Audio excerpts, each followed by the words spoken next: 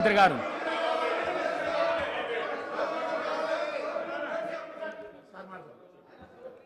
ప్రధాన ప్రతిపక్ష నాయకుడు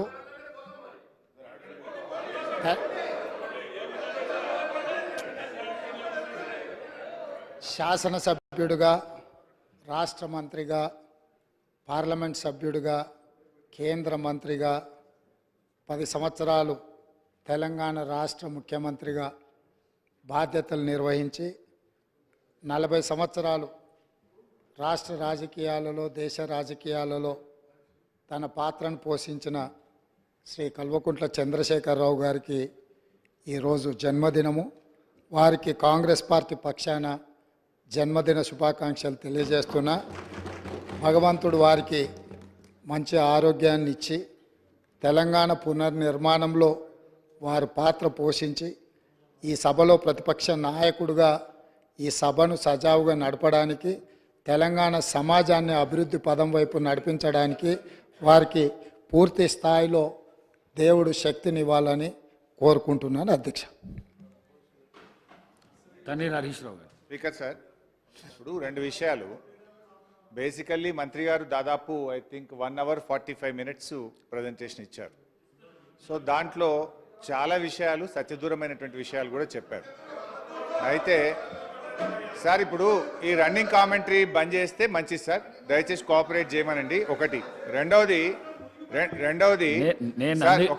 నేను మంత్రి గారు మాట్లాడుతున్నప్పుడు నేను అందుకే మీకు సలహా ఇచ్చిన, చాలా మీరు రన్నింగ్ కామెంటరీ ఆపేస్తే అక్కడి నుంచి రన్నింగ్ కామెంటరీ రాదని చెప్పేసి దయచేసి మాట్లాడదు. ఇప్పుడు మేము 2-3 చోట్ల మంత్రి గారు అబద్ధాలు చెప్తే అక్కడ మాత్రం ఫాల్స్ అని నేను మాట్లాడాను. But otherwise we're silently hearing. So ఒకటి సార్. అవును, మరి మీరే గౌరవ శాసనసభ్యులు హరీష్ రావు గారికి తెలుసు, పార్లమెంటరీ అన్పార్లమెంటరీ వర్డ్స్ ఏందో తెలుసు. వారు ఇంతకుముందు మాట్లాడిన పదాన్ని ఉపసంహరించుకోవాల్సిందిగా కోరుతా ఉన్నా. ఎందుకంటే we will set a trend sir, nothing. అయితే I stand for correction. I agree with Sridhar Babu, fairly I agree. ఒకటి సార్, ఇప్పుడు నేను అనేది ఏంటంటే, గౌరవ సభానాయకులు బయట మాట్లాడుతూ ఎన్ని గంటలైనా చర్చిద్దాము, మీకు ఎంత సమయమైనా ఇస్తాము అని స్పష్టంగా సభానాయకుల వారు చెప్పారు. ఇంత మంచి ఇంపార్టెంట్ సబ్జెక్ట్ మీద 30 నిమిషాలు మాట్లాడడం అంటే అది అయ్యే పని కాదు. I require at least 2 hours. I request honourable speaker, at least give us 2 hours time. Number 1. Number 2 గౌరవనీయులైన ఇరిగేషన్ శాఖ మంత్రి గారు కానీ, గౌరవనీయులైన ఇతర మంత్రులు, ముఖ్యమంత్రి గారైనా ఏదైనా మాట్లాడాలనుకుంటే నోట్ చేసుకోమనండి. నాకేదన్నా క్లారిటీ ఇవ్వాలనుకుంటే నేను మాట్లాడడం అయిపోయిన తర్వాత వాళ్ళు మాట్లాడితే అది బాగుంటుంది సార్. ఏమవుతుందంటే ప్రతిసారి మేము మాట్లాడినప్పుడు సడన్గా వాళ్ళు లేచి ఏదో ఒక విషయాన్ని, కొత్త విషయాన్ని మా మీద జల్తారు. నేను దానికి కౌంటర్ ఇచ్చే ప్రయత్నంలో ఏం జరుగుతుంది అంటే నా సబ్జెక్ట్ టైం అనేటువంటిది తగ్గిపోతూ ఉంది. ఇప్పుడు సబ్జెక్ట్ మీద మాట్లాడితే ఇబ్బంది లేదు, కానీ వాళ్ళు ఏం చేస్తున్నారంటే టు డీవియేట్, వాళ్ళు వేరే టాపిక్ని తెస్తూ ఉన్నారు. ఐ సిన్సియర్లీ రిక్వెస్ట్, ఒకవేళ ఇంటర్ఫియర్ అయ్యేది ఉంటే ఇరిగేషన్ మినిస్టర్ గారినో, సీఎం గారినో, ఎలియా మినిస్టర్ గారిని ఇంటర్ఫియర్ గమ్మనండి. కానీ ఏ మంత్రి గారైనా, ఏ సభ్యుడైనా లేచి ఇంటర్ఫియర్ అయిపోతే ఏమవుతుందంటే సబ్జెక్ట్ మీద ఒక క్వాలిటేటివ్ డిస్కషన్ జరగడానికి అవకాశం ఉండదు. So I request sincerely through you the government, so please let them not interfere. నాది అయిపోయేదాకా కూడా దయచేసి ఇంటరప్ట్ చేయొద్దని మీ ద్వారా వారిని విజ్ఞప్తి చేస్తాను. అయితే అధ్యక్ష. హరీష్ రావు గారు. Yes sir. మీరు సీనియర్ సభ్యులు, ఎల్ఏ మినిస్టర్గా కూడా పనిచేశారు. మీరు ఇరిగేషన్ మీద మాట్లాడుతున్నప్పుడు ఇరిగేషన్ మంత్రికి, ఎల్ఏ మినిస్టర్కు, సభాపతి నాయకునికి అవకాశం ఉంటుంది, అది మీకు కూడా తెలుసు. వారు మాట్లాడమన్నా సార్, అదర్ దాన్ దట్ అన్న, వారు కాకుండా ఇతరులు వద్దన్నా. Okay, right. అయితే అధ్యక్ష 3-4 విషయాలు అధ్యక్ష. అయితే నాకేమో ఈ బుక్ ఇప్పుడే ఇచ్చారు, ఒకవైపు ప్రజెంటేషన్ చూడాలి, ఇంకొక వైపు బుక్ చూడాలంటే కొంచెం టైం సరిపోదు. బట్ నేను చూసినంత సేపట్లో ఇమీడియట్లీ ఒక 4 సత్యదూరమైన విషయాలు ఈ బుక్లో ఉన్నాయి అధ్యక్ష. 4 సత్యదూరమైన విషయాలున్నాయి. అంటే ఈ బుక్ అంతా కూడా తప్పుల తడకగా గత ప్రభుత్వం మీద బురద జల్లాలనేటువంటి ఉద్దేశంతో ఒక ఇంటెన్షనల్గా ఈ బుక్ను ఈ సభలో ప్రవేశపెట్టారు. I will prove sir. ఒక ఇంకా చాలా ఉన్నాయి కానీ ఒక 4 ఇమీడియట్గా ప్రూవ్ చేస్తాను. తర్వాత రేపు మళ్ళీ ప్రెస్ మీట్లో కూడా మిగతా విషయాలు చెప్తా. అయితే అధ్యక్ష, పాయింట్ నెంబర్ 1, పేజ్ నెంబర్ 16 మంత్రి గారు చూసుకోండి. Page number 16. అరే నేను మీకు చెప్పట్లేదు, నీటిపారుదల శాఖ మంత్రి ప్రజెంట్ చేశారు, వారికి చెప్తున్నాను. అధ్యక్ష, పేజ్ నెంబర్ 16 పారాగ్రాఫ్ 1 మంత్రి గారు ఇందులో మాట్లాడుతూ మిడ్మానేర్, ఎల్లంపల్లి ప్రాజెక్టులు ఉమ్మడి రాష్ట్రంలోనే పూర్తయ్యాయి అని స్పష్టంగా ఇందులో మెన్షన్ చేసినారు. But the fact is Mid Manair project అనేటువంటిది అధ్యక్ష, నేను ఆ రోజు 2014లో నీటిపారుదల శాఖ మంత్రిగా పదవీ బాధ్యతలు చేపట్టిన నాటికి మిడ్మానేర్లో 2014లో నేను పదవీ బాధ్యతలు చేపట్టే నాటికి మిడ్మానేర్లో జరిగిన వాల్యూ ఆఫ్ వర్క్స్ 106 కోట్లు. ఆ తర్వాత మా ప్రభుత్వం అధికారంలోకి వచ్చిన తర్వాత 775 కోట్ల రూపాయలు ఖర్చు పెట్టి 3 ఏళ్ల తర్వాత మిడ్మానేర్ ప్రాజెక్టును పూర్తి చేయడం జరిగింది. అంటే ఇంత పచ్చిగా సత్యదూరమైనటువంటి విషయాలను మా ప్రభుత్వంలో పూర్తి చేశారని చెప్పారు. This is false number 1.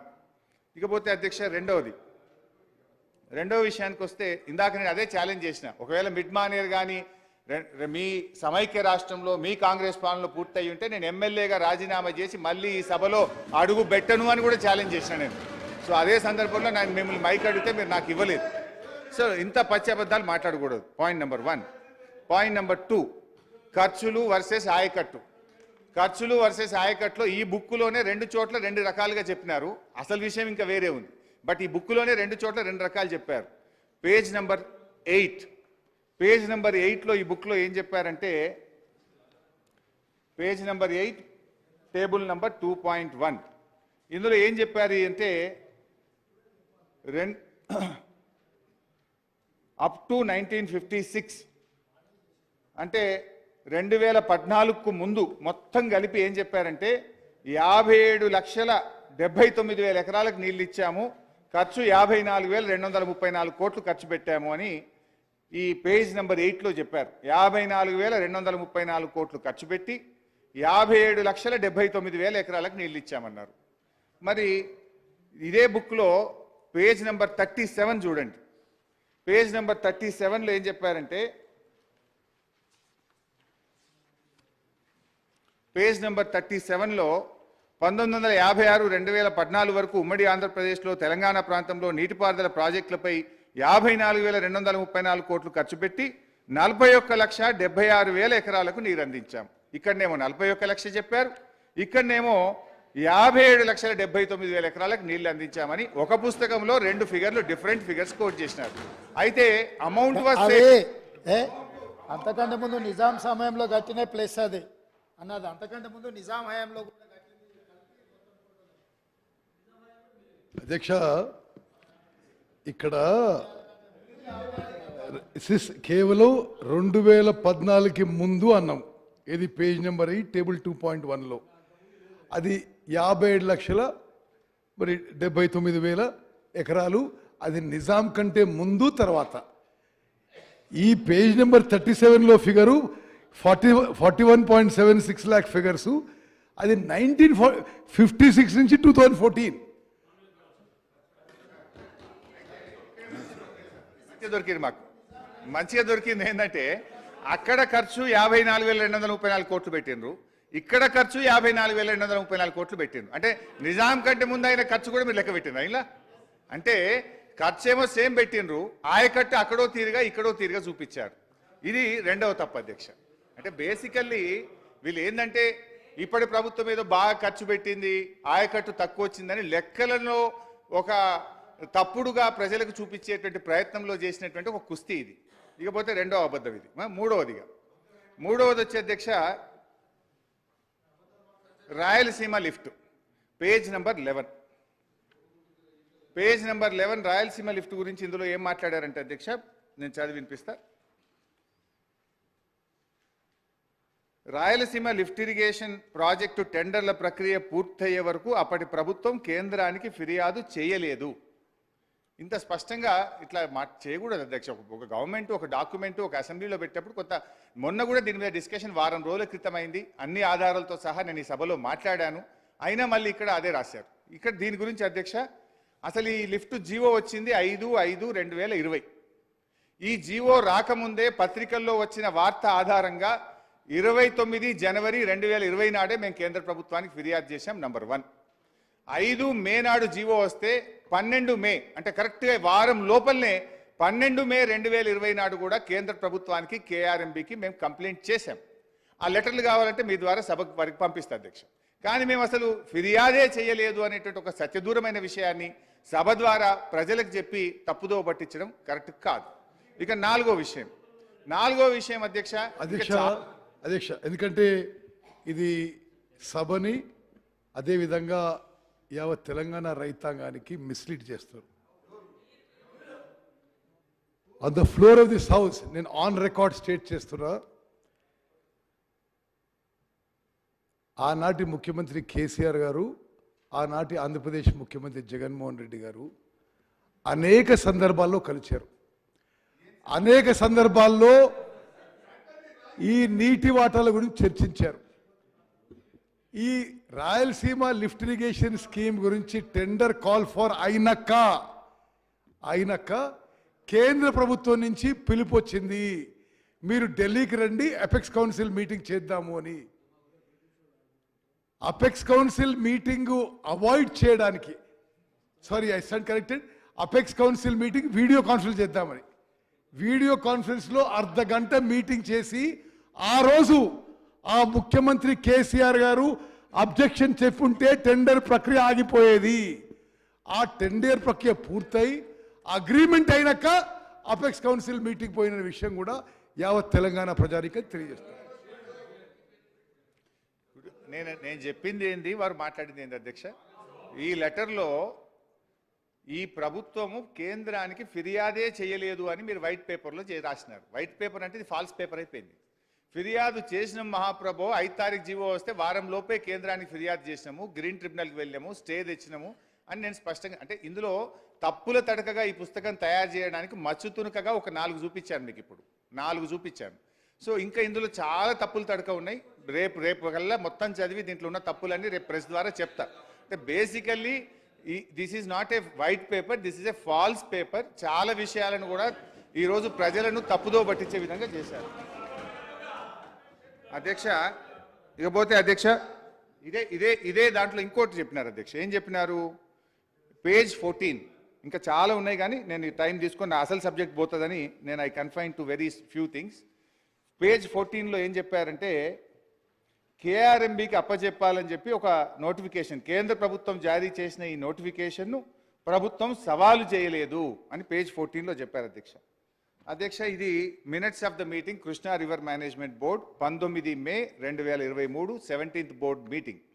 ఇందులో the special chief secretary I&CAD government of Telangana stated that they do not agree for transfer of components of Srisailam and Nagarjuna Sagar and stressed that the matter may be referred to the Apex Council to discuss common assets and to review the Gazette notification number 2842E dated 15/7/2021. స్పష్టంగా దీన్ని మేము వ్యతిరేకిస్తున్నాము అని చెప్పి కూడా gazette నోటిఫికేషన్ను apex కౌన్సిల్కు refer చేయాలని చెప్పి కూడా ఇందులో చెప్పడం జరిగింది. ఇకపోతే గౌరవనీయులైనటువంటి మంత్రి గారు మళ్ళీ సభను తప్పుదో పట్టించే ప్రయత్నం చేశారు. ఏంటంటే గత ప్రభుత్వం అది మొన్న చాలా డీటెయిల్గా సభలో డిస్కషన్ అయింది, నేను ఆధారాలతో సహా సభ ముందు పెట్టాను. కానీ మళ్ళీ చెప్పిన ఒక అబద్ధాన్ని 100 సార్లు ఆడితే నిజమైంది అనేటువంటి రీతిలో ఆనాడు ఎన్నికల ప్రచారంలో గోబల్సే ఇవాళ సభలో కూడా గోబల్స్ ప్రచారం చేసే ప్రయత్నం చాలా బాధకరం అధ్యక్ష. కేఆర్ఎంబీకి ప్రాజెక్టులు అప్పచెప్పింది ఎవరు అనేది నేను మినిట్స్ ఆఫ్ ద మీటింగ్ మళ్ళీ చదివింది కనుక తప్పని పరిస్థితుల్లో నేను కూడా చదవాల్సి వస్తున్నది అధ్యక్ష. ఈ ప్రభుత్వం వచ్చిన తర్వాత 17 జనవరి 2024 minutes of the meeting released by కేంద్ర union water resource ministry release చేసినటువంటి మినిట్స్ అధ్యక్ష. ఇందులో మళ్ళీ స్పష్టంగా ఉంది ఏంటంటే both the states will hand over 15 prioritized components outlets of Nagarjuna Sagar project and Srisailam project to KRMB within 1 month time period. Within 1 month time period. ఈ నెల లోపల ఈ ప్రాజెక్టులు అప్పచెప్తామని చెప్పి ఈ ప్రభుత్వం వచ్చిన తర్వాత ఢిల్లీకి పోయి ఒప్పుకొని వచ్చినటువంటి minutes of the meeting. Speaker sir, పదే హరీష్ రావు గారి విషయంలో హౌస్ని మిస్లీడ్ చేసి మరి అసత్యాలు పలుకుతున్నారు. నేను పోయినసారి కూడా చెప్పిన ఆ minutes of the meeting Telangana government తరఫు నుంచి ఎవరు సైన్ చేయలేదు. అది కేంద్ర ప్రభుత్వం ఇష్యూ చేస్తే అందులో మీరు మొదటి భాగం చదవండి. తెలంగాణ సెక్రటరీ ఆ విషయాన్ని వ్యతిరేకించినని చెప్పి ఆ ఫస్ట్ పేరా చదవండి. అదేవిధంగా దయచేసి మీరు ఈ సభ యొక్క సార్థకత తగ్గించొద్దు. ఈ ప్రభుత్వము శాసనసభలో ఈ ప్రాజెక్టులు కృష్ణా నదికి అప్పచెప్పము అని ఇచ్చిన స్టేట్మెంట్ తర్వాత మళ్ళీ మీరు మాట్లాడడం ఇది సరికాదు. అధ్యక్ష వైట్ పేపర్లో 10 చోట్ల వీళ్ళు మా ప్రభుత్వం అప్పచెప్పిందని మా మీద బురద జల్లే ప్రయత్నం చేసిండ్రు. నేను ఒకవేళ మేము అప్పచెప్పే ఉంటే మీరు ఆ మినిట్స్ ఆఫ్ ద మీటింగ్ మేము సంతకం పెట్టలేదు అన్నారు. ఆ minutes of the meeting me secretary పోలేదా, మీ ఈఎన్సీ పోలేదా? నంబర్ 1. నంబర్ 2, దాన్ని ఆ మినిట్స్ ఆఫ్ ద మీటింగ్ అన్ని పత్రికల్లో వచ్చిన తర్వాత తెల్లారి మీరు ఖండించాలన్నా వద్దా? ఏ రోజు ఖండించింది మీరు? 18వ తారీఖు నాడు పత్రికల్లో వార్తలు వస్తే ప్రధాన ప్రతిపక్షంగా మేమందరం గొంతెత్తి ఈ ప్రాజెక్టులు అప్పచెప్తున్నారు, తెలంగాణకు అన్యాయం జరుగుతుందని మేము ప్రశ్నిస్తే 27 జనవరి నాడు మీ సెక్రటరీ గారు ఢిల్లీకి ఉత్తరం రాసినారు. 17వ తారీఖు నాడు మీటింగ్ జరిగితే 10 రోజులు మీరు నిద్రపోయారా? మేము బయటకు వచ్చి ప్రశ్నించి ప్రాజెక్టులు అప్పచెప్తున్నారని గొంతెత్తుకొని మేము పోరాటానికి బయలుదేరితే 27వ తారీఖు నాడు మీరు కేంద్ర ప్రభుత్వానికి ఆ మినిట్స్ తప్పు అని ఉత్తరం రాశారు. పోనీ రాశారు, దీనికి కట్టుబడి ఉన్నారా అంటే అధ్యక్ష మళ్ళీ 1 ఫిబ్రవరి నాడు మీటింగ్ జరిగితే అందులో కూడా మళ్ళీ ఒప్పుకొని వచ్చిండ్రు. మొన్న నేను వీడియోతో సహా 1 ఫిబ్రవరి మినిట్స్ అధ్యక్ష, when all the outlets are handed over to KRMB, these will be under the control of KRMB and will be manned by staff from both the states in equal proportion. This staff will report to KRMB through their salary and other benefits will be paid to the respective state governments. అంటే స్పష్టంగా మేము అప్పచెప్తున్నామని రెండోసారి చెప్పారు. బయటకు వచ్చిన తర్వాత ఆంధ్రప్రదేశ్ తెలంగాణ ఈఎన్సీలు మేము అప్పచెప్పాలని నిర్ణయం తీసుకున్నామని చెప్పి కూడా చాలా స్పష్టంగా అందులో చెప్పిన విషయాన్ని మీ ద్వారా తెలియజేస్తున్న అధ్యక్ష. ఇన్ఫాక్ట్ ఇంకో విషయాన్ని కూడా మంత్రి గారు తన వైట్ పేపర్లో ఒక పొరపాటుగా ఏం చెప్పినారంటే గత ప్రభుత్వమే అప్పచెప్పే ప్రయత్నం చేసింది 16 కేఆర్ఎంబీలో అని. మీ కార్యదర్శి రాహుల్ బొజ్జా గారు 27/1/2024 రాసిన లెటర్లో similar view as stated in para A and B above were expressed in 16th KRMB meeting by Telangana that handing over of the projects can be considered only after finalization of operation protocol. Further, in the 17th board meeting, Telangana stated that it does not agree to transfer of the components and stressed that the matter may be referred to Apex Council.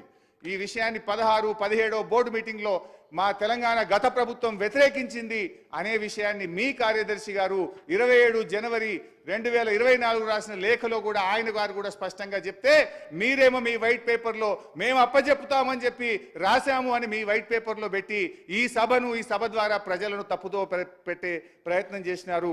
ఇది దయచేసి ఇది చాలా దురదృష్టకరం. భవిష్యత్తులో ఇలాంటి పెట్టకూడదని మీ ద్వారా కోరుతున్నాను. అదేవిధంగా అధ్యక్ష 50-50 రేషియో గురించి కూడా గౌరవ మంత్రి గారు సభలో తప్పుదో పట్టించే ప్రయత్నం చేసినారు. మీరు ఎందుకు 50-50 అడిగారు, 68 అడగాలి కదా అన్నారు. అయితే అధ్యక్ష మీ సెక్రటరీ రాహుల్ బొజ్జా గారు మీ గవర్నమెంట్, మీ సెక్రటరీ మీన్స్ యూ, మీరేం రాసినారు? మీ గవర్నమెంట్ వచ్చినాక పేజ్ నంబర్ 3 ఏం రాసినారు? Page number 3 paragraph A, water sharing between AP and Telangana shall be in the ratio of 50-50 till KWD2 finalisation allocations. మీరు కూడా మీ ప్రభుత్వం వచ్చినాక 50-50 ఇవ్వమని మీరు కూడా ఉత్తరం రాసినారు. కానీ మీ స్టేట్మెంట్ ఎట్లా ఉందంటే మీరేదో 50-50 ఒప్పుకున్నారని. 50-50 ఎందుకంటే హరీష్ రావు గారు అనేది అంటే 299 ఒప్పుకోమంటాడా? ఇదేనా 299 TMC ఒప్పుకోని మీ సూచననా? సరే, ఒకటి అధ్యక్ష ఆన్ రికార్డ్ నేను మళ్ళీ స్టేట్ చేస్తున్నా, వారు స్టేట్ చేసే మినిట్స్ తెలంగాణ సెక్రటరీ సంతకం పెట్టలేదు. మా దృష్టికి రాగానే ఈ మినిట్స్ తప్పు, దీనికి కరెక్షన్ చేయడం చెప్పడం జరిగింది. గతంలో తెలంగాణలో ఎలక్షన్ జరిగే సమయంలో ఆనాటి ముఖ్యమంత్రి కార్యదర్శి, ఇరిగేషన్ కార్యదర్శి స్మితా సబర్వాల్ గారు కేంద్ర ప్రభుత్వానికి సూచనాప్రాయంగా నాగార్జున సాగర్ మరి కేఆర్ఎంబీకి అప్పచెప్పడానికి ఒప్పుకున్నట్టుగా వారు రాసిన లేఖలో ఉంది. మేము ఏనాడు ఒప్పుకోలేదు, ఒప్పుకోబోము. కృష్ణారావు గారు. అధ్యక్ష అధ్యక్ష అధ్యక్ష అధ్యక్ష అధ్యక్ష అధ్యక్ష గౌరవ సభ్యులు హరీష్ రావు గారు మాట్లాడుతూ గౌరవ సభ్యులు హరీష్ రావు మాట్లాడుతూ నేను శాసనసభకు రాజీనామా చేస్తాను అధ్యక్ష. నేను కూడా చేస్తాను అధ్యక్ష. నా ప్రశ్నకు సమాధానం చెప్తే అది వాస్తవైతే నేను కూడా చేస్తాను అధ్యక్ష. సమాధానం దాట వేస్తా ఉన్నారు అధ్యక్ష. అధ్యక్ష ప్లీజ్ 2 minutes అధ్యక్ష. ఇప్పుడు అశ్వత్థామ అతహ గారిని గట్టిగా మాట్లాడి కుంజరహ అంటే అర్థమే మారిపోతుంది. కృష్ణా జలాలకు సంబంధించి మరి ఛాలెంజ్ దేనిపైన? కృష్ణా జలాలకు సంబంధించి మేము అన్ని సక్రమంగా చేసినాము, మేము తెలంగాణ రైత నష్టజ కార్యక్రమం చేయలేని మాట మాట్లాడారు. సూటిగా సమాజం పడుతున్నారు. రెండే ప్రశ్నలు అధ్యక్ష, రెండే ప్రశ్నలు. ఒకటి మొన్న హరీష్ రావు గారు మాట్లాడుతూ కూడా స్మితా సబర్వాల్ గారు ఇచ్చినటువంటి in principle we have agree to hand over the Krishna and Godavari కేఆర్2కి సంబంధించి హ్యాండ్ ఓవర్ చేస్తామని చెప్పిన అడ్డం జరిగింది అంటూ ఇంకో మాట మా గౌరవ మంత్రి గారు మాట్లాడిన సందర్భంలో హరీష్ రావు మధ్యలో అడ్డంకి చెప్తూ మీరు సగమే చదివింది, మిగతా సగం చదవలేన్నారు. మిగతా సగం ఏంటి అధ్యక్ష? ప్రాసెస్ యాజ్ పర్ ప్రోటోకాల్ అన్నారు. అంటే in principle we have agreed and the process in protocol. అప్పటిదాకా మీరు సిఆర్పిఎఫ్ను పంపేది లేకుండా కింద అడగడం జరిగింది అధ్యక్ష. అన్నప్పుడు ప్రాసెస్ ఇన్ ప్రోటోకాల్ అంటే ఏంది అధ్యక్ష? అంటే హ్యాండ్ ఓవర్ చేసే ప్రాసెస్ ప్రోటోకాల్ ప్రకారం ఒకటి. రెండవది అధ్యక్ష, బేసిక్ పాయింట్ మీకు రాష్ట్ర విభజన చట్టంలో స్పష్టంగా యాజ్ పర్ ట్రిబ్యునల్ అవార్డు స్పష్టంగా ఉంది. ట్రిబ్యునల్ అవార్డు ఎన్ బ్లాక్ 811 ఉంది అన్నప్పుడు మీకు ఎవరు అధికారం ఇచ్చిండ్రు? 299 512 ఎందుకు ఎవరు అధికారం ఇచ్చిండ్రు? మనకెంత వాళ్ళకి అంత రేటు ఉంది. మీరు ఎందుకు తక్కువ సర్కారు 6 సంవత్సరాలు? రెండవది సుప్రీంకోర్టు పోయారు. సుప్రీంకోర్టు మీరు ఎందుకు పోవాలి? బ్రిజేష్ కుమార్ ఇష్యూ లేదు. ఓన్లీ స్టేట్గా బచ్చా అవార్డు ప్రకారం 811 ఉంది. మీరు కోర్టు పోయాల్సిన అవసరం లేకుండే 299 512 అప్పచెప్పాల్సిన అవసరం లేకుండే మీరు ఫండమెంటల్ తప్పు చేసి వాళ్ళకు హక్కు కల్పించే పద్ధతిలో సర్కమ్స్టెన్షియల్ ఎవిడెన్స్ మీరు 6 సంవత్సరాలు సంతకాలు పెట్టిండ్రు. అంటే ఏ లెక్క ప్రకారం పెట్టిండ్రు? ఎందుకు పెట్టాల్సి వచ్చింది? దీన్ని దాట వేస్తూ మీరు హ్యాండ్ ఓవర్ చేసిందా, హ్యాండ్ ఓవర్ చేయలేక హ్యాండ్ ఓవర్ చేసింది ఇది ఉంది, అది రెండు ఉంది. బట్ ప్రధానంగా సుప్రీంకోర్టులో కూడా గతంలో బచావత్ ట్రిబ్యునల్ ఇచ్చిన అవార్డు పైన కర్ణాటక రాష్ట్రం సుప్రీంకోర్టు పోయింది. సుప్రీంకోర్టు కూడా ఎన్ బ్లాక్ అలాట్మెంటే not even as per project wise కూడా యూటిలిటీ కన్సిడర్ చేయవద్దని స్పష్టంగా ఉంది అధ్యక్ష. మీరు ఇంత ఉన్నప్పుడు మీకు ఏం కొంప మునిగిందని చెప్పని మీరు సంతకాలు పెట్టిన వాళ్ళకు ఎందుకు పెట్టాల్సి వచ్చింది? ఏం జరిగిందంటే జరుగుతుండే. ఇది బేసిక్ పాయింట్. ఇది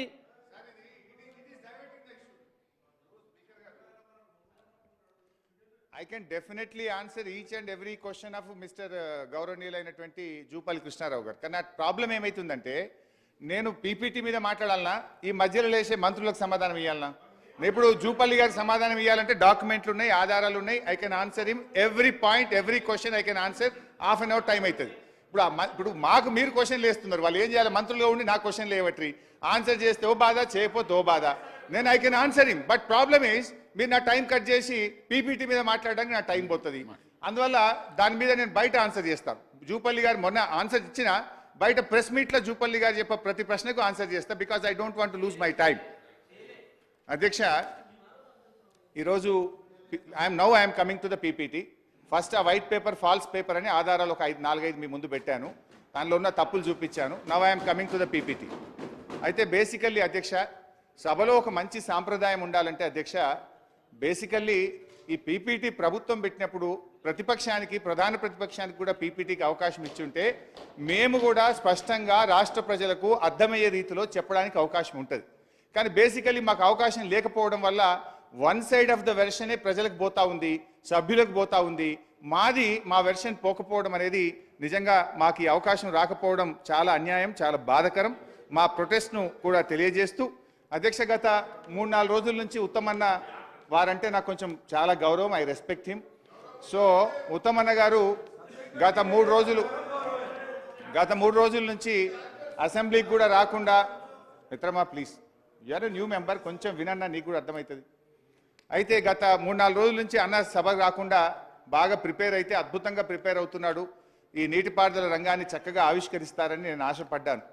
కానీ అధ్యక్ష, వారి ప్రయత్నం ఎంతసేపు గత ప్రభుత్వం మీద బురద జల్లేటువంటి ప్రయత్నం ఎక్కువ కనబడ్డది, మా మీద బురద జల్లే ప్రయత్నం ఎక్కువ కనబడ్డది తప్ప భవిష్యత్ కార్యాచరణ విషయంలో దాని మీద ఒక లాస్ట్లో వారు పాసింగ్ రిమార్క్ చెప్పారు తప్ప ఒక రోడ్ మ్యాప్ ఇవ్వలేకపోయారనేటువంటిది నా అభిప్రాయం అధ్యక్ష.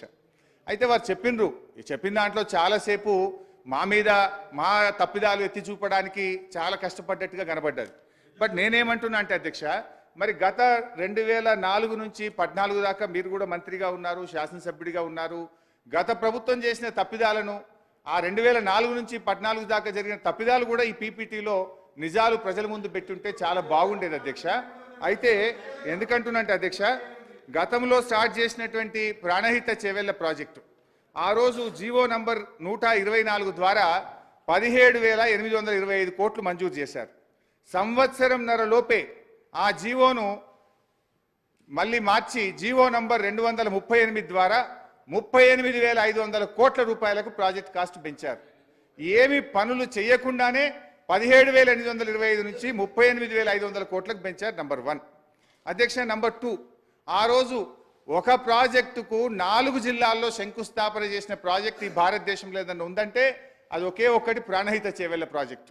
4 జిల్లాలో అప్పటి కాంగ్రెస్ ముఖ్యమంత్రి గారు జిల్లాకు ఫౌండేషన్ వేసి ఇక 4 ఏళ్లలో మీ కాళేశ్వర ప్రాణహిత నీళ్లు వస్తూ ఉన్నాయి, 4 సంవత్సరాల్లో తెలంగాణ సస్యశ్యామలం అవుతుందని చెప్పి మరి టీవీల్లో అడ్వర్టైజ్మెంట్లు, పేపర్లలో ఫుల్ పేజ్ యాడ్లు ఇచ్చారు. కానీ కరెక్ట్గా అధ్యక్ష ఆనాటి కాంగ్రెస్ ప్రభుత్వం 4 ఏళ్ల తర్వాత నిజంగా ఎంత ఖర్చు పెట్టింది, ఎన్ని ఎకరాలకు నీళ్లు ఇచ్చింది అని ఒక్కసారి మనం పరిశీలిస్తే అధ్యక్ష, 4 ఏళ్ళు 2007-8లో కొబ్బరికాయ కొట్టారు అధ్యక్ష. 2012 నాటికి ఒక్కసారి మనం చూస్తే ఆ రోజు ఆ ప్రభుత్వం ఖర్చు పెట్టింది 168 కోట్ల రూపాయలు మాత్రమే ఖర్చు పెట్టారు. అంటే 38,500 కోట్లలో 168 కోట్లు ఖర్చు పెట్టారు. మొబిలైజేషన్, అడ్వాన్స్ అండ్ సర్వేల పేరు మీద 1,426 కోట్ల రూపాయలు బిల్లులు లేపారు అధ్యక్ష. అంటే పనిచేసిన తక్కువ, సర్వే, మొబిలైజేషన్, అడ్వాన్స్ పేరు మీద ఎత్తిన బిల్లులు ఎక్కువ. ఈ విషయాన్ని కూడా గౌరవనీయులైనటువంటి మంత్రి గారు చెప్పుంటే బాగుండేది అధ్యక్ష. అయితే అధ్యక్ష tender percent I'm not yielding sir, I'm not yielding sir, I'm not yielding, I'm not yielding, this is not the way, let me complete sir. అధ్యక్ష అయితే ఈ ప్రభుత్వం అధ్యక్ష సార్ గౌరవ సభ్యులు హరీష్ రావు గారు ఒకటే సూటి ఆడుతున్నారు అధ్యక్ష. గౌరవ సభ్యులు సూటి ఒకటే ఆడుతున్నా. 2013, 2005లో శాంక్షన్ చేయబడి బచావత్ ట్రిపులర్ ప్రకారం Srisailam left bank canal tunnel సొరంగ మార్గానికి 30 టీఎంసీ నీళ్ళు అలాట్మెంట్ ఉండి మేము అన్ని పర్మిషన్ తీసుకొచ్చి స్టార్ట్ చేస్తే 2013లో అప్పటికి మాన్యువల్ టనల్ 7.5 కిలోమీటర్లు పూర్తి చేసినాం. ఇంకా మెయిన్ టనల్ నడుస్తున్నది. నడిచే సమయంలో వరదలు వచ్చినాయి 2009. ఆ సమయంలో కొద్దిగా ఆగిపోయింది. ఆ తర్వాత మిషన్స్ రిపేర్ చేసినా అయిపోయింది. 2013 అధ్యక్ష వీడియోలు ఉన్నాయి, ఆయన కూడా మన వీడియోలు చూపించి గౌరవ సభ్యులు చూపిస్తాను నేను. ఆ రోజు నల్గొండ గెలిచి వచ్చి ఏం మాట్లాడిన అధ్యక్ష, డైవర్ట్ అవసరం లేదు సార్ డైవర్ట్ కాదు సార్. 2013లో మినిస్టర్ గారు ఈయన ఎన్నికల ప్రచారం వచ్చి ఎన్నికల ప్రచారానికి వచ్చినప్పుడు సూర్యాపేటలో బహిరంగ సభలో చెప్పిన మాట 2 మాటలు చెప్తా అధ్యక్ష, 2 మాటలు చెప్తా. జిల్లాలో 2 పొడుగు మంత్రులు ఉన్నారు, ఆ సొరంగం కదులుతలేదు, రేపు తెలంగాణ ప్రభుత్వం వస్తుంది, కుర్చేసుకుంటా ఇక్కడనే కూర్చుంటా ఇక్కడనే పండుకుంటాడు. ఒక్క అడిగినా 10 ఏళ్ళు అయింది అధ్యక్ష, 10 కిలోమీటర్లు పూర్తి చేయలేదు. 10 ఏళ్ళు అయింది, 10 కిలోమీటర్లు పూర్తి చేయలేదు. నిజంగా అది పూర్తి చేసి ఉంటే మాకు ఇవాళ గ్రావిటీ ద్వారా మాకు ఇవాళ రాయలసీమ లిఫ్ట్ ఇరిగేషన్ రాకపోతుండే, పోతిరెడ్డిపాడు కెపాసిటీ పెరగకపోతున్నాయి, మా నల్గొండ జిల్లా ఇవాళ ఎండకపోతుండే. కనీసం ఇవాళ తాగునీళ్ళు 4 లక్షల ఎకరాలకు శాశ్వత పరిష్కారం, ఫ్లోరైడ్ పరిష్కారం అయ్యేది. వీళ్ళ మూలాన సొరంగాన్ని పక్కన పెట్టి ఈయన ప్రాజెక్టులు డిలే అయింది, కాలే అయితే డిలే అయింది. అధ్యక్ష ఒకటి నీ సబ్జెక్ట్ మాట్లాడుతున్నా సార్ నీ సబ్జెక్ట్ మాట్లాడుతున్నా. ప్రాణాయిత డిలేట్ అయింది. అవును సార్ అధ్యక్ష, మేము ప్రాణాయిత చెప్పినాం, ప్రాణాయిత గురించి చెప్పినాం సార్. దగ్గర ఒక నిమిషం, మేము ఆ రోజు మీ అదే తుమ్మిడిగట్టు దగ్గర మీరు మహారాష్ట్ర పోయి మీ బంధువు అక్కడ గవర్నర్గా విద్యాసాగర్ రావు గారు ఉన్నారు, ఆయన పట్టుకొని ఒప్పించి అన్నారం, సుందిల్లా, మేడిగడ్డ పేరు ఒక నిమిషం సార్, మీరు 3 లిఫ్టులు పెట్టి ఒకదాని మీద ఒకటి లిఫ్ట్ పైకి తీసుకొచ్చి మళ్ళీ కిందికి వదిలిపెట్టి మీ కమిషన్ల కోసం కాళేశ్వరం ప్రాజెక్ట్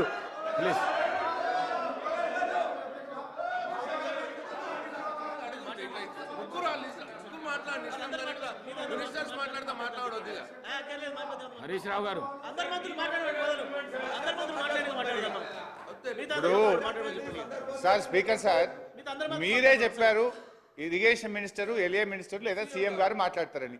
మీరు ఇప్పుడు సార్ మళ్ళీ అట్లా కాకుండా మళ్ళీ అట్లా కాకుండా చూస్తాను. మాట్లాడండి.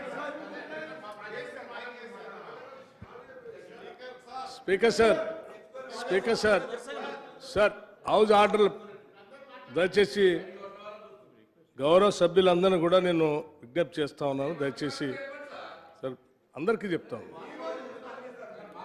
సార్ అధ్యక్ష, ఈరోజు రాష్ట్రానికి సంబంధించినంతవరకు నీటిపారుదల రంగంలో జరిగినటువంటి అవకతవకలు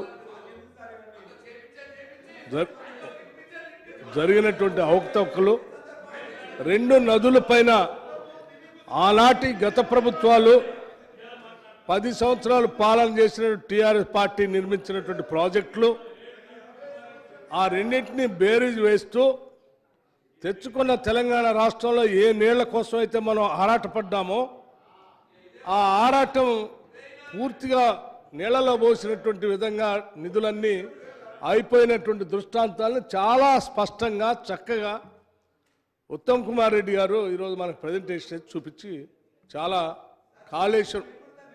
కాళేశ్వరం అధ్యక్ష ఆడ కాళేశ్వరం చూస్తూ ఉంటే ఏంటి అధ్యక్ష అసలు నిట్ట నీళ్ళనే ఇట్లా చీలిపోయింది అధ్యక్ష. అక్కడ పిల్లరు కనిపిస్తూ ఉంది. నేషనల్ డ్యామ్ సేఫ్టీ అధికారులు వచ్చి మేడిగడ్డ ఒక్కటే కాదు అన్నారం సుందీళ్ళ పరిస్థితి కూడా ఇట్లాగే ఉండబోతోంది. మీరు తొందరపడే నీళ్ళు అందులో వదిలేరు, అవి కూడా పోతాయని చెప్తా ఉన్నారు. నీళ్లు పోనీయద్దని జ్యోతిష్యులు కాదండి వాళ్ళు. ఒక్క నిమిషం సార్ ఒక్క నిమిషం. ఎంత స్పష్టంగా ఆయన ప్రజెంటేషన్ ఇచ్చిన తర్వాత కూడా రాష్ట్రం అంతా చూసిన తర్వాత కూడా ఇంకా మీరు కాళేశ్వరం కుంగిపోయిన దాన్ని 94,000 కోట్లు పైబడి మీరు ఖర్చు పెట్టి మొత్తం అది కుంగిపోతూ ఉంటే దేశమంతా చూస్తూ ఉంది. డ్యామ్ సేఫ్టీ అధికారులు వచ్చి చూసి మొత్తం అంతా విశ్లేషించి చెప్పారు. అయినా ఇంకా సమర్థించుకోవడం కోసం ఎట్లా ప్రయత్నం చేస్తున్నారండి హరీష్ రావు గారు? నాకు అర్థం కావట్లేదు. ఇంతకంటే అన్యాయం ఏమంటుంది? నేను చెప్తాను సార్ నేనేం వారు చెప్పిన లెక్కలే చెప్తా ఉన్నాను. మేము ఏడ ఖర్చు పెట్టాము, ఏం చేసాం అంటున్నారు. చెప్తున్నాను అధ్యక్ష. ఆనాటి 2004 ప్రభుత్వం జలయజ్ఞం పేరు మీద ఇదే గోదావరి మీద, నేను కృష్ణానదిలో కూడా నేను దాని జోలికి పోవట్లేదు అధ్యక్ష, కేవలం గోదావరిలోనే ఆనాడు అంటే బాబాసాహెబ్ ప్రాణహిత చేవెళ్ళ సుజల స్రవంతి ప్రాజెక్ట్ అధ్యక్ష. ఎంత అధ్యక్ష? కేవలం 38,000 కోట్ల రూపాయలతో 16.5 లక్షల ఎకరాలకు నీళ్ళు ఇచ్చేటువంటి ప్రాజెక్టు డిజైన్ చేశారు అధ్యక్ష. ఒక్క నిమిషం గ్రావిటీతో చెప్పలేనండి. 16.5 లక్షల ఎకరాలకి ఇప్పుడున్నటువంటి రాష్ట్రంలో కంబైన్డ్ జిల్లాలు తీసుకుంటే దాదాపు 7 జిల్లాలకి సాగునీటి ఇచ్చేటువంటి అవసరాలే కాదు, చివరికి డ్రింకింగ్ వాటర్ కూడా అందులో ఇంక్లూడ్ చేశారు అధ్యక్ష. కేవలం డ్రింకింగ్ వాటరే కాదు, హైదరాబాద్ పరిసర ప్రాంతాల్లో ఉన్నటువంటి పరిశ్రమలకు నీళ్ళు ఇచ్చే కార్యక్రమాన్ని కూడా అందులో ఇంక్లూడ్ చేశారు అధ్యక్ష. అంటే దాదాపు ఇప్పుడున్నటువంటి రాష్ట్రంలో పాత 7 జిల్లాలంటే హైదరాబాదు, ఖమ్మం తీసేస్తే, నల్గొండలో కొంత తీసేస్తే మొత్తం రాష్ట్రానికి నీళ్ళు ఇచ్చే కార్యక్రమం, డ్రింకింగ్ వాటర్ ఇచ్చే కార్యక్రమం కూడా అందులో ఇంక్లూడ్ చేశారు. అంటే నేనేమంటున్నానంటే కేవలం 38,000 కోట్ల రూపాయలతో అయ్యేటువంటి ఆ ప్రాజెక్టులో రాష్ట్రం మొత్తానికి సాగునీళ్ళు ఇవ్వటమే కాకుండా ఈవెన్ మంచినీళ్ళ పథకాన్ని కూడా ఇంక్లూడ్ చేశారంటే మిషన్ భగీరథ పేరు మీద మీరు 50,000 కోట్లు బడ్జెట్ పెట్టారే, దాన్ని కూడా దాంట్లో ఇంక్లూడ్ చేశారు. అంటే అది కూడా కలిపితే ఇంకా ఎంత భయంకరంగా ఉంటుంది ఈ లెక్క. నేను ఈ కాళేశ్వరం ప్రాజెక్టు మీద అధ్యక్ష 38,000 కోట్ల రూపాయలతో అయ్యేదాన్ని మీ అంచనాల ప్రకారం నేను రమారామ చెప్తాను. దాదాపు మీరే అంటున్నారు ప్రాణేత చేవెళ్ళకి వెనక ఫౌండేషన్ వేశారు, ఏం ఖర్చు పెట్టలేదు, అది చేశారు అంటున్నారు అధ్యక్ష. ఆ చేవేళ్ల కోసం ఆ రోజు ఇన్ఛార్జ్ మంత్రిగా శ్రీధర్ బాబు గారు, అక్కడ ఉన్నటువంటి సబితా ఇంద్రారెడ్డి గారు అక్కడ ఆ రోజు మంత్రిగా ఉన్నారు. మనందరం కలిసి పోరాటం చేసి ఆడ స్టోన్లు వేపించి చేవేళ్ళకి కూడా నీళ్లు రావాలని చెప్పి గట్టిగా పోరాటం చేస్తే ఆ నుంచి చేసరావటం కోసం దాదాపు 10,000 కోట్ల రూపాయల దాకా ఖర్చు పెట్టారు. అందులో మొబిలైజేషన్ అడ్వాన్స్ తీసుకున్నారు, ఏడిపోయినాయి అంటున్నారు. మొబిలైజేషన్ అడ్వాన్స్ ఎవరికి ఇచ్చారు అధ్యక్ష? ఏమైనా లీడర్లకు ఇచ్చారా? ఇవ్వలేదు కదా. ఈపీసీ కాంట్రాక్ట్ ప్రకారం కాంట్రాక్టులకి ఇచ్చారని చెప్తున్నారు. 10 ఏళ్ళు మరి అధికారంలో ఉండి ఏం చేశారు మీరు? వాళ్ళతో పని చేయించాలి కదా. మొబిలైజేషన్ అడ్వాన్స్ ఇచ్చినటువంటి కాంట్రాక్టులతో పని చేయించి ఆ ప్రాజెక్ట్ని హ్యాండ్ ఓవర్ చేసుకోవాలి కదా. 10,000 కోట్లు ఖర్చు పెడితే మిగిలినటువంటి బ్యాలెన్స్ అమౌంట్ కేవలం 28,000 కోట్లు మాత్రమే. 28,000 కోట్లు మాత్రమే. 28,000 కోట్ల ప్రాజెక్ట్ని మీరు ఎంత పెంచారు అధ్యక్ష? 1,47,000 కోట్లు పెంచారు అధ్యక్ష. కేవలం 28,000 కోట్ల రూపాయలతో అయ్యేటువంటి ఆ ప్రాణేత చేవెళ్ల ప్రాజెక్ట్ని కాళేశ్వరాన్ని పేరు మార్చి రీడిజైన్ చేసి 1,47,000 కోట్లకు పెంచారు అధ్యక్ష. ఇదైపోయిందా? దీంతో పాటు ఇంక కిందికి వస్తే అధ్యక్ష రాజీవ్ సాగర్, ఇందిరా సాగర్ ఉండండి అధ్యక్ష, ఒక్క నిమిషం. రాజీవ్ సాగర్, ఇందిరా సాగర్ అధ్యక్ష, రాజీవ్ సాగర్, ఇందిరా సాగర్ కింద అధ్యక్ష 4 లక్షల ఎకరాలకి 16.5 లక్షల ఎకరాలు దీనికి అదే ఉండండి అధ్యక్ష. ఈ రాజీవ్ సాగర్, ఇందిరా సాగర్ కి బ్యాలెన్స్ అమౌంట్ వాజ్ ఒక్క నిమిషం సార్, బ్యాలెన్స్ అమౌంట్ ఖర్చు పెట్టాల్సింది కేవలం 1,420 కోట్లు మాత్రమే అధ్యక్ష. బ్యాలెన్స్ అమౌంట్ అంటే దాదాపు అది ఆ ప్రాజెక్టులు పూర్తి చేస్తే సంవత్సరానికి 500 కోట్లు ఇచ్చినా మొదటి 3 సంవత్సరాల్లోనే అయిపోయేది అధ్యక్ష. అయిపోతే దాదాపు 4 లక్షల ఎకరాలకు నీళ్లు అందించేటువంటి ప్రాజెక్ట్ అధ్యక్ష. అందులో 75,000 ఎకరాలు పక్క రాష్ట్రానికి పోయినా 3,25,000 ఎకరాలు ఇక్కడ నికరంగా మన రాష్ట్రానికి ఖమ్మం జిల్లాలో వచ్చేది. కేవలం 1,400 కోట్లతో అధ్యక్ష. అది 1,420 కోట్లు. ప్రాణేత చేవెళ్ళ 28,000 కోట్లు. ఇక దేవాదుల అధ్యక్ష, దేవాదుల కోసం బ్యాలెన్స్ అమౌంట్ 2,227 కోట్లు. ఎస్ఆర్ఎస్పి స్టేజ్ 2 ఎక్స్టెన్షన్ కోసం 200 కోట్లు. మొత్తం కలిపితే గోదావరి నది పైన 32,848 కోట్లతో ఆయకట్టు ఎంత వచ్చేదో చెప్పనా అధ్యక్ష? రాజీవ్ సాగర్, ప్రాణేత చేవళ్ళ, దేవాదుల ఎస్ఆర్ఎస్పి కలిపితే అయ్యే మొత్తం ఖర్చు 31,300 కోట్ల రూపాయలు మాత్రమే. సారీ, 32,848 కోట్ల రూపాయలు మాత్రమే. సాగులోకి వచ్చే ఆయకట్టు 31,30,000 ఎకరాలకి సాగునీళ్లు పారే అధ్యక్ష. అంటే కేవలం 32,000 కోట్లతో 31,300,000 ఎకరాలకి నీళ్లు ఇచ్చేటువంటి ప్రాజెక్టులు ఖతం చేసి రీడిజైన్ అని చెప్పి మీరు ఏం చేశారు అధ్యక్ష? దాన్ని 1,72,000 కోట్లు పెంచారు. కేవలం 32,848 కోట్లని 1,72,000 కోట్లకు పెంచి ఏమైనా ఆయకట్టు నీళ్ళు ఇచ్చారా అంటే ఇప్పుడే చెప్పారు మా ఉత్తమ్ కుమార్ రెడ్డి గారు. సున్నా అని చెప్తా ఉన్నారు. ఎక్కడ అధ్యక్ష? కేవలం 32,000 కోట్లతో మనం ఖర్చు పెట్టుకుంటే మొదటి 3 సంవత్సరాల్లోనే, గత దశాబ్ద కాలంలో మొదటి 3 సంవత్సరాల్లో సంవత్సరానికి 10,000 లెక్క ఖర్చు పెట్టినా గోదావరి నుంచి తెలంగాణ రాష్ట్రానికి 31,30,000 ఎకరాల నీళ్ళు వచ్చే ప్రాజెక్టులను వదిలేసి రీడిజైన్ చేసి, అది కూడా రీడిజైన్ ఏంటో చెప్పిన అధ్యక్ష ఇప్పుడే ఉత్తమ్ కుమార్ రెడ్డి గారు చెప్తా ఉన్నారు. ఆ కాళేశ్వరం ప్రాజెక్టునట మేమే రిపేర్ చేస్తాం అని కొద్దిమంది చెప్తున్నారు అంటున్నారు.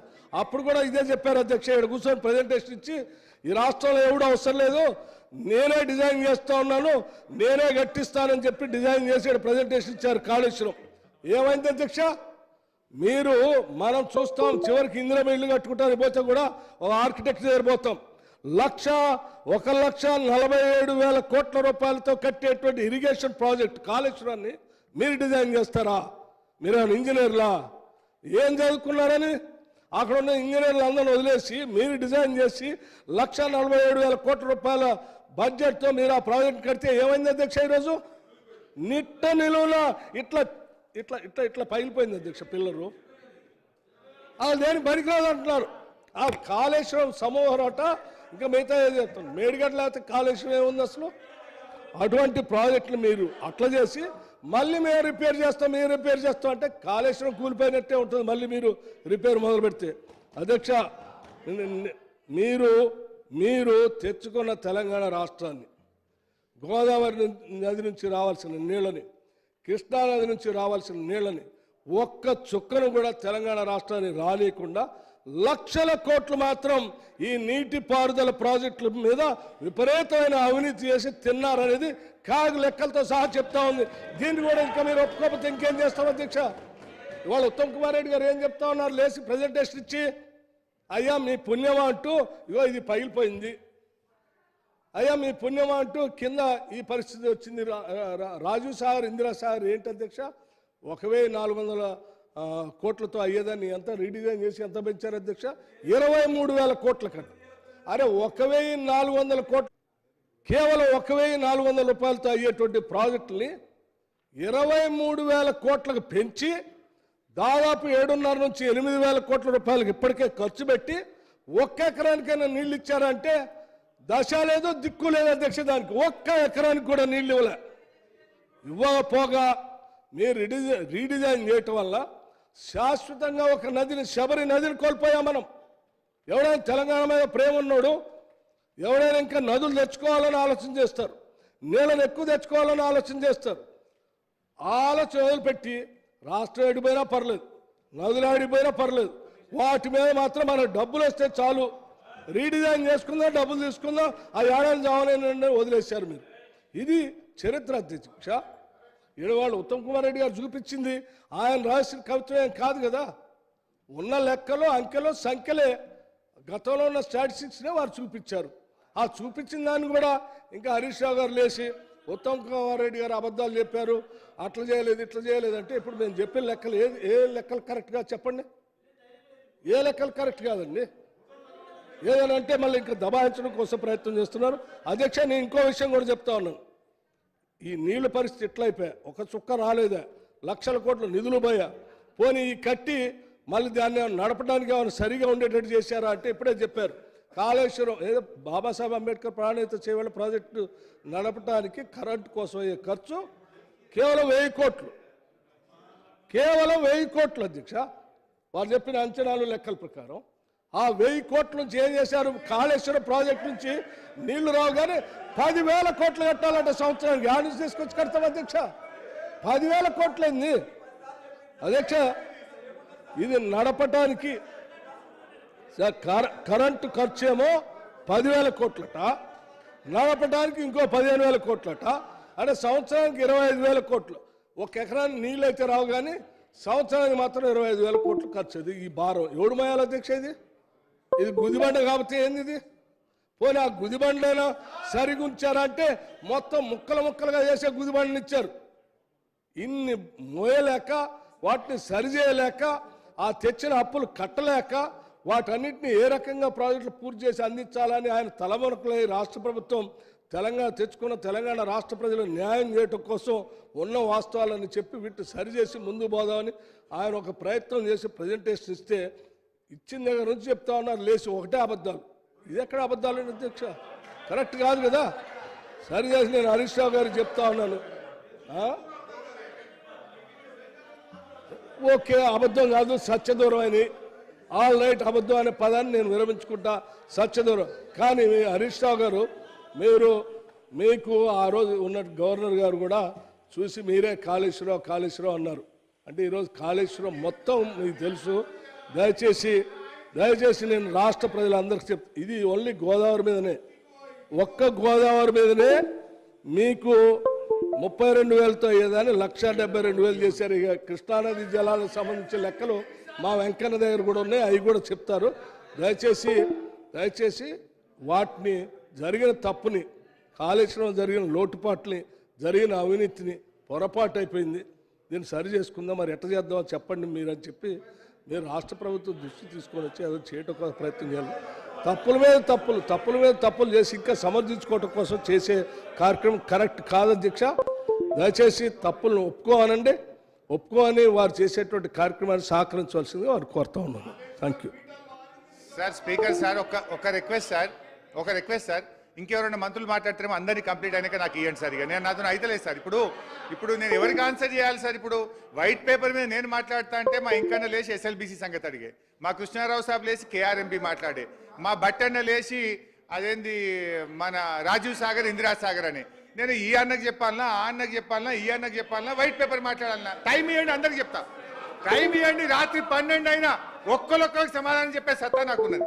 ఈయన మరి టైం టైం అధ్యక్ష అధ్యక్ష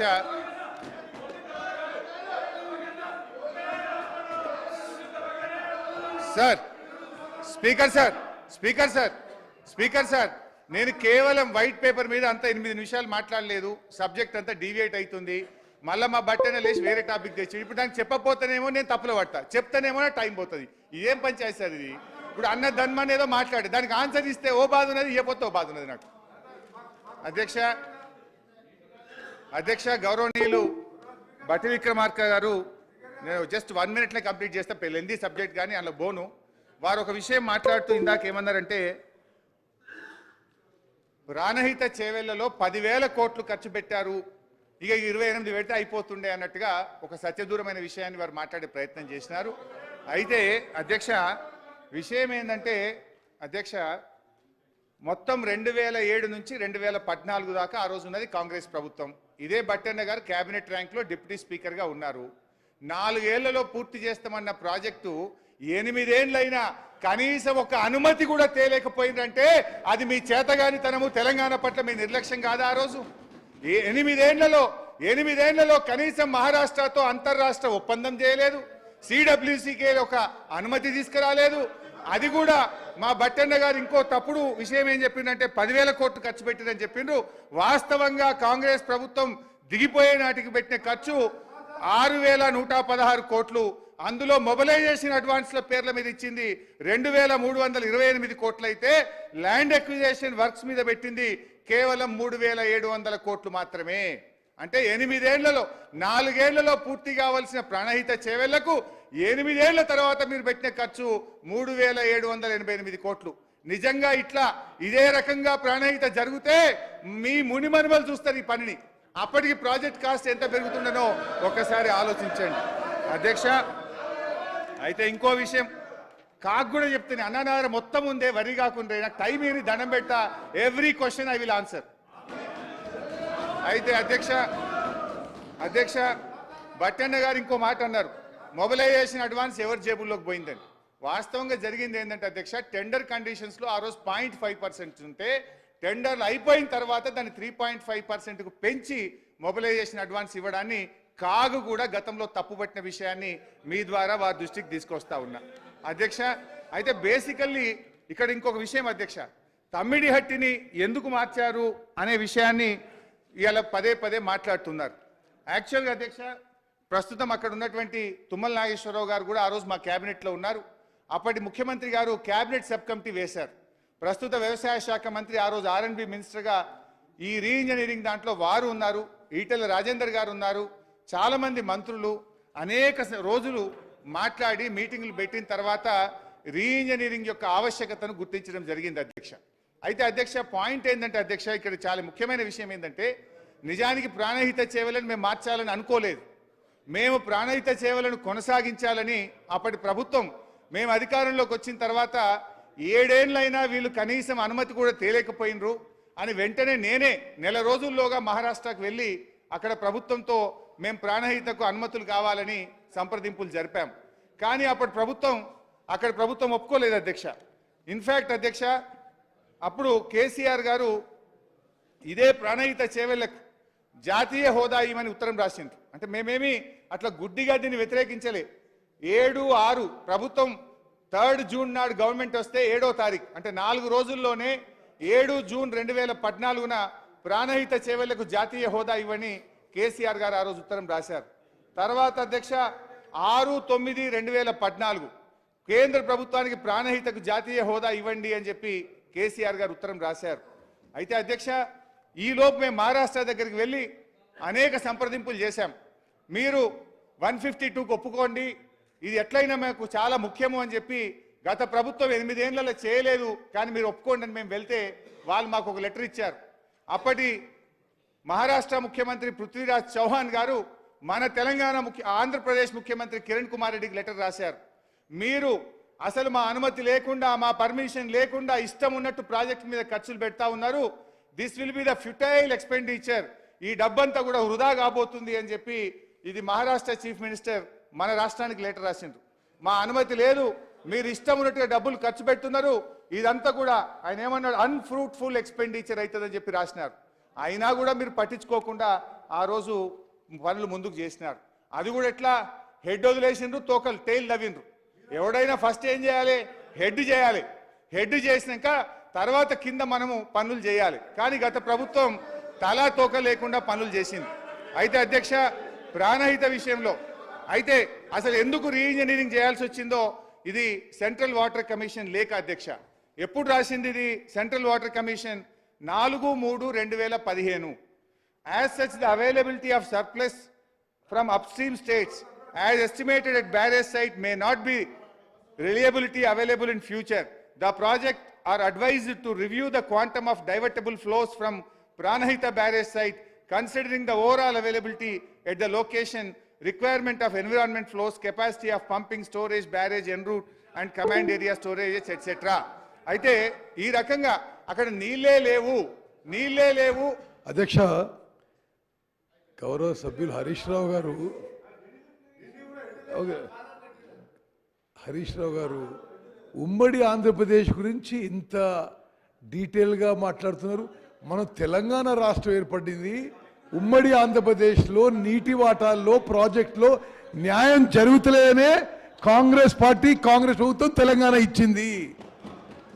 ఈరోజు వైట్ పేపర్ కానీ మన discussion, short discussion on irrigation sector in Telangana is not short discussion on irrigation in Andhra Pradesh.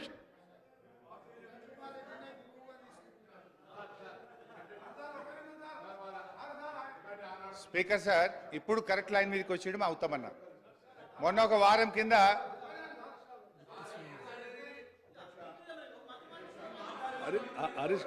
అధ్యక్ష హరీష్ రావు గారు కాదు, మీరు ఒక్క పర్మిషన్ కూడా తీసుకొని రాలేకపోయారు.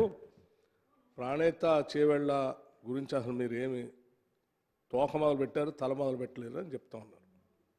అదే నేను వారికి ఒక విషయం గుర్తు చేస్తున్నాను. అప్పుడు కూడా నేను అక్కడ అపోజిషన్ లీడర్గా ఉన్నప్పుడు మాట్లాడింది.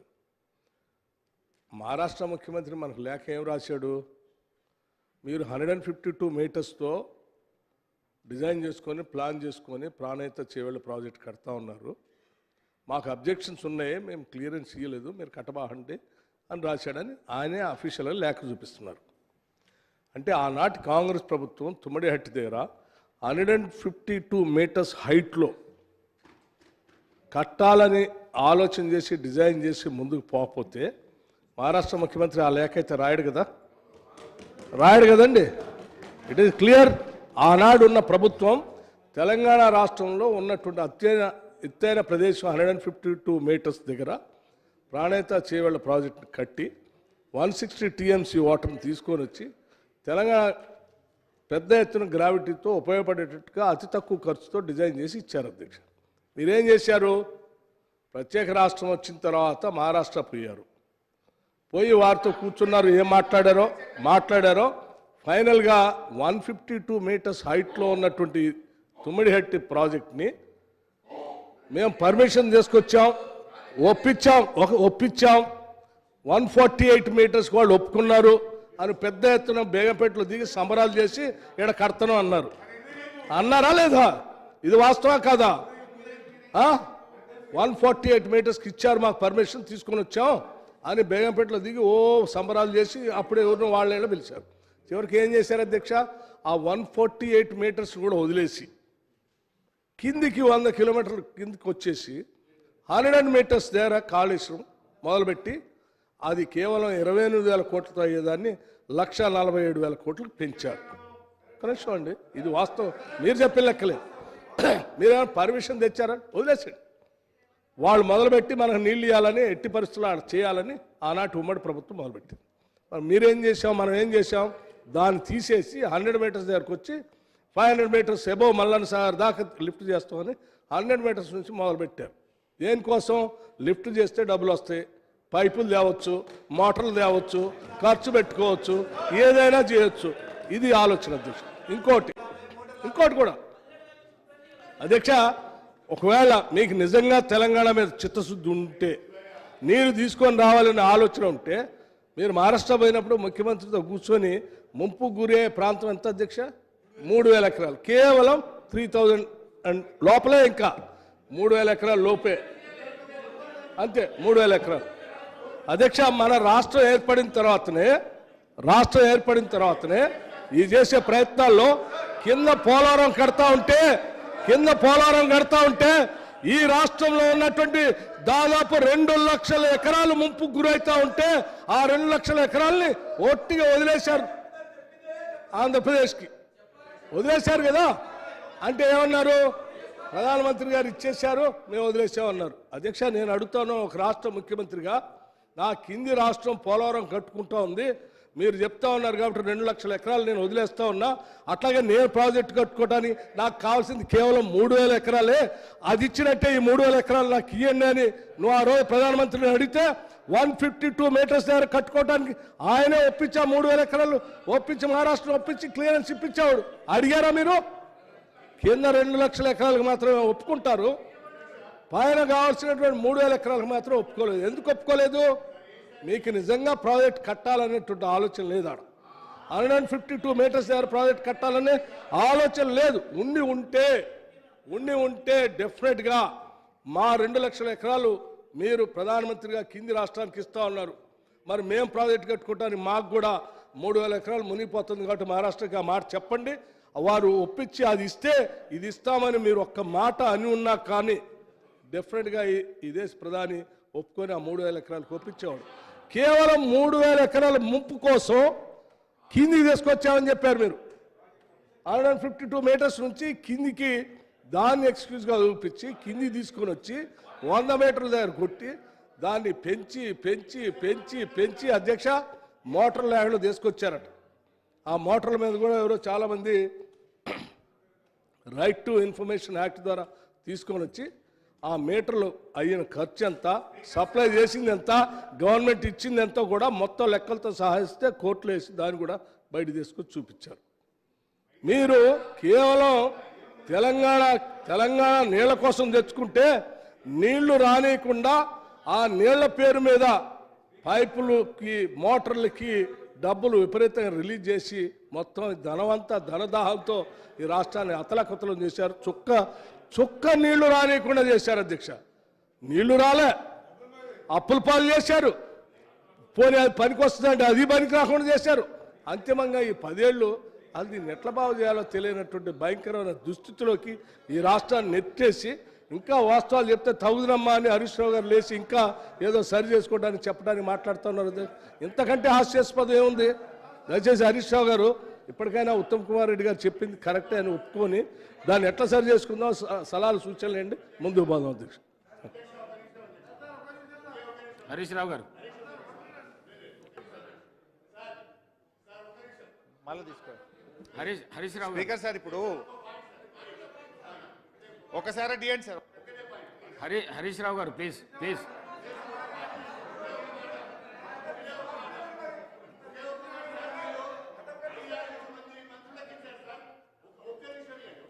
హరీష్ రావు గారు మీరు మాట్లాడిన తర్వాత ఇస్తారు. హరీష్ రావు గారు మాట్లాడండి, మీరు మాట్లాడండి. ఇప్పుడు స్పీకర్ సార్ ఇప్పుడు సార్ ఇప్పటికీ నేను మాట్లాడింది 10 నిమిషాలు, మంత్రులు మాట్లాడింది గంట. నేను ఎట్లా సార్ ఇట్లయితే గంట సేపు డిస్టర్బ్ చేస్తే నేను ఏం మాట్లాడాలి సార్?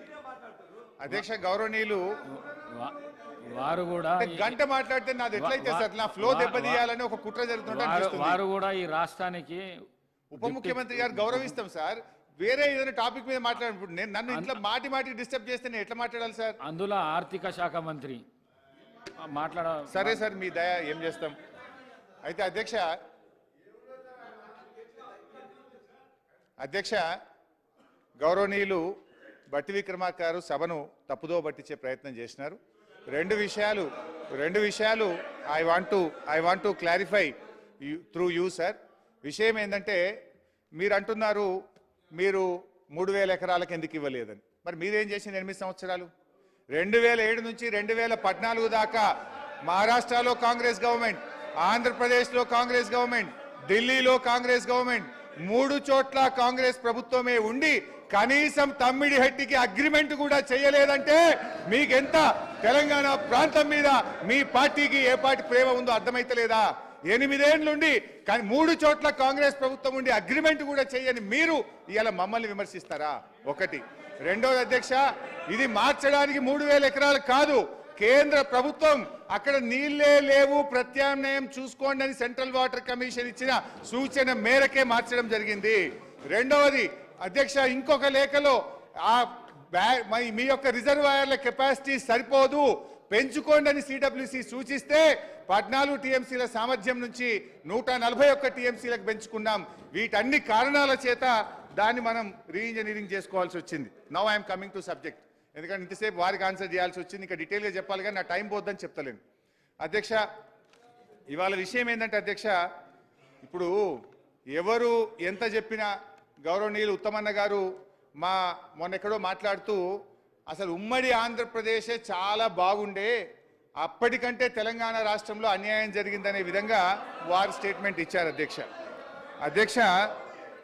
అధ్యక్ష ఇలా ఉమ్మడి ఆంధ్రప్రదేశ్లో మన పరిస్థితి ఏంటి అధ్యక్ష? ఆనాటి 10 జిల్లాల తెలంగాణలో 9 జిల్లాలు వెనుకబడిన జిల్లాలని నాటి ప్లానింగ్ కమిషన్ గుర్తించింది. అంటే ఉమ్మడి ఆంధ్రప్రదేశ్లో మీ పాలన అంత గొప్పగా ఉండే. అధ్యక్ష, ఇలా ఉమ్మడి ఆంధ్రప్రదేశ్ గురించి అధ్యక్ష వారు నా పేరు తీసుకున్నారు, మళ్ళా అవాస్తవాలు హౌస్ని మిస్లీడ్ చేసే ప్రయత్నం చేస్తున్నారు. ఏమనంటే కృష్ణా నదీ జలాల ఉపయోగంలో ఉమ్మడి ఆంధ్రప్రదేశ్ కంటే తెలంగాణ ఏర్పాటైన తర్వాత ఎక్కువ కృష్ణా నదీ జలాలు దోపిడీకి గురవుతున్నాయి. లెక్కలతో సహా ఉమ్మడి ఆంధ్రప్రదేశ్లో పోతిరెడ్డిపాడు కానీ, రాయలసీమ లిఫ్ట్ ఇరిగేషన్ స్కీమ్ కానీ, ముచ్చుమర్రి కానీ ఎట్లా ఎక్కువ నీళ్లు పోతున్నాయో అది నేను ఉదాహరణ చెప్పిన.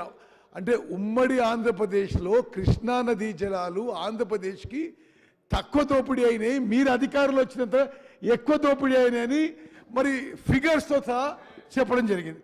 రెండో విషయం, ఉమ్మడి ఆంధ్రప్రదేశ్ కంటే ప్రత్యేక తెలంగాణ రాష్ట్రంలో ఇరిగేషన్ శాఖలో 100 రెట్లు ఎక్కువ కరప్షన్ జరిగిన విషయం నేను ఆన్ రికార్డ్ పనిచేస్తాను. అధ్యక్ష, ఇప్పుడు మీరు అధికారంలో ఉన్నారు, ఒకవేళ తప్పులు జరిగితే చర్యలు తీసుకోండి. You're at liberty. ఎవరు వద్దంటున్నారు? మీకు ఇష్టం ఉన్న ఎంక్వైరీలు చేయండి, మీరు చర్యలు తీసుకోండి, మేమేమి అడ్డం లేం కదా. You do what ever you want.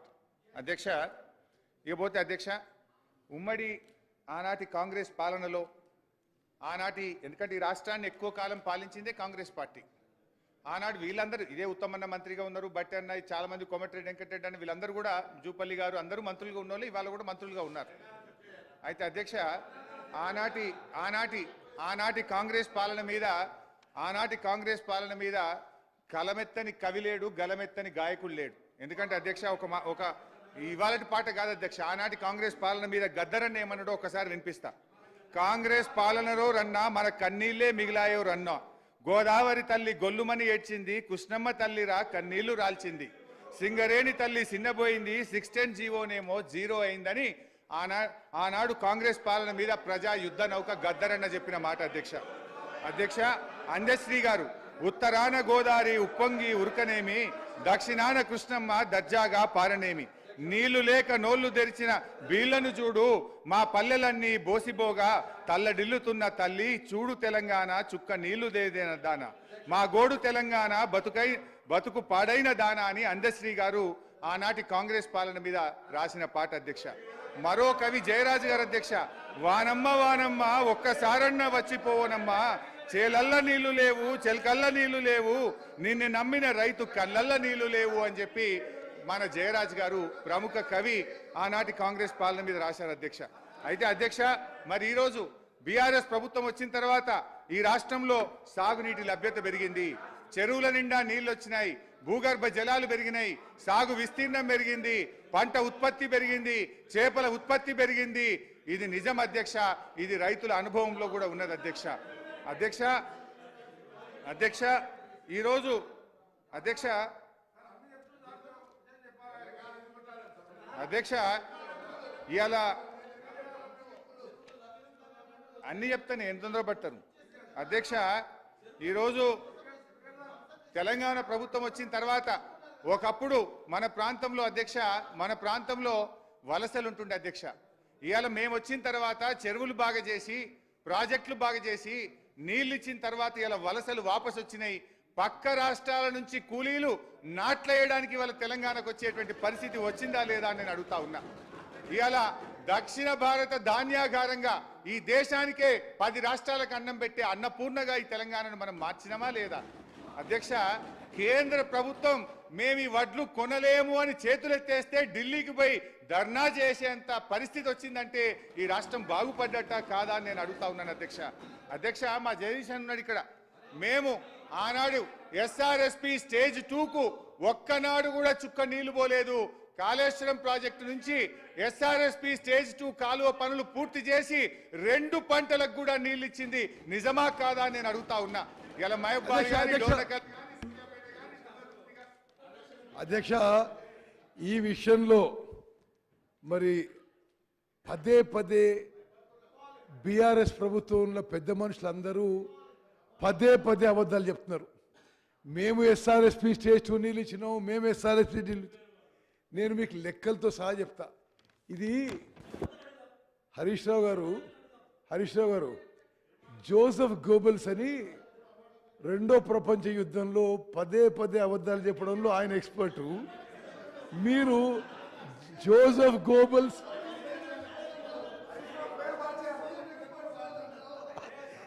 మీరు గోబెల్స్ హరీష్ రావు పెట్టుకుంటే బాగుండేదేమో. ఎందుకంటే దయచేసి అధ్యక్ష ఇది నేను చెప్పే విషయము మీరు కూడా జాగ్రత్త తినాలి. ఎందుకంటే బీఆర్ఎస్ సభ్యులకు కూడా వాళ్ళు చెప్పే ప్రొపగండాకి మీరు ఇన్ఫ్లుయెన్స్ కావద్దు. నేను చెప్పే ఇప్పుడు లెక్కలు నేను చెప్పే వాళ్ళు చెప్పే అధ్యక్ష ముఖ్యమంత్రి గారు జస్ట్ ఇది ఒక్క మాట వినండి. మీరు మేడిగడ్డ ఈ బ్యారేజ్ కట్టిన తర్వాత 180 టీఎంసీ అన్నారు. మేము దీనివల్ల ఎస్ఆర్ఎస్పి స్టేజ్ 2 వచ్చినారు, దీనివల్ల సూర్యాపేట నీళ్ళు వచ్చినాయని అంత ఫాల్స్ ప్రొపగాండా మీరు, అంత ఫాల్స్. మీరు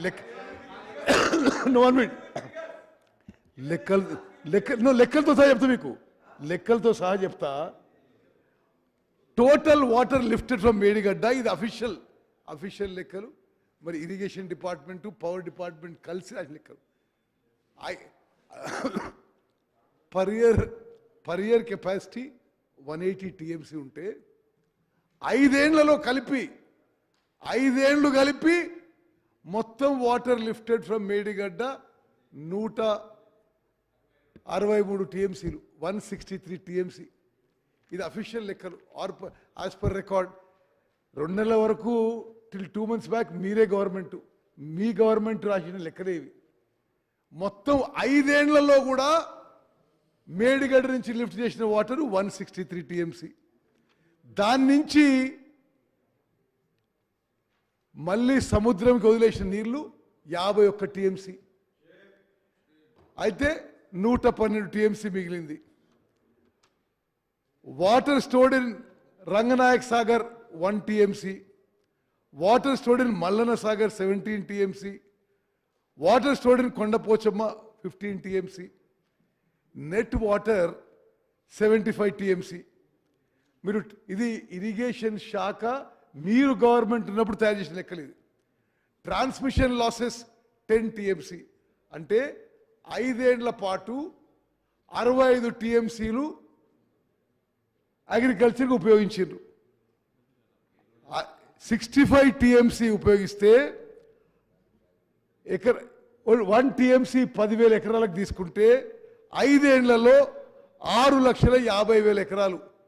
యావరేజ్ 5 years ఇస్తే సంవత్సరానికి 1,30,000 ఎకరాలు. 1,30,000 ఎకరాలు మీరు నీళ్ళు ఇచ్చి ప్రతి సంవత్సరం రాష్ట్రంలో ఎక్కడ నీళ్ళు వచ్చినా కాళేశ్వరం అంటారు. మీరు రాష్ట్రంలో ఎక్కడ నీళ్ళు వచ్చినా కాళేశ్వరం అంటారు. ఇది వర్షం పడ్డ కాళేశ్వరం నీళ్ళు అంటారు. ఇది యాక్చువల్ లెక్కలు. అధ్యక్ష ఇది నిజంగా పదే పదే వాళ్ళు చేసిన దోపిడీని జస్టిఫై చేసుకోవడానికి, లక్షల కోట్ల దోపిడీ చేసుకోవడానికి ఎక్కడ నీళ్ళు వచ్చినా కాళేశ్వరం నీళ్ళు చెప్తారు. ఇది వాస్తవం కాదు అని చెప్పి ఇది ఇరిగేషన్ శాఖ నుంచి వాళ్ళు గవర్నమెంట్లో ఉన్నప్పుడే ఇచ్చిన లెక్కలు ఇది. ఇన్నిసార్లు డిస్టర్బ్ చేస్తారా సార్? ఇప్పుడు ఇలా ఎన్ని అబద్ధాలు? ఇప్పుడు వారు ఇప్పుడే ఒక నిమిషం కింద మాట్లాడుతూ 50 టీఎంసీలు సముద్రంలోకి నదిలోకి వదిలారని చెప్పారు. వారి బుక్ ఇది, పేజ్ నెంబర్. ఎన్ని అబద్ధాలు! రే గోబల్స్ నిజంగా వాళ్ళకి అవార్డు ఇవ్వాలి. అధ్యక్ష, పేజ్ నెంబర్ 19 పారాగ్రాఫ్ 1, 2, 3, 4 పారాగ్రాఫ్ 5. గడిచిన 5 ఏళ్లలో కన్నపల్లి, అన్నారం, సుందిల్లా 162 టీఎంసీలు లిఫ్ట్ లేచి 30 టీఎంసీల నీళ్లను గేట్లు ఎత్తి కిందికి వదిలారు అని బుక్లో ఉంది. ఒక నిమిషం క్రితం మన ఉత్తమన్న లేచి 50 టీఎంసీలు వదిలిండ్రు అన్నారు. అంటే ఎవరి గోబల్స్ అధ్యక్ష? ఇక ఒకటి. ఇక రెండు అధ్యక్ష, అసలు బేసికల్లీ నేను ఇక చెప్పాలంటే టైం నాకు లేదు కానీ సింపుల్ సీదా గొల్ల లెక్క అధ్యక్ష. ఏంటిది మరి? కాంగ్రెస్ ప్రభుత్వ హయాములో నీళ్ళు ఎందుకు అరపై ఎస్ఆర్ఎస్పి స్టేజ్ 2లా? కేసీఆర్ వచ్చినాక మరి ఎందుకు 2 పంటలకు తుంగతుర్తి, కోదాడ, సూర్యాపేట, మహబూబాదు, డోర్నకల్లు పక్కాగా 2 పంటలకు నీళ్ళు ఎట్లా వారినాయి? కుల్లాయిగా. ఎందుకంటే సింపుల్ ముచ్చటగా మరి నిజంగా మరి ఆ రోజు అది కాళేశ్వరం నీళ్ళే కాకపోతే ఆ రోజు నీళ్లు పారాలి కదా. ఆ రోజు పారలేదు ఎందుకు, ఈ రోజు పారినాయి ఎందుకు అంటే పక్కాగా మేము ఆ నీళ్ళు ఇచ్చినాం. ఇది ఇప్పుడు టీవీలో చూస్తున్న సూర్యాపేటోళ్ళకో తుంగతుర్తోళ్ళకి తెలియదా? ఆనాడు కోదాడోళ్ళకి తెలియదా? ఆనాడు కాంగ్రెస్ ప్రభుత్వంలో నీళ్లు రాలేదెందుకు, కేసీఆర్ వచ్చినాకనే వచ్చినాయేందుకు? గంతే ముచ్చట అధ్యక్ష. ఇకపోతే ఒక్క నిమిషం సార్, ఏం లేదు, నేనేమంటున్నాను, వారికి సబ్జెక్టు పరంగా పూర్తి స్థాయిలో అవగాహన ఉంది అధ్యక్ష. దయచేసి వారిని కోరుతా ఉన్నాను, కొద్దిగా సత్యదూరమైన ప్రస్తావనలు తీసుకురావద్దని. ఎందుకంటే అందుకోసమే మేము ప్రభుత్వ పరంగా కూడా మా సహచార మంత్రివర్గ సోదరులు కూడా మీరే సత్యదూరంగా మా ఎంత మాట్లాడితే అన్ని ఇంటర్వెన్షన్స్ ఉంటాయి. మేము కూడా we have to straight and the record sir. I would like to request facts కరెక్ట్గా మాట్లాడమని. వారి దగ్గర ఫ్యాక్ట్స్ ఉన్నాయి కానీ వారు తిరిగి కావాలని దానివల్ల సర్కంవెంట్ చేసి ఫ్యాక్ట్స్ని ఈ విధంగా తిప్పడం, రైట్ లెఫ్ట్ తిప్పుతూ ఉంటారు అధ్యక్ష హరీష్ రావు గారికి.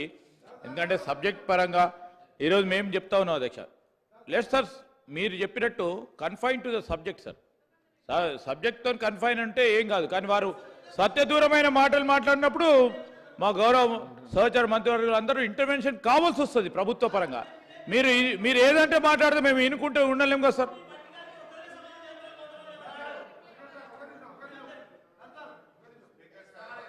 హరీష్ రావు గారు ఒక నిమిషం.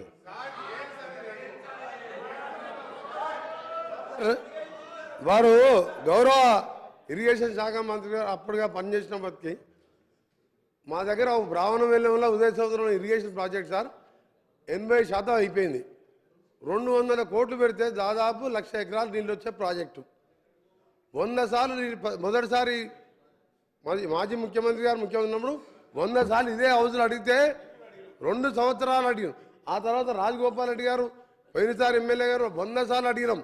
200 కోట్లు పెడితే 1,00,000 ఎకరాలు నీళ్ళు వస్తాయా అంటే వీళ్ళకి చేతులు రాలే. వీరు మాట్లాడుతుంది సార్, గౌరవ హరీష్ రావు గారు మాట్లాడేది ఈడికెళ్ళంట సూర్యాపేటకు నీళ్ళు తీసుకుపోయినంట. మూసీ నీళ్ళు సార్, పిల్లాయిపల్లి కాలువ 350 కోట్ల రూపాయలు శాంక్షన్ చేపించి 5 ప్యాకేజీలు చేసి అప్పుడున్న 5 ఎమ్మెల్యేలు పంచుకుంటే ఇప్పటికి పూర్తి కాలేదు సార్. ఈయన గోదావరి నీళ్ళు ప్రాణాయిత అక్కడికి వెళ్ళి సూర్యాపేట తీసుకొచ్చినట్టే మీరు నమ్మాలి. నల్గొండ జిల్లా పోదాం సార్, అడుగుదాం అక్కడ పోయి. ఇంకొక చిన్న ప్రశ్న సార్, ఒక నిమిషం సార్. అయినా మీ ద్వారా టీఆర్ఎస్ పార్టీ సభ్యులను కోరుతున్నా, గౌరవ మాజీ ముఖ్యమంత్రి గారికి జన్మదిన శుభాకాంక్షలు తెలియజేసుకుంటూ వారు వచ్చి మాట్లాడితే మంచిగా ఉంటుంది సార్. ఈయన పోస్ట్ మ్యాన్, ఈయన ఏం చేస్తాడు సార్? ఈయన హరీష్ రావు ఏంది పైసలు కలెక్షన్ చేస్తాడు పనుకొస్తాడు. ఈయనకి సబ్జెక్ట్ ఉందా? డబ్బులు ఎవరు సార్? కాంట్రాక్టర్లు. అది ఈయన పోయాలి, ఆయన చెప్పింది మేము వినాలి. మా కర్మ సార్ ఇది. హరీష్ రావు చెప్తే మేము వినాలన్నా? మాకు సార్ వారు రమ్మని చెప్పండి. చీఫ్ ఇంజనీర్ ఆయనే, మాజీ ముఖ్యమంత్రి ఆయనే, డిజైన్ ఆయనే, కూలగొట్టింది ఆయనే. ఈయన కలెక్షన్ పాయింట్ డబ్బులు తీసుకొచ్చి 3 సంవత్సరాలు మార్చింది. ఆయన మాట్లాడితే మేము వింటాం సార్.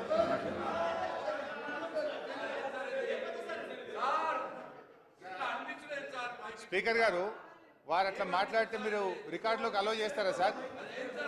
అది డిలీట్ చేయాలి సార్. అది ఆయనకు రోజు అలవాటు అయిపోయింది సార్. రోజు మాట్లాడు, రోజు డిలీట్ చేసుడు, మేము డిమాండ్ చేసుడు అట్లా సార్. ఇప్పుడు వారు మాట్లాడడానికి ఆధారం ఉందా సార్? శాసనసభలో ఆ రకమైన ఆరోపణలు చేయొచ్చా అధ్యక్ష? దయచేసి ఆ వ్యాఖ్యలు వారు ఉపసంహరించుకోవాలి, మీరు డిలీట్ చేయాలి సార్.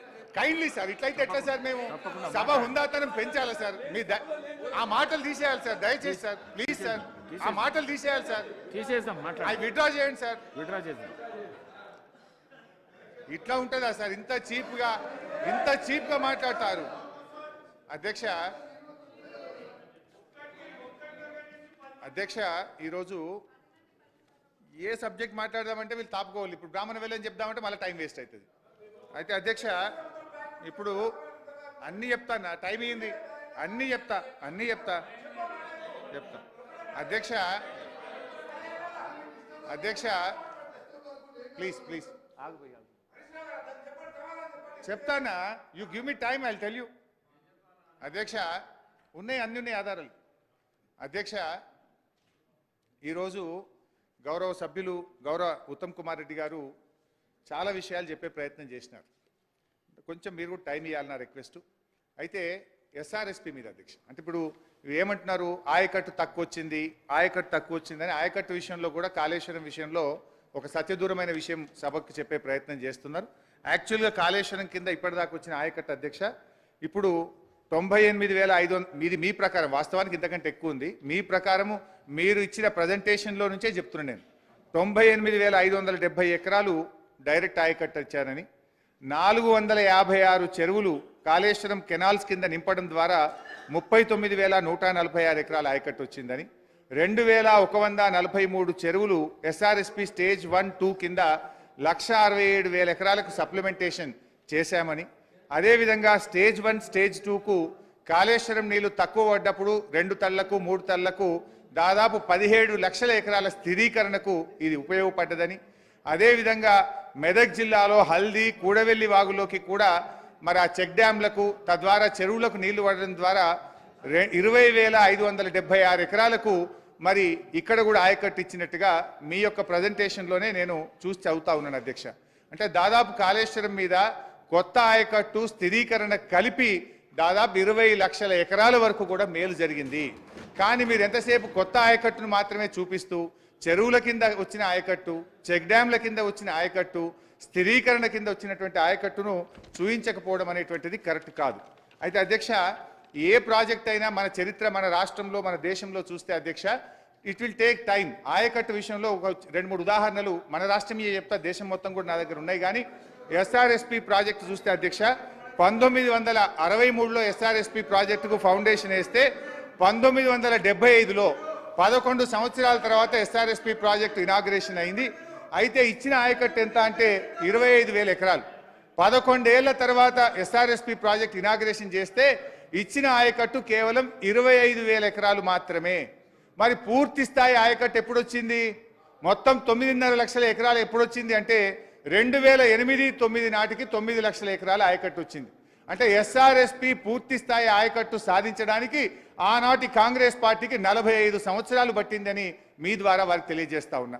రెండవది నాగార్జున సాగర్ అధ్యక్ష మీ జిల్లా 1955లో నెహ్రూ గారు ఫౌండేషన్ వేస్తే 1967లో గౌరవనీయులు ఇందిరాగాంధీ గారు ఇనాగ్రేషన్ చేశారు.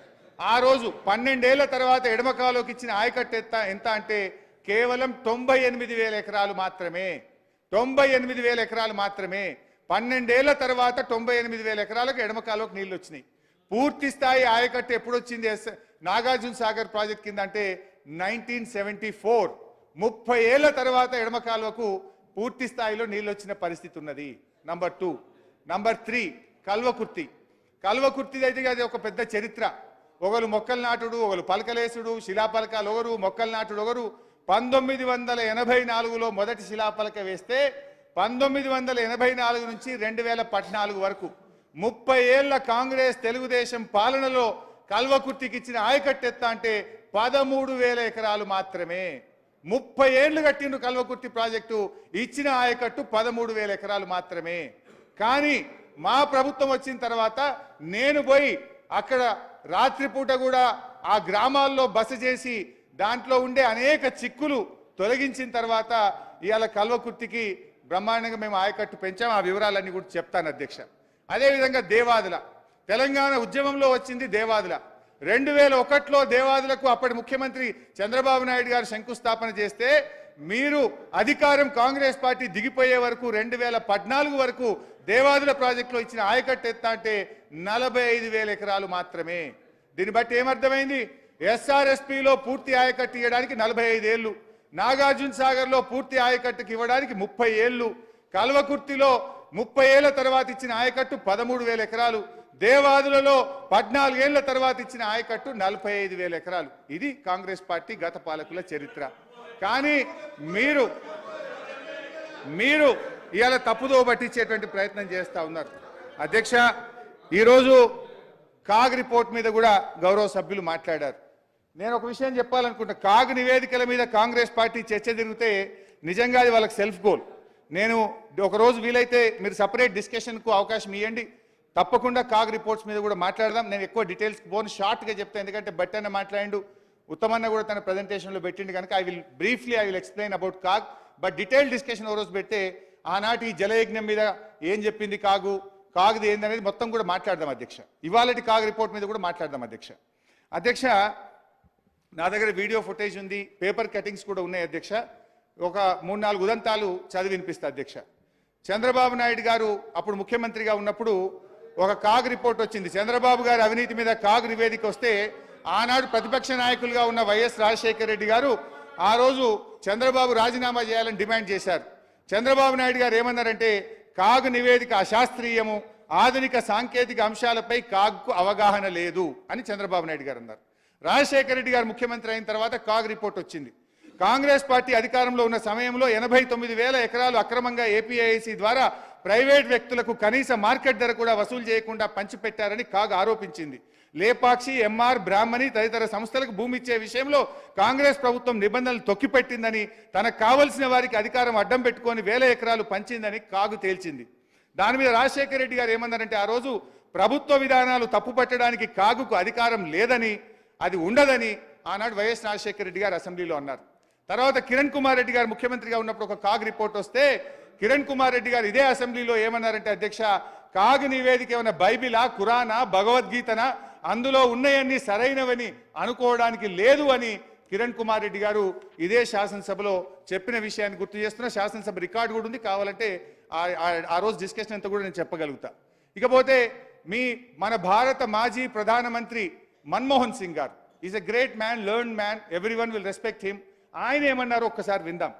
కాగ్ రిపోర్టు ఢిల్లీలో పార్లమెంట్లో పెట్టినప్పుడు యూపీఏ ప్రభుత్వం యొక్క ఆదాయ వ్యయాలపై ఆనాటి కాగ్ అభ్యంతరం వ్యక్తం చేస్తే నిండు పార్లమెంట్లో ప్రధానమంత్రి హోదాలో మన్మోహన్ సింగ్ గారు ఏమన్నారంటే కాగ్ నివేదిక తప్పుల తడక, అన్ని ఊహాగానాలు, తప్పుడు అంచనాలు అని మన్మోహన్ సింగ్ గారు చెప్పారు. బొగ్గు గనుల కేటాయింపులో అవినీతి జరిగిందని కాగ్ చెప్తే అసలు కాగు చెప్పిన విషయాలకు ప్రామాణికతనే లేదు అని మన్మోహన్ సింగ్ గారు పార్లమెంట్లో చెప్పిన విషయాన్ని గుర్తు చేస్తున్నాను. ముఖ్యమంత్రి గారు. స్పీకర్ సార్, మంత్రి గారు చాలా విషయాలు కాగ్ ఇచ్చిన నివేదికల మీద కానీ ఇతర రాజ్యాంగబద్ధ సంస్థలు ఇచ్చిన నివేదికల మీద గతంలో వివిధ నాయకులు మాట్లాడినా, లేకపోతే ఆనాటి మంత్రులు, ముఖ్యమంత్రులు, ప్రధానమంత్రులు మాట్లాడిన విషయాలన్నిటినీ వారు ఇక్కడ ఉదహరిస్తూ ఇప్పుడు కాళేశ్వరం ప్రాజెక్టు మీద కానీ తెలంగాణ రాష్ట్రం ఏర్పడ్డ తర్వాత నిర్మించిన సాగునీటి ప్రాజెక్టుల విషయంలో కూడా వారు మాట్లాడుతున్నారు. సరే, వారి అభిప్రాయాలు వారు చెప్తున్నారు. వారి అభిప్రాయాన్ని విభేదించే హక్కు మాకున్నది, వారి అభిప్రాయం చెప్పుకునే హక్కు వారికి ఉన్నది, నాకేం అభ్యంతరం. అయితే అధ్యక్ష, తమరి ద్వారా తెలంగాణ సమాజానికి అత్యంత కీలకమైన అంశాన్ని ఇతరులు ఎవరో చెప్పిందో మనము చేపట్టిన చర్యలు లేదా పనుల మీద ఇతరు ఇచ్చే నివేదికను మనము ఆమోదించవచ్చు, తిరస్కరించవచ్చు, భిన్న అభిప్రాయం చెప్పడానికి కూడా అవకాశం ఉంది. కానీ మనమే ఒక ఆలోచనతో కొంతమంది అధికారులను, ఒక గ్రూప్ ఆఫ్ ఇంజనీర్స్, రిటైర్డ్ ఇంజనీర్స్ను కూర్చోబెట్టి నా ఆలోచన ఇది, నేను ముందుకు వెళ్ళాలనుకుంటున్న విధానం ఇది, దీని మీద సాంకేతిక నిపుణులుగా మీ అభిప్రాయాన్ని కూలంకషంగా పరిశీలించి అన్ని పరిణామాలను పరిగణలోకి తీసుకొని మీరు నివేదిక ఇవ్వండి అని చెప్పి గత ముఖ్యమంత్రి కల్వకుంట్ల చంద్రశేఖరరావు గారు, ఆనాటి సాగునీటి పారుదల శాఖ మంత్రి తన్నీర్ హరీష్ రావు గారు గోదావరి ప్రాజెక్టుల మీద రిటైర్డ్ ఇంజనీర్స్తోని ఒక కమిటీని నియమించారు అధ్యక్ష. ఆ కమిటీ ఇచ్చిన నివేదికను తమ ద్వారా ఈ సభ రికార్డులోకి మొత్తం తేదలుచుకున్నాను. ఇందులో కొన్ని అంశాలను మాత్రం నేను చదివి వినిపిస్తాను.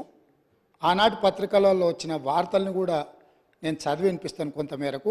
ఈ మొత్తం రికార్డును నేను సభలో రికార్డు ప్లే చేయదలుచుకున్నాను. నేను ఈ చదివి వినిపించిన తర్వాత ఈ టోటల్ రికార్డు సభ దీంట్లోకి తీసుకోవాల్సిందిగా తమరి నేను విజ్ఞప్తి చేస్తున్నాను అధ్యక్ష. ఈ report of committee barrages and Godavari and Pranahita Chevella. ఈ కమిటీని ఆనాటి ముఖ్యమంత్రి చంద్రశేఖరరావు గారు నియమించారు. ఇది 14 పేజీల కమిటీ నివేదిక ఇచ్చింది అధ్యక్ష. ఎవరు అధ్యక్ష ఇందులో ఇంజనీర్లు ముఖ్యమైన వాళ్ళు అంటే B Anantharamulu, B Venkata Ramarao, S Chandramouli, G Damodar Reddy, M Shyamprasad Reddy. 5 మంది ఇంజనీర్లతో ఆనాటి ముఖ్యమంత్రి, సాగునీటి పారుదల శాఖ మంత్రి ప్రాణహిత చేవెళ్ళ ప్రాజెక్టుల మీద తుమ్మిడిహెట్టి దగ్గర కాకుండా ఇతర ప్రాంతాలలో నిర్మించడానికి అవసరమైన రీడిజైనింగ్కు ఇక్కడ పునాది పడ్డది అధ్యక్ష.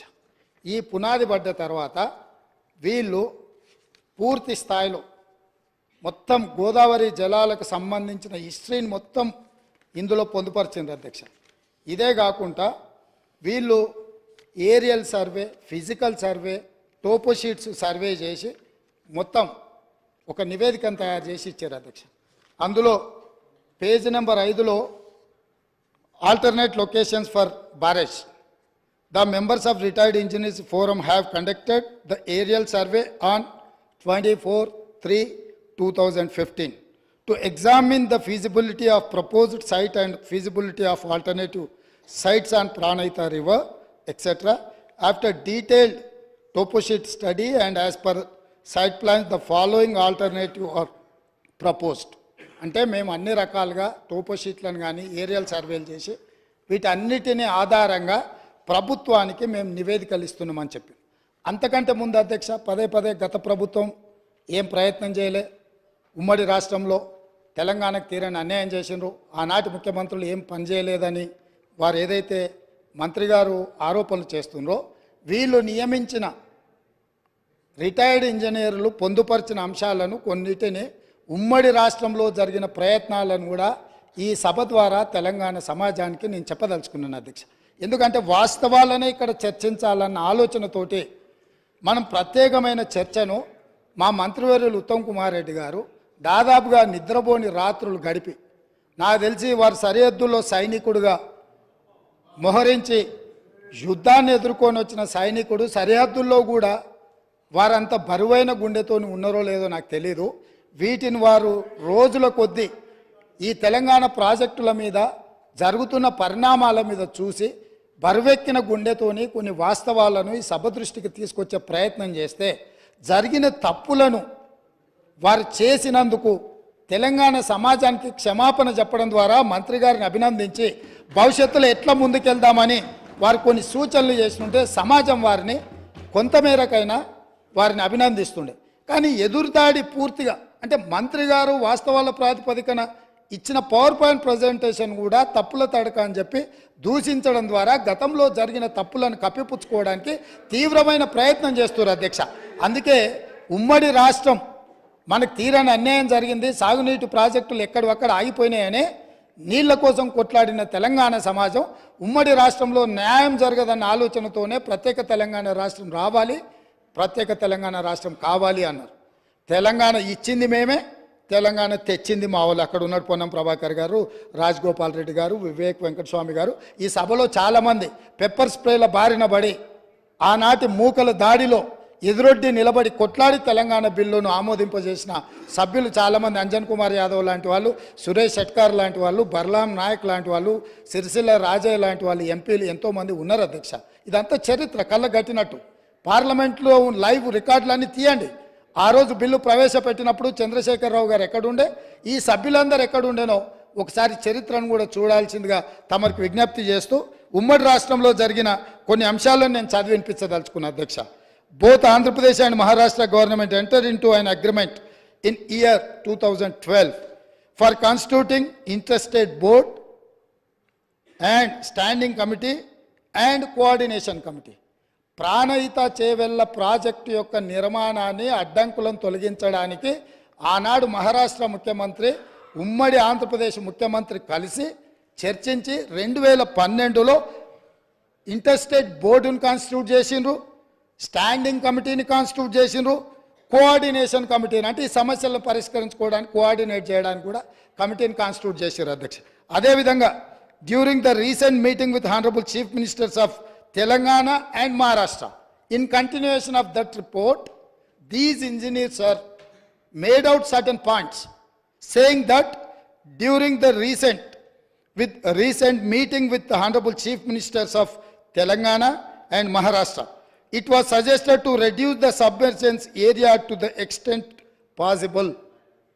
At its present FRL, the submergence area is 1850 acres patta land in Maharashtra, but no village is getting submerged.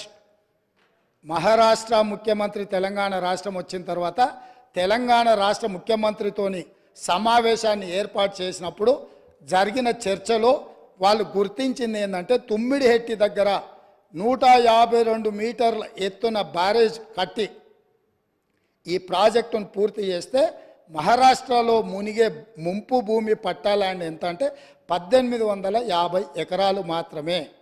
ఇది మేము అనడం లేదు అధ్యక్ష, వాళ్ళు నియమించిన ఇంజనీర్ల కమిటీ నివేదికలో పొందుపరిచిన అంశం అధ్యక్ష. అదేవిధంగా అధ్యక్ష, a study is made to reduce the FRL of Pranahita Chevella scheme from the present 152 meters to 151 meters, which would keep the scheme sanction unaltered. Similarly, possibility of reducing present FRL from 152 meters to 150 meters has been examined. This will reduce the submergence from 1850 acres to 1250 acres. ఒకవేళ 152 మీటర్ల ఎత్తున తొమ్మిడిహెట్టి దగ్గర నిర్మిస్తే 1850 ఎకరాల ముంపు ఏదైతే ఉందో దాన్ని 150 మీటర్ల దగ్గర ప్రాజెక్టు నిర్మిస్తే 1250 ఎకరాలు మాత్రమే మహారాష్ట్రలో ముంపుకు గురవుతుంది. గ్రామాలు మునగడం లేదు, కేవలం పట్టా ల్యాండ్స్ మాత్రమే మునుగుతున్నాయని ఇచ్చారు అధ్యక్ష. అదేవిధంగా honourable chief minister desired to study and alternate locations in main river Godavari river near Medigadda village, Mahadevpur mandal, Karimnagar district up to Mid Manair. Accordingly, detailed study on the existing and alternate proposals is made.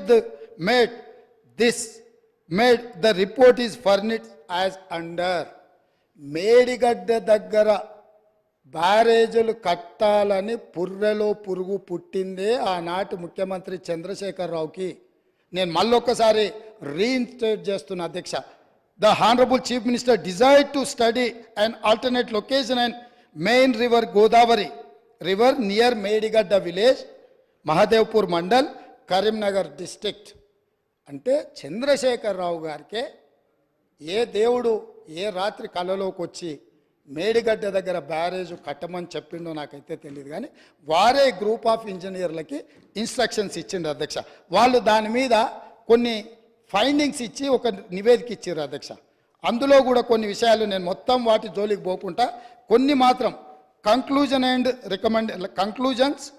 And recommendations అంటే దీంట్లో వాళ్ళు కొన్ని రికమెండేషన్స్ను చేసుకుంటూ వచ్చారు అధ్యక్ష. 11వ పేజీలు ఉంది అధ్యక్ష. తర్వాత నివేదిక ఎట్లాగా హరీష్ రావు గారి దగ్గర ఉంటుంది, ఎందుకంటే ఇంకా వాళ్ళందరూ ఉన్నారు. నేను కూడా వారికి మళ్ళీ పంపిస్తాను అధ్యక్ష. తమరికి ఇస్తాను, తమరు అనుమతిస్తే వారికి ఇవ్వండి అధ్యక్ష.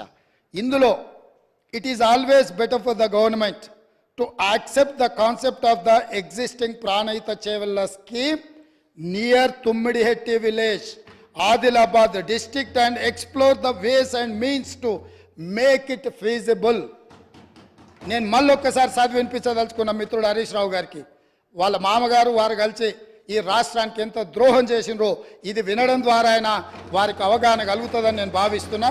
కనువిప్పు కలగాలని నేను కోరుకుంటున్నా అధ్యక్ష. It is always better for the government to accept the concept of the existing Pranayuta Chevella scheme near Tummideti village, Adilabad district, and explore the ways and means to make it feasible. స్పష్టంగా engineers వాళ్ళు నియమించుకున్న ఇంజనీర్లు తుమ్మిడేటి దగ్గరనే ఈ project నిర్మించడానికి అన్ని రకాల ప్రయత్నాలు చేయండి, మీ శక్తి సామర్థ్యాలను అన్నిటినీ మీ గొప్పతనాలను ఉపయోగించండి అని చెప్పిండ్రు అధ్యక్ష. అదేవిధంగా there is a feasibility of reducing the FRL from 152 meters to 151 meters, i.e. by 1 meter without altering the scope of the scheme. The Honorable Chief Minister may use his good offices for convincing the Maharashtra government to accept proposal of reducing FRL to 151 meters. ఏమన్నారంటే చాలా శక్తిశాలి, అసలు ప్రపంచాన్ని అంతా కూడా గజగజలాడించి పులి నోట్ల తలబెట్టి ప్రాణాలనే త్యాగం చేయడానికి గొప్ప అపర భగీరథుడు. మీరు 152 మీటర్ల నుంచి మీ శక్తిని అంతా ఉపయోగించి మహారాష్ట్ర ముఖ్యమంత్రిని 151 మీటర్ల ముంపు కోసం ఒప్పించండి, 1 మీటర్ ఎత్తు తగ్గించి ప్రాజెక్టు కట్టడానికి అవసరమైన చర్యలు చేపట్టండి అని చెప్పి వారు ఈ ఏమంటారు గాల్లో ఎగురుకుంటూ పోతాడు కదా, ఏమంటారు పారాషూట్, స్పైడర్ మ్యాన్ని మీరు ఒకసారి అడగండి అని చెప్పి వారు సూచన చేసిండ్రు అధ్యక్ష. అదేవిధంగా in case of the Maharashtra government still insists for further lowering the FRL, the Telangana government can accept at 150 meters FRL. ఒకవేళ వాళ్ళు మరీ 151 ఒప్పుకోకపోతే 150 దగ్గరకైనా దయచేసి ఒప్పించండి అని చెప్పారు. In both the above proposals there will not be any financial loss to the work done portions. మీరు దీన్ని 150 మీటర్ల దగ్గరకైనా తుమ్మిడేటి దగ్గర ప్రాజెక్టు నిర్మిస్తే గతంలో ఖర్చు పెట్టింది కానీ భవిష్యత్తులో ఖర్చులు పెరగడానికి కానీ ఎలాంటి అవకాశం లేదు అని చెప్పి 11వ పేజీలో వాళ్ళు ఇచ్చిన నివేదికలో ఉంది అధ్యక్ష. అదేవిధంగా అధ్యక్ష 13వ పేజీ అధ్యక్ష, ఫైనల్ రికమెండేషన్స్ అంటే ఇంకా అన్ని ఎగ్జామిన్ చేసినాం, కంక్లూజివ్ రిమార్క్స్ ఇచ్చిండ్రు, తర్వాత ఫైనల్ రికమెండేషన్స్ ఇచ్చిండ్రు అధ్యక్ష 13వ పేజీలో. ఈ ఫైనల్ రికమెండేషన్లో ఏమన్నారో ఈ ఒక్క సెంటెన్స్ చెప్తా, ఈ తర్వాత అయినా మిత్రుడు హరీష్ రావు గారికి కనువిప్పు కలిగి తెలంగాణ సమాజానికి వారు క్షమాపణ చెప్తారు చంద్రశేఖరరావు గారి తరఫున అని నేను భావిస్తున్నా అధ్యక్ష. The proposal of construction of a barrage on main Godavari near Medigadda village and lifting 160 TMC of water to mid-Maner reservoir is not desirable. Very clear, crystal clear and loud. They have said, ఇది ఉపయోగం లేని నిరుపయోగమైన ప్రయత్నము. నేను మళ్ళొక్కసారి చదివి వినిపించే రికార్డులోకి ఈ విషయాన్ని అంతా తీసుకురాదలుచుకున్న అధ్యక్ష. The proposal of construction of a barrage on main Godavari near Medigadda village and lifting 160 TMC of water to mid-Maner reservoir is not desirable. 5 మంది ఎవరు అధ్యక్ష దీంట్లో సంతకం పెట్టింది, నివేదిక ఇచ్చింది? తెలంగాణ కోసం కొట్లాడిన ఇంజనీర్లు అధ్యక్ష. నీళ్లకు మన తెలంగాణ ఎట్లా బాగుపడుతుందో అని చెప్పిన ఇంజనీర్లు, ఆ ఇంజనీర్లు B Anantharamulu, P Venkataramarao, S Chandramouli, G Damodar Reddy, M Shyamprasad Reddy, 5 మంది ఇంజనీర్లు కష్టపడి అన్ని పరిశీలించి పూర్తి స్థాయిలో ఒక ఎక్స్పర్ట్ కమిటీ రిపోర్ట్ 14 పేజీలతో ప్రభుత్వానికి ఇస్తే ఆ రోజు సాగునీటి పారుదల శాఖ మంత్రి హరీష్ రావు గారు, ఆనాటి ముఖ్యమంత్రి చంద్రశేఖరరావు గారు ఈ నివేదికను తొక్కిపట్టి మసిబూసి మారేడుగాయ చేసి మేడిగడ్డ దగ్గర బ్యారేజీలు కడితే తెలంగాణకి ఏదో మేలు జరుగుద్దని 38,500 కోట్ల రూపాయల నుంచి 1,47,000 కోట్ల రూపాయలకు ప్రాజెక్టు అంచనాలు పెంచిండ్రు. ఒకవేళ పెంచి అంచనాలతో నిర్మించినా అది ఉండి తెలంగాణ బీడులు వారిన భూములకు ఒకవేళ పచ్చని పైర్లు బండిని ఉంటే ఈ లెక్కలు ఈ ఉత్తమ్ కుమార్ రెడ్డి గారు రాత్రి మగాళ్ళు కష్టపడి ఈ పవర్ పాయింట్ ప్రజెంటేషన్లు ఇవన్నీ చెప్పాల్సిన అవసరం లేకుండా అధ్యక్ష. ఇదే కాదు అధ్యక్ష, పదే మా మిత్రులు అసలు చంద్రశేఖరరావు గారు అంటే ఏమనుకుంటురే? నీళ్ళకే నడక నేర్పిండు, అలా అసలు హంసకు కాదు అదేంది నెమలికి డ్యాన్స్ నేర్పిండు, అసలు అపర భగీరథుడు అని వాళ్ళు చెప్తున్నారు అధ్యక్ష. ఇది 23 సెప్టెంబర్ 2015 అధ్యక్ష. తమరు చూడాలి అధ్యక్ష, తమరు చూడాలి, సభ్యులు చూడాలి. సాక్షి పత్రిక సెప్టెంబర్ 23, 2015 నాడు, ఇవాళ ఏ తారీఖులు ఉన్నాం అధ్యక్ష? ఫిబ్రవరి 17, 2024 ఉన్నాం అధ్యక్ష.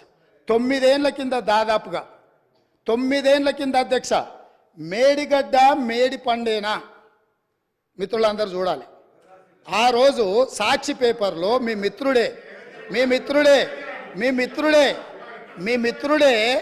మీ సహచర పంచపక్ష పరమాణాలు మీరు ఏదైతే ప్రగతి భవన్లో పిలిచి భోజనం పెట్టినరో ఆ మిత్రుడి పత్రికల మేడిగడ్డ మేడి పండేనా అని 2015 నాడు ఈ పత్రికలో రాసిన వార్త. దీంట్లో రాసింది నేను కొంచెం చదివి వినిపిస్తా అధ్యక్ష, ఎందుకంటే తెలుగులో ఉంది. కాళేశ్వరం దిగువ నుంచి నీటి మళ్లింపు ఆర్థిక భారం అంటున్న నిపుణులు. ప్రభుత్వ ప్రణాళిక ప్రకారం ఎల్లంపల్లి వరకు వచ్చే ఖర్చులు 14,000 కోట్లు. దీంట్లో అధ్యక్ష నేను నివేదికలు చదువుతున్నా అధ్యక్ష.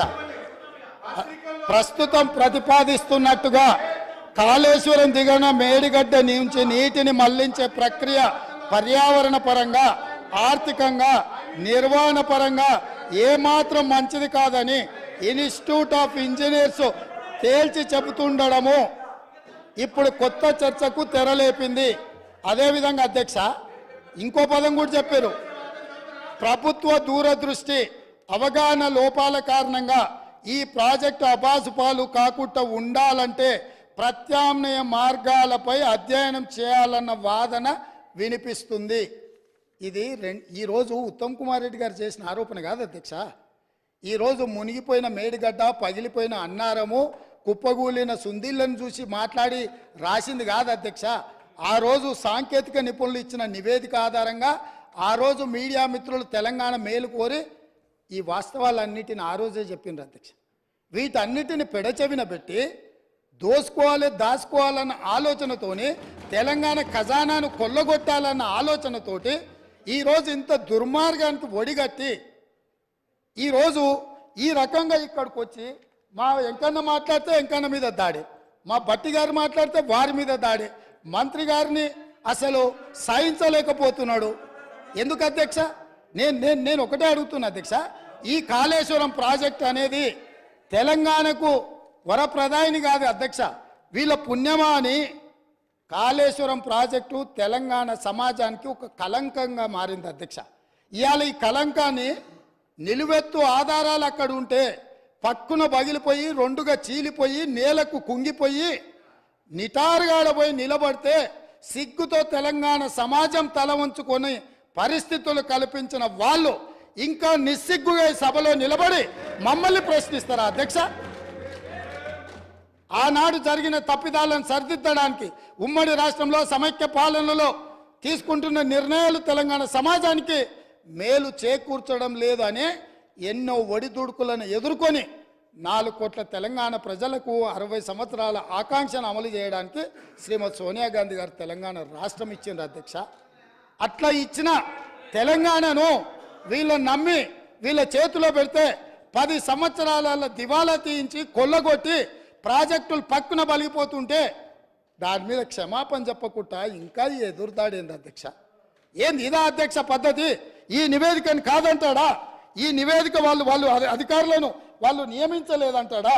లేకపోతే ఈ నివేదిక సంబంధం లేదంటాడా అని నేను అడుగుతున్నా అధ్యక్ష. ఇవాళ మాజీ మంత్రి హరీష్ రావు గారిని నేను నిలదీస్తున్నా. మీరు బాధ్యులు, మీరు ఈ దుర్మార్గాలకు పాల్పడ్డది మీరు. మిమ్మల్ని ఎందుకు 2014 నుంచి 18 వరకు మిమ్మల్ని చంద్రశేఖరరావు గారు మంత్రిగా కొనసాగించి 18లో ఎందుకు మిమ్మల్ని మంత్రిగా బర్తరఫ్ చేసిందని నేను అడుగుతున్నా. మీరు ఈ దోపిడీలో ఆ తర్వాత వచ్చిన చంద్రశేఖరరావు ఈ శాఖకు మంత్రి, ఈ పాపాలకంతా వాళ్ళిద్దరు కారణం కాదా అధ్యక్ష? వీళ్ళిద్దరు కలిసి ఈ రకంగా తెలంగాణను మొత్తం చెదలు పట్టించిండ్రు అధ్యక్ష. తెలంగాణను మొత్తం దోపిడి. ఇట్లాంటి పరిస్థితుల్లో ఇంకా కూడా ఈ రకమైన మొండి వాదనలు, తొండి వాదనలు వద్దు హరీష్ రావు గారు. జరిగిన తప్పులు సరే, విజిలెన్స్ అండ్ ఎన్ఫోర్స్మెంట్ నివేదికిస్తే వాళ్ళని తిడుతుంది, కాగ్ నివేదికిస్తే వాళ్ళను ఆరోపణ చేస్తుంది, వాస్తవాలను చెప్తే మా మీద దాడి చేస్తుంది. మరి మీరు నియమించుకున్న అధికారులు ఇచ్చిన నివేదికని ఇది కూడా తప్పుడు నివేదికనే అధ్యక్ష, ఇది కూడా తప్పుడు నివేదికనే అంటాడా? అంటే ఎటు పోతున్నాం అధ్యక్ష? మనము ఎక్కడికి వెళ్తున్నాము? ఏం చర్చ జరుగుతుంది అధ్యక్ష? నేను వాస్తవంగా ఏం మాట్లాడుతూ మా మంత్రి గారు, మా ఉప ముఖ్యమంత్రి గారు మాట్లాడతారు, చూద్దాము మిత్రుడు ఏమేమి చెప్తాడు. ఎందుకంటే 10 ఏళ్ళ అనుభవంలో ఏమైనా మెరుగైండేమో, ఏమైనా మారిండేమో అనుకున్న. గతంలో నాకు బాగానే పరిచయమో, కానీ ఇంకా అంతకంటే దిగజారిపోయి 4 సార్లు ప్రాజెక్టుకు శిలాపలకాలు వేసిందంటారు. మంచిదే, ఫస్ట్ ప్రాణహితనే ఉండే, చేవెళ్ళ చెల్లెమ్మ అడిగితే చేవెళ్ళ దగ్గరకు వచ్చింది. శిలాపలకం వేయొద్దా? ఇవాళ వారి పక్కనే ఉంది కదా చేవెళ్ళ చెల్లెమ్మ. ఎందుకు ఆ అక్క కూడా చెప్తలేదు హరీష్ నువ్వు మాట్లాడేది తప్పని? చేవెళ్ళ ప్రాజెక్ట్ ఆగిపోతే అక్కతో పాటు మేము కూడా ధర్నాకు పోయి లోపలికి దిగినాం కదా. వీళ్ళు వచ్చినాక దుర్మార్గం జరిగింది, చంద్రశేఖరరావు ముఖ్యమంత్రి అయినాక దుర్మార్గం జరిగింది. మెదక్ జిల్లాకే పరిమితం చేసుకున్నాడు, రంగారెడ్డి జిల్లాను ఎండబెట్టిండు, చేవెళ్ళ, వికారాబాద్, పరిగి, తాండూరు వరకు ఇవ్వాల్సిన గోదావరి జలాలను చంద్రశేఖరరావు దిగమింగిండు, మల్లన్న సాగర్కి ఆపేసిండని అక్క ధర్నా చేయలే. తమరు కూడా వచ్చింది కదా అధ్యక్ష. ఇవాళ ఎదురుగ్గా కూర్చొని పచ్చి అబద్ధాలు మాట్లాడుతుంటే మా అక్క మా జిల్లా కోసం మాట్లాడతలేదంటే నాకు ఆశ్చర్యం అనిపిస్తుంది. సబ్జెక్టే ఇది. ఆనాడు దీక్షలు చేసి ధర్నాలు చేసి ఆనాడు రాజశేఖర రెడ్డి గారిని ఒప్పించి మెప్పించి చేవెళ్లలో శిలాపలకం వేసి ప్రారంభోత్సవాలు చేసి 100 కోట్ల రూపాయల పనులు చేసి ఆ పనులను అర్ధాంతరంగా వదిలేస్తే దీక్షలు ధర్నాలు చేసిన శ్రీమతి సబితా ఇంద్రారెడ్డి గారు ఈరోజు మౌనంగా హరీష్ రావు గారిని సమర్థిస్తున్నారు. అంటే ఇది తెలంగాణ సమాజానికి మంచిదా అని తమరి ద్వారా నేను అడుగుతున్నా అధ్యక్ష. నేను ఆ ప్రాంతం నుంచి వచ్చినాం అధ్యక్ష, వాళ్ళు ఎన్నుకుంటూ వచ్చినాం, మనకు బాధ్యత లేదా అధ్యక్ష? సరిదిద్దాల్సిన బాధ్యత మన మీద లేదా? ఎదురుగా ఉండి 6 అడుగులు నిలబడి ఆయన అబద్ధాలు చెప్తుంటే అక్క ఒక్క మాట కూడా తమ్మి ఇది తప్పు అని అనకపోతే ఎట్లా? అక్క బాధ్యత ఏంది? అక్క బాధ్యత ఏంది? తమ్ముళ్ళు తప్పు చేస్తే చెప్పాలి, తమ్ముళ్ళు తప్పు మాట్లాడితే సరిదిద్దాలి. కానీ ఆ పని చేయరు. ఎందుకు అని అంటే రంగారెడ్డి జిల్లా ఎండిపోయినా సరే, మన ప్రాంతం పడావు పడ్డా సరే, ఇది అధ్యక్ష ఆ స్కూల్ ట్రైనింగ్ అట్లాంటిది. నేనేం తప్పు పడతలేను. ఆ బడిలో చేరంగానే సిలబస్ అట్లా తయారవుతుంది. పెద్దలు మా శ్రీహరి గారు కూడా పాపం మంచోడు, విషయం అవగాహన ఉన్నాడు. కానీ ఆ స్కూల్లో చేరంగానే శ్రీహరి గారు కూడా పాపం ఒత్తిడికి లోనయ్యి వాళ్ళు ఏం చెప్తే అది చెప్పే పరిస్థితి వచ్చింది అధ్యక్ష. అందుకే అధ్యక్ష ఈ చర్చల కంటే కూడా నేను ఒక్కటే మాట అడుగుతున్న మిత్రుడు హరీష్ను, ఆయన ఏం చెప్పదలుచుకున్నా ఏమన్నా చెప్పని జరిగిన తప్పులకు క్షమాపణ చెప్పి ఇప్పుడు ఏదైతే సిట్టింగ్ జడ్జో లేకపోతే రిటైర్డ్ జడ్జో విచారణకు వచ్చినప్పుడు వాళ్ళ దగ్గరికి వెళ్ళి కన్ఫెషన్ స్టేట్మెంట్ ఇచ్చి ఎవరి ఒత్తిడి వల్ల వారి రకంగా ఈ తప్పిదాలకు సంతకాలు పెట్టిండో మంత్రిగా ఉన్నప్పుడు కన్ఫెషన్ స్టేట్మెంట్ ఇచ్చి ఒప్పుకుంటే భవిష్యత్తులో దీన్ని ఎట్లా బాగు చేయాలనో దాని మీద ఆలోచన చేద్దామని తమరి ద్వారా వారికి విజ్ఞప్తి చేస్తున్నా అధ్యక్ష.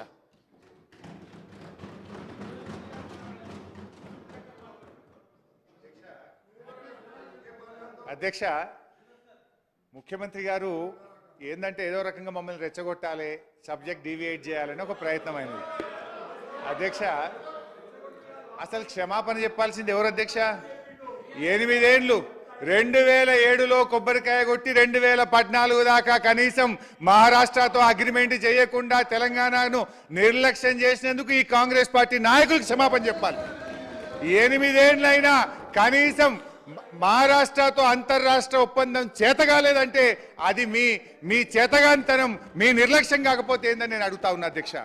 అధ్యక్ష, యాక్చువల్గా నీళ్లు లేని చోట మీరు ప్రాజెక్టు కడితే సిడబ్ల్యూసి సూచనల మేరకు నీళ్లున్న చోటికి మార్చి మీరు పెట్టిన ఖర్చు వృధా కాకుండా సద్వినియోగం చేసేటువంటి ప్రయత్నం చేసాం అని మీ ద్వారా వారికి తెలియజేస్తా ఉన్నా అధ్యక్ష.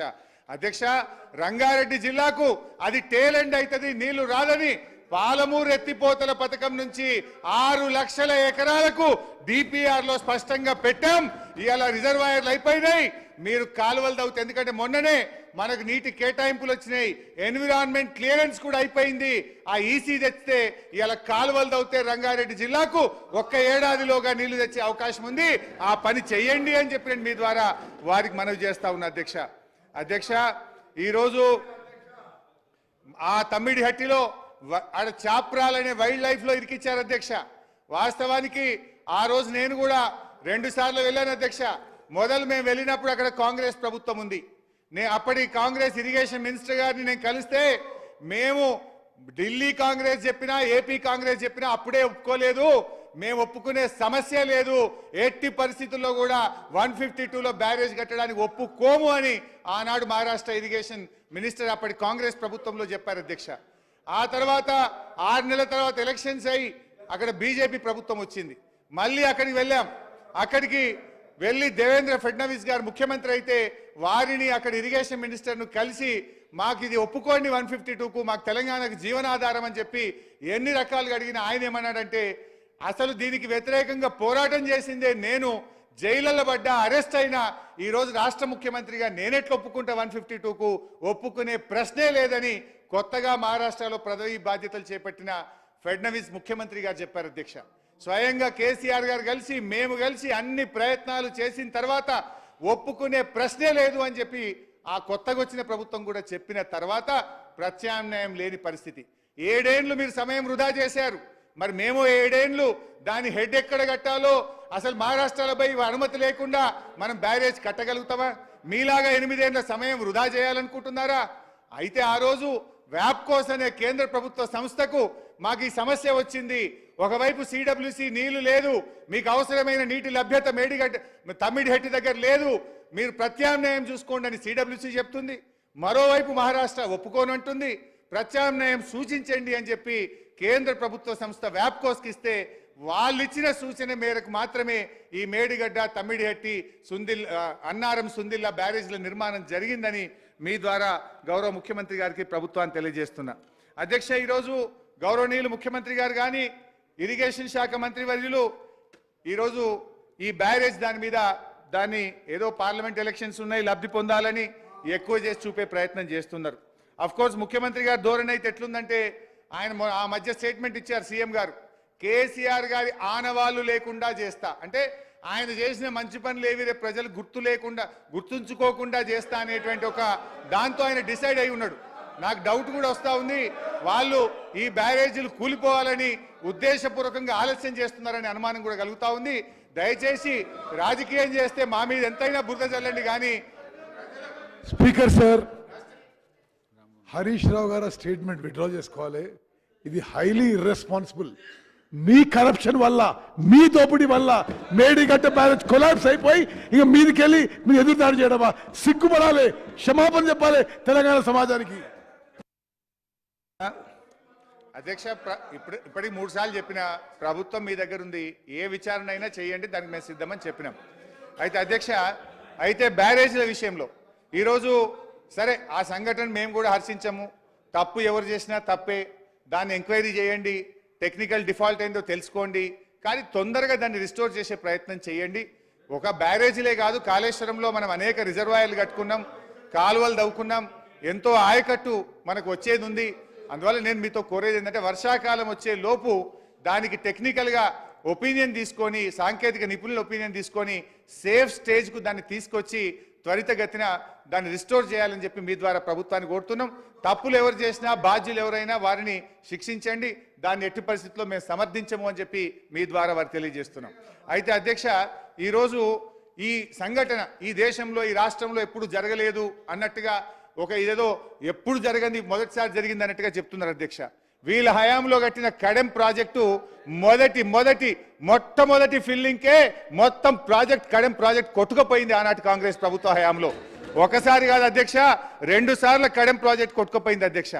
దేవాదుల లిఫ్ట్ ఇరిగేషన్ స్టార్ట్ చేస్తే ఇగో పైపులు పటాకుల్లాగా పేలిపోయి దేవాదుల పైపులు ఆనాటి కాంగ్రెస్ ప్రభుత్వ హయాంలో నీళ్ళన్నీ పొలాలలోకి వెళ్ళి రైతులకు ఎంత నష్టం జరిగిందో చెప్తున్నా అధ్యక్ష ఆనాడు వైఎస్ రాజశేఖర రెడ్డి గారు ముఖ్యమంత్రిగా ఉన్నప్పుడు పంజాగుట్టలో కడుతున్నటువంటి ఫ్లైఓవర్ అది కట్టక ముందే కడుతుండగానే ఆ ఫ్లైఓవర్ కూలిపోయి చాలా మంది చనిపోయినటువంటి విషయాన్ని మీ ద్వారా గుర్తు చేస్తా ఉన్నా. అదేవిధంగా దేవాదుల ఫేజ్ 3లో టనల్ కూలిపోయి 3 చనిపోవడమే కాకుండా ఆ టనల్ మొత్తం ఎంత దెబ్బతిన్నదో కూడా మీకు గుర్తు చేస్తా ఉన్నా. అదేవిధంగా ఈరోజు సింగూరు డ్యామ్ గేట్లు కొట్టుకుపోయినాయి, ఎల్లంపల్లి డ్యామ్ బండ్స్ స్పిల్వే కొట్టుకుపోయింది. అదే కాకుండా మన తాలిపేరు రిజర్వాయర్ ఖమ్మం జిల్లాలో 2 సార్లు కొట్టుకుపోయింది అధ్యక్ష. అదే కాకుండా వరంగల్లో పాలెం వాగు 2 సార్లు వరుసగా కొట్టుకుపోయింది అధ్యక్ష. ఆ రోజుల్లో పుట్టంగండి ఉదయం ముఖ్యమంత్రి గారు ప్రారంభిస్తే సాయంత్రానికి మొత్తం లీక్ అయిపోతే మోటార్లు బంద్ చేసినటువంటి పరిస్థితి అధ్యక్ష. సాత్నాల డ్యాము హెడ్ రెగ్యులేటర్ కూడా కొట్టుకుపోయింది అధ్యక్ష. మూసీ గేట్లు మీ ప్రభుత్వంలో కాంగ్రెస్ హయాంలో కూడా ఒకసారి కొట్టుకుపోయినటువంటి పరిస్థితి ఉంది అధ్యక్ష. కేంద్ర ప్రభుత్వ ఆధ్వర్యంలో కడుతున్న పోలవరంలో కూడా సిడబ్ల్యూసి ఆధ్వర్యంలో నిర్మాణం జరుగుతున్న పోలవరంలో కూడా డయాఫ్రేమ్ వాల్ కొట్టుకుపోయినటువంటి పరిస్థితి ఉంది. దురదృష్టకరం, కొన్ని సందర్భాల్లో ఇటువంటి సంఘటనలు జరుగుతాయి. దానికి విచారణ జరపాలి, రిస్టోర్ చేయాలి, రైతులకు మేలు చేయాలి, రైతుల ప్రయోజనాలు దెబ్బతినకుండా కాపాడాల్సినటువంటి బాధ్యత ఇవాళ ప్రభుత్వాల మీద ఉంటుందని చెప్పి నేను మీ ద్వారా వారికి తెలియజేస్తున్నా అధ్యక్ష. ఎక్కడ సార్ నన్ను ఎన్నిసార్లు డిస్టర్బ్ చేస్తే ఇప్పుడు వారికి చెప్పిన నేను ఇప్పటిదాకా ఇప్పుడు నేను ఏం చేయాలి? ఒక్కొక్క మంత్రి గారికి రిప్లై ఇచ్చుకుంటే అవుతుంది. అసలు వైట్ పేపర్ నాకు కాగితం ముట్టలే, ఇప్పుడే ముడుతుంది కదా. ఒకటే నిమిషం, ఇప్పుడు just I'm starting. Harish Rao గారు అధ్యక్ష 11:40కి మీరు ఏమింకా నన్ను అట్లా ఎందుకు అట్లా చేస్తావు? హరీష్ రావు గారు 11:40కి మీరు స్టార్ట్ చేసిండ్రు. 40 మినిట్స్ ఒక నిమిషం 40 మినిట్స్ డిస్టర్బెన్స్ అయింది. 1 hour 20 minutes మీరు మాట్లాడింది. 1 hour 20 minutes మాట్లాడింది. రాజేశ్వరరావు గారు కూర్చోండి, నేను చెప్పింది వినండి. 2 గంటల్లో 40 minutes డిస్టర్బెన్స్ అయింది. 1 hour 20 minutes మాట్లాడిండు. మాట్లాడండి. అధ్యక్ష ఈరోజు సరే వీళ్ళు ఏంటంటే మా మీద ఒక బురద జల్లాలనే ఉద్దేశంతో ఒక ప్రయత్నం కంటిన్యూస్గా చేస్తూ ఉన్నారు అధ్యక్ష. కానీ ప్రజల అనుభవంలో ఉంది అధ్యక్ష. పండిన పంట సాక్ష్యం, పెరిగిన సాగు విస్తీర్ణం సాక్ష్యం, ఇవన్నీ కూడా ప్రజల స్వీయ అనుభవాల్లో ఉన్నాయి అధ్యక్ష. మీరు అసెంబ్లీలో మా మీద బురద జల్లినంత మాత్రాన ప్రజలకు అంతిమంగా నీళ్ళు వచ్చినాయా లేవా, పంట పండిందా లేదా అనేది రాష్ట్ర రైతులు గమనిస్తారు అధ్యక్ష. ఈ ప్రభుత్వం ఇవాళ మేము వచ్చిన తర్వాత అధ్యక్ష ఆనాటి కాంగ్రెస్ ప్రభుత్వాలు చెరువులను పట్టించుకోకపోవడం వల్ల చెరువులన్నీ కూడా చిన్న వర్షానికే తెగిపోయేటువంటి పరిస్థితి ఉండే. కాకతీయుల వారసత్వ సంపదగా వచ్చినటువంటి ఆ చెరువులను గత ప్రభుత్వాలు పట్టించుకోకపోతే మేము మిషన్ కాకతీయ అనేటువంటి ఒక కార్యక్రమం ద్వారా రాష్ట్రంలోని చెరువులన్నీ కూడా పునరుద్ధరించేటువంటి కార్యక్రమం చేశాం. ఆ మిషన్ కాకతీయను అధ్యక్ష మ్యాక్సెసే అవార్డు గ్రహీత రాజేంద్ర ప్రసాద్ గారు మెచ్చుకున్నారు, ఎంఎస్ స్వామినాథన్ గారు మెచ్చుకున్నారు, మన హైకోర్టు చీఫ్ జస్టిస్ గారు మెచ్చుకున్నారు. అమెరికాలోని మిచిగాన్ యూనివర్సిటీ, చికాగో యూనివర్సిటీ కూడా వచ్చి స్టడీ చేసి ఈ కార్యక్రమాన్ని అభినందించినటువంటి విషయాన్ని మీ ద్వారా గౌరవ సభ్యులకు తెలియజేస్తా ఉన్నా అధ్యక్ష. మిషన్ కాకతీయ ప్రోగ్రాం 4 ఏళ్లలో యుద్ధ ప్రాతిపదికన చేస్తే 15 లక్షల ఎకరాల ఆయకట్టు స్థిరీకరణ జరిగింది. ఇలా రైతులకు మేలు జరిగింది. 15 లక్షల ఎకరాల్లో ఆయకట్టు పెరగడమే కాదు, మత్స్య సంపద పెరిగింది, భూగర్భ జలాలు కూడా పెరిగి రైతులకు ఎంతగానో మేలు జరిగింది అధ్యక్ష. ఉదాహరణకు అధ్యక్ష, గతంలో ఒక చిన్న వర్షం పట్టే చెరువులు ఎట్లా తెగినాయి, ఇప్పుడు మిషన్ కాకతీయ తర్వాత చెరువులు తెగడం ఎట్లా తగ్గిందో కూడా నేను వివరాలతో సహా కూడా చెప్పగలుగుతా అధ్యక్ష. 2009లో 1107 చెరువులు తెగినాయి. 2010లో 4251 చెరువులు తెగాయి. 2011లో అది డ్రాటు 393, 2012లో 659, 2013లో 1868. ఇట్లా వేల సంఖ్యలో వర్షాలు బట్టి ఆ రోజుల్లో చెరువులు తెగేది. మిషన్ కాకతీయ తర్వాత ఎప్పుడు కూడా అది 3 డిజిట్ దాటలేదు. ఎంత వర్షాలు పడ్డా కూడా చక్కగా మరి ఆ చెరువుల్ని కాపాడినాం, రిస్టోర్ చేసినాం. కనుక రైతాంగానికి నీళ్లు వచ్చినాయి, పశుపక్షాదులకు కూడా నీళ్లు దొరికినాయి, భూగర్భ జలాలు పెరిగినాయి, మంచి పంటలు కూడా పండినాయి అధ్యక్ష. ఇవే కాకుండా అధ్యక్ష, గత ప్రభుత్వాల హయాంలో మన కాంగ్రెస్ ప్రభుత్వ పెద్దలు ఆ రోజుల్లో ఏముండేదంటే కాలువల ద్వారా అంటే ప్రాజెక్టుల కాలువల ద్వారా చెరువులకు నీళ్ళు ఇవ్వద్దు అనే ఒక నిబంధన ఉండేది. ఆ రోజు వీళ్ళు ఎవరు మాట్లాడే వాళ్ళు కాదు. ఎందుకంటే చెరువులు మనం ఎక్కువ నీళ్లు డ్రా చేస్తే కిందికి కృష్ణాకో డెల్టాకో వాళ్ళకి నీళ్ళు తక్కువ పోతాయని బాధ ఉండేది. ఆ రోజుల్లో మరి అవకాశం లేకపోతే మన కేసీఆర్ గారి ప్రభుత్వం, కేసీఆర్ గారి నిర్ణయం తీసుకొని ఈ రాష్ట్రంలో అన్ని చెరువులకు కూడా తూములు పెట్టండి, ప్రాజెక్టులతో లింక్ చేయండి అని చెప్పి నిర్ణయం తీసుకొని 6260 చెరువులను ప్రాజెక్టులతో అనుసంధానం చేయడం ద్వారా మరి బ్రహ్మాండమైనటువంటి పంటలు పండినాయి. ఆనాడు చెరువులకు నీళ్లు ఇవ్వడం అంటే నేరం. కేసీఆర్ గారి హయాంలో ప్రాజెక్టుల నుంచి చెరువులకు నీళ్లు ఇవ్వడం ఒక వరంగా మారిందని చెప్పి మీకు తెలియజేస్తా ఉన్నా అధ్యక్ష. ఈ చెక్ డ్యాంల నిర్మాణం రాష్ట్రంలో దాదాపు 1402 చెక్ డ్యాంలను మరి మా ప్రభుత్వం మంజూరు చేసి నిర్మించడం వల్ల రాష్ట్రంలో దాదాపు ప్రత్యక్షంగా పరోక్షంగా 4 నుంచి 5 లక్షల ఎకరాలకు సాగునీరు అందింది. భూగర్భ జలాలు పెరిగి ఎంతో మేలు జరిగింది అధ్యక్ష. అదేవిధంగా గతంలో కట్టిన ప్రాజెక్టులకు మరి కాలువలు సరిగ్గా మెయింటెనెన్స్ లేక అప్పటి ప్రభుత్వాలు పట్టించుకోకపోక కాలువలలో చెట్లు మొలిచి పగుళ్ళు ఏర్పడ్డటువంటి పరిస్థితి, చివరి ఆయకట్టుకు నీళ్లు రానటువంటి పరిస్థితి. దాదాపు మరి ఐపీ క్రియేటెడ్ ఐపీ యూటిలైజ్డ్ మధ్య 40% గ్యాప్ ఉందని చెప్పి మేము గుర్తించాం. పేరుకు ఎస్ఆర్ఎస్పి 9 లక్షల ఎకరాలు, కానీ ఎన్నడూ 6 లక్షల ఎకరాలు పారినటువంటి పరిస్థితి లేదు. దాన్ని గమనించి ప్రభుత్వం ఏం చేసిందంటే ఈ కెనాల్స్ అన్ని కూడా మేము మోడర్నైజేషన్ చేయాలని SRSP canals, Nagarjuna Sagar canals, Nizam Sagar, Rajoli బండ, గణపురం ఆనకట్టు, సదర్మాట్, మూసి, సాత్నాల, చెలిమలవాగు, స్వర్ణ, నల్లవాగు, శనిగరం ప్రాజెక్ట్ వీటి కాలువలన్నీ కూడా ఆధునీకరించి చివరి ఆయకట్టుకు నీళ్లు పోయే విధంగా మా ప్రభుత్వం కృషి చేసింది అధ్యక్ష. అంతేకాకుండా అధ్యక్ష, ఇవాళ ఆయకట్టు విషయంలో కూడా మా ప్రభుత్వం వచ్చిన తర్వాత వచ్చిన ఆయకట్టు అధ్యక్ష, మేజర్ ఇరిగేషన్లో 14,46,000, మీడియం ఇరిగేషన్లో 59,000, మైనర్ ఇరిగేషన్లో ఆదిలాబాద్ జిల్లాలో కట్టిన కొత్త చెరువులు ఇతర జిల్లాలో వచ్చినాయి కలిపి 60,000, టీఎస్ఐడిసి ద్వారా 1,58,000, మొత్తం 17,24,000 ఎకరాలకు కొత్త ఆయకట్టు మేము క్రియేట్ చేయడం జరిగింది. మరి గతంలో అదేవిధంగా స్టెబిలైజేషన్ అధ్యక్ష, అంటే ఏదైనా ప్రాజెక్టులో నీళ్లు తక్కువ పడ్డప్పుడు మనం సప్లిమెంట్ చేసే దాన్ని స్టెబిలైజేషన్ అంటాం. దాదాపు 30 లక్షల ఎకరాలకు స్టెబిలైజేషన్ అంటే మిషన్ కాకతీయలోనే 15 లక్షలు వచ్చింది. మిగతా ప్రాజెక్టుల ద్వారా మరో 15 లక్షలు కలిపి 30 లక్షల ఎకరాలు స్టెబిలైజేషన్ చేశాం. అంటే 17,24,000 ఎకరాల కొత్త ఆయకట్టు, 30 లక్షల ఎకరాలు స్టెబిలైజేషన్ చేశాం.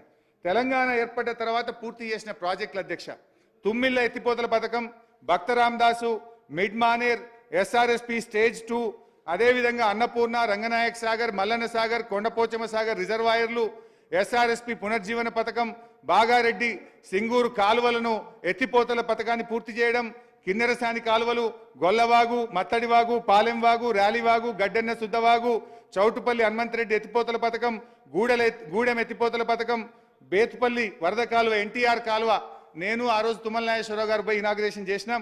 ఎన్టీఆర్ కాలువ, గట్టు పొడిచిన వాగు, అదేవిధంగా సమ్మక్క బ్యారేజు, ఇవన్నీ కూడా తెలంగాణ ప్రభుత్వంలో ఈ ప్రాజెక్టులన్నీ కూడా పూర్తి చేయడం జరిగింది అధ్యక్ష. ఇవి కాకుండా అధ్యక్ష, ఆనాడు గౌరవెల్లి రిజర్వాయర్ పూర్తి చేసినాం, అంతే తప్ప నేను చదవలే కదా, మేము వీఆర్ జెన్యున్గానే చెప్తామన్నా, మీలాగా అట్లా చేయమని అధ్యక్ష. మరి గతంలో అధ్యక్ష ఒక చిన్న కంపారిజన్ కూడా గౌరవ సభ్యులు గమనించాలి అధ్యక్ష. ఆ రోజు కాంగ్రెస్ ప్రభుత్వం 10 ఏళ్లలో, అరే మీకు టైం వచ్చినప్పుడు మాట్లాడండి బ్రదర్, మీకు టైం వచ్చినప్పుడు మాట్లాడండి. కాంగ్రెస్ ప్రభుత్వం 10 ఏళ్లలో, ఒక్క నిమిషం అన్న, ఒక్క నిమిషం ప్లీజ్, నేను ఐఎమ్ నాట్ ఈల్డింగ్ సార్. గత కాంగ్రెస్ ప్రభుత్వం 10 ఏళ్లలో జలయజ్ఞం పేరు మీద అప్పుడు ప్రాజెక్టులు స్టార్ట్ చేసినారు అధ్యక్ష. మన తెలంగాణలో జలయజ్ఞంలో ఆ రోజు 19 భారీ ప్రాజెక్టులు, 12 మధ్య తరహా ప్రాజెక్టులు, 2 ప్రాజెక్టుల ఆధునీకరణ అండ్ వరంగల్ ఖమ్మం జిల్లాలో గోదావరి కరకట్టల నిర్మాణం, మొత్తం 35 పనులు ఆ రోజు ప్రాజెక్టులు తెలంగాణలో శాంక్షన్ చేసినారు అధ్యక్ష. ఈ 35 ప్రాజెక్టులు స్టార్ట్ చేస్తే 10 ఏళ్లలో ఒక్క ప్రాజెక్ట్ అన్న పూర్తి చేసినారా అని చెప్పి నేను అడుగుతా ఉన్నా. ఎక్సెప్ట్ మన గుత్పా అలీసాగర్ లిఫ్ట్, అది 90% గత తెలుగుదేశం ప్రభుత్వ హయాంలో మంజూరై 90% పూర్తయితే ఆ 10% పనిని పూర్తి చేసి అది నీళ్లు సప్లిమెంటేషన్ కొత్త ఆయకట్టు కూడా కాదు, ఒక్క గుత్పా అలీసాగర్ తప్ప జలయజ్ఞంలో స్టార్ట్ చేసినటువంటి 35 ప్రాజెక్టులలో ఒక్క ప్రాజెక్ట్ అన్న పూర్తి చేశారని మీ ద్వారా నేను అడుగుతా ఉన్నాను అధ్యక్ష. అధ్యక్ష అధ్యక్ష సార్, గౌరవ శాసనసభ్యులను కోరుతా ఉన్నాం అధ్యక్ష. ఈరోజు 2007లో మొదలు పెడితే 14 వరకు దరిదాపు ఏ ప్రాజెక్టులు అయితే సంకల్పన చేసినారో వారికి ఎన్వైరన్మెంటల్ క్లియరెన్స్ విషయంలో కానీ, డిపిఆర్కు సంబంధించిన అంశం విషయంలో కానీ, హెడ్ వర్క్ చేపట్టడంలో కానీ యుద్ధ ప్రతిపాదికన ఆ రోజు ఒక కార్యాచరణ తీసుకొని ముందుకు నడవటం జరిగింది. సో ఒక్కటి చేయలేదు. ఈరోజు నేను చెప్తాను, శ్రీపాద ఎల్లంపల్లి ప్రాజెక్టు 99% కంప్లీట్ అయిపోయి ఈరోజు గౌరవల్లి రిజర్వాయర్కి సంబంధించి కానీ, ఈరోజు మా లక్ష్మణ్ కుమార్ గారు మాట్లాడే ఆ ప్రాజెక్ట్ కానీ, మా దగ్గర ఉన్న చిన్న కాళేశ్వరం ప్రాజెక్ట్ విషయంలో ఎవరు నిర్లక్ష్యం వహించిండ్రు, ఎవరు ఈ బాధ్యతను వహించాలి? ఈరోజు మొత్తం అధ్యక్ష మా సభ్యులు అందుకోసమే నిన్న కోరటం జరిగింది అధ్యక్ష. అందరు సభ్యులకు సంబంధించి గోదావరి కృష్ణా నదులపై ఈరోజు మా రాజగోపాల్ రెడ్డి గారు అడిగారు, వారికి సంబంధించి వారి నియోజకవర్గానికి సంబంధించిన సాగునీటికి సంబంధించి ప్రాజెక్టుకు సంబంధించి డెండి ప్రాజెక్టుకు సంబంధించిన అంశాలు ఇట్లా అన్ని నియోజకవర్గాల్లో కూడా మేము మొదలు పెడితే కావాలని ఈరోజు దాన్ని ఆపు చేసి కాంగ్రెస్ పార్టీ ప్రభుత్వం మొదలుపెట్టిన అన్ని ప్రాజెక్టులను కూడా పూర్తి కాకుండా చూడాలని ఒక భావనతో వారు వెళ్ళటం జరిగింది. ఈరోజు మేము చెప్తా ఉన్నాం, మాకు బేషిజాలు లేవు. ముఖ్యమంత్రి గారు కూడా మనం చెప్పారు, ఈరోజు ఏదైనా మంచి పని గత ప్రభుత్వాలు చేపడితే దాన్ని ఇంకా మెరుగైన రీతిలో తీసుకుపోయే ప్రయత్నం చేస్తాము. ఎక్కడైనా తప్పిదాలు జరిగితే క్షుణ్ణంగా పరిశీలన చేస్తాం, విచారణ జరుపుతాం, కఠినమైన చర్యలు తీసుకుంటామని ముఖ్యమంత్రి గారు చెప్పారు. బేషిజా లేని ప్రభుత్వం మాది.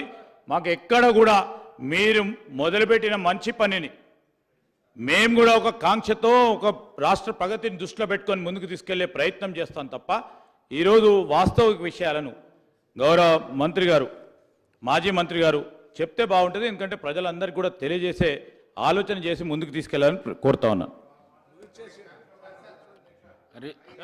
హరీష్ రావు గారు, ఐ అప్రిషియేట్ శ్రీధర్ బాబు గారు. హరీష్ రావు గారు, ఐ అప్రిషియేట్ శ్రీధర్ బాబు హరీష్ రావు గారు, శ్రీధర్ దయచేసి కన్క్లూడ్ చేయండి.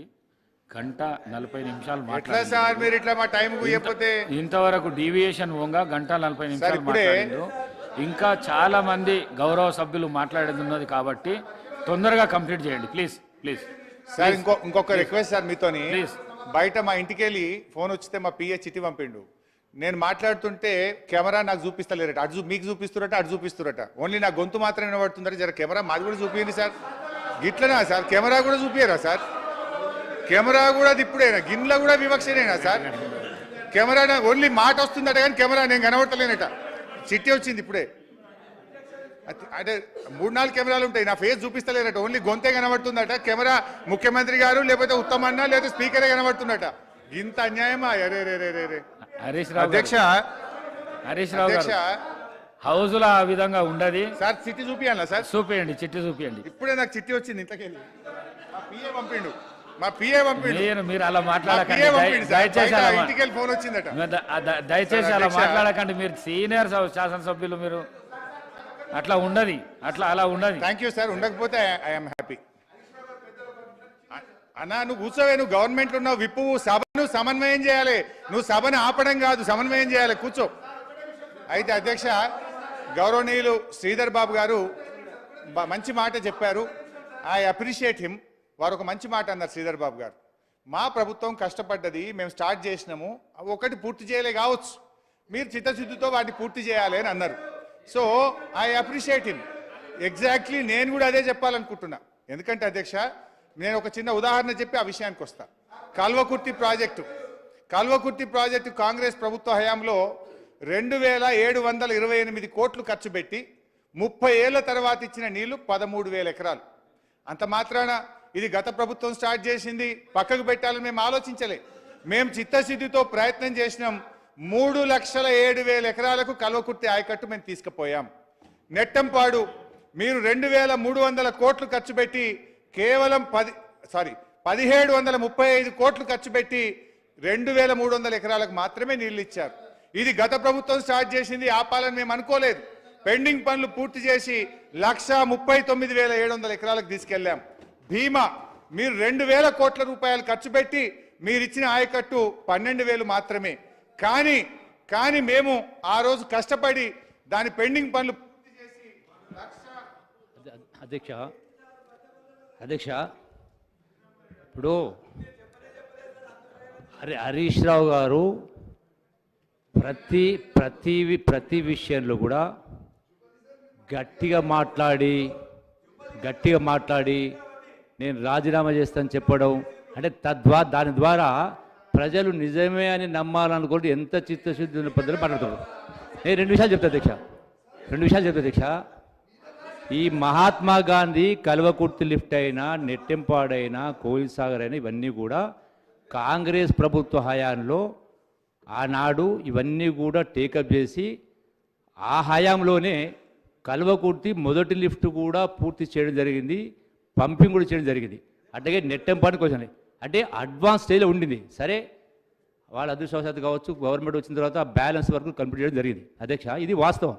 అట్లాగే దబాయించి మాట్లాడేసి నేను ఛాలెంజ్ ఒక విషయం ఇంతసేపు ఏం మాట్లాడినారు మా గౌరవ ముఖ్యమంత్రి గారు మాట్లాడినప్పుడు కానీ అట్లాగే గౌరవ ఇరిగేషన్ శాఖ మంత్రులు మాట్లాడినప్పుడు నేను ఛాలెంజ్ చేస్తా అంటే శుద్ధ పూస మాదిరిగా చిత్తశుద్ధి ఉన్నట్టుగా జాతిగా మాట్లాడు. అదే అధ్యక్ష ఒకటే మాట చెప్తా అధ్యక్ష, నేను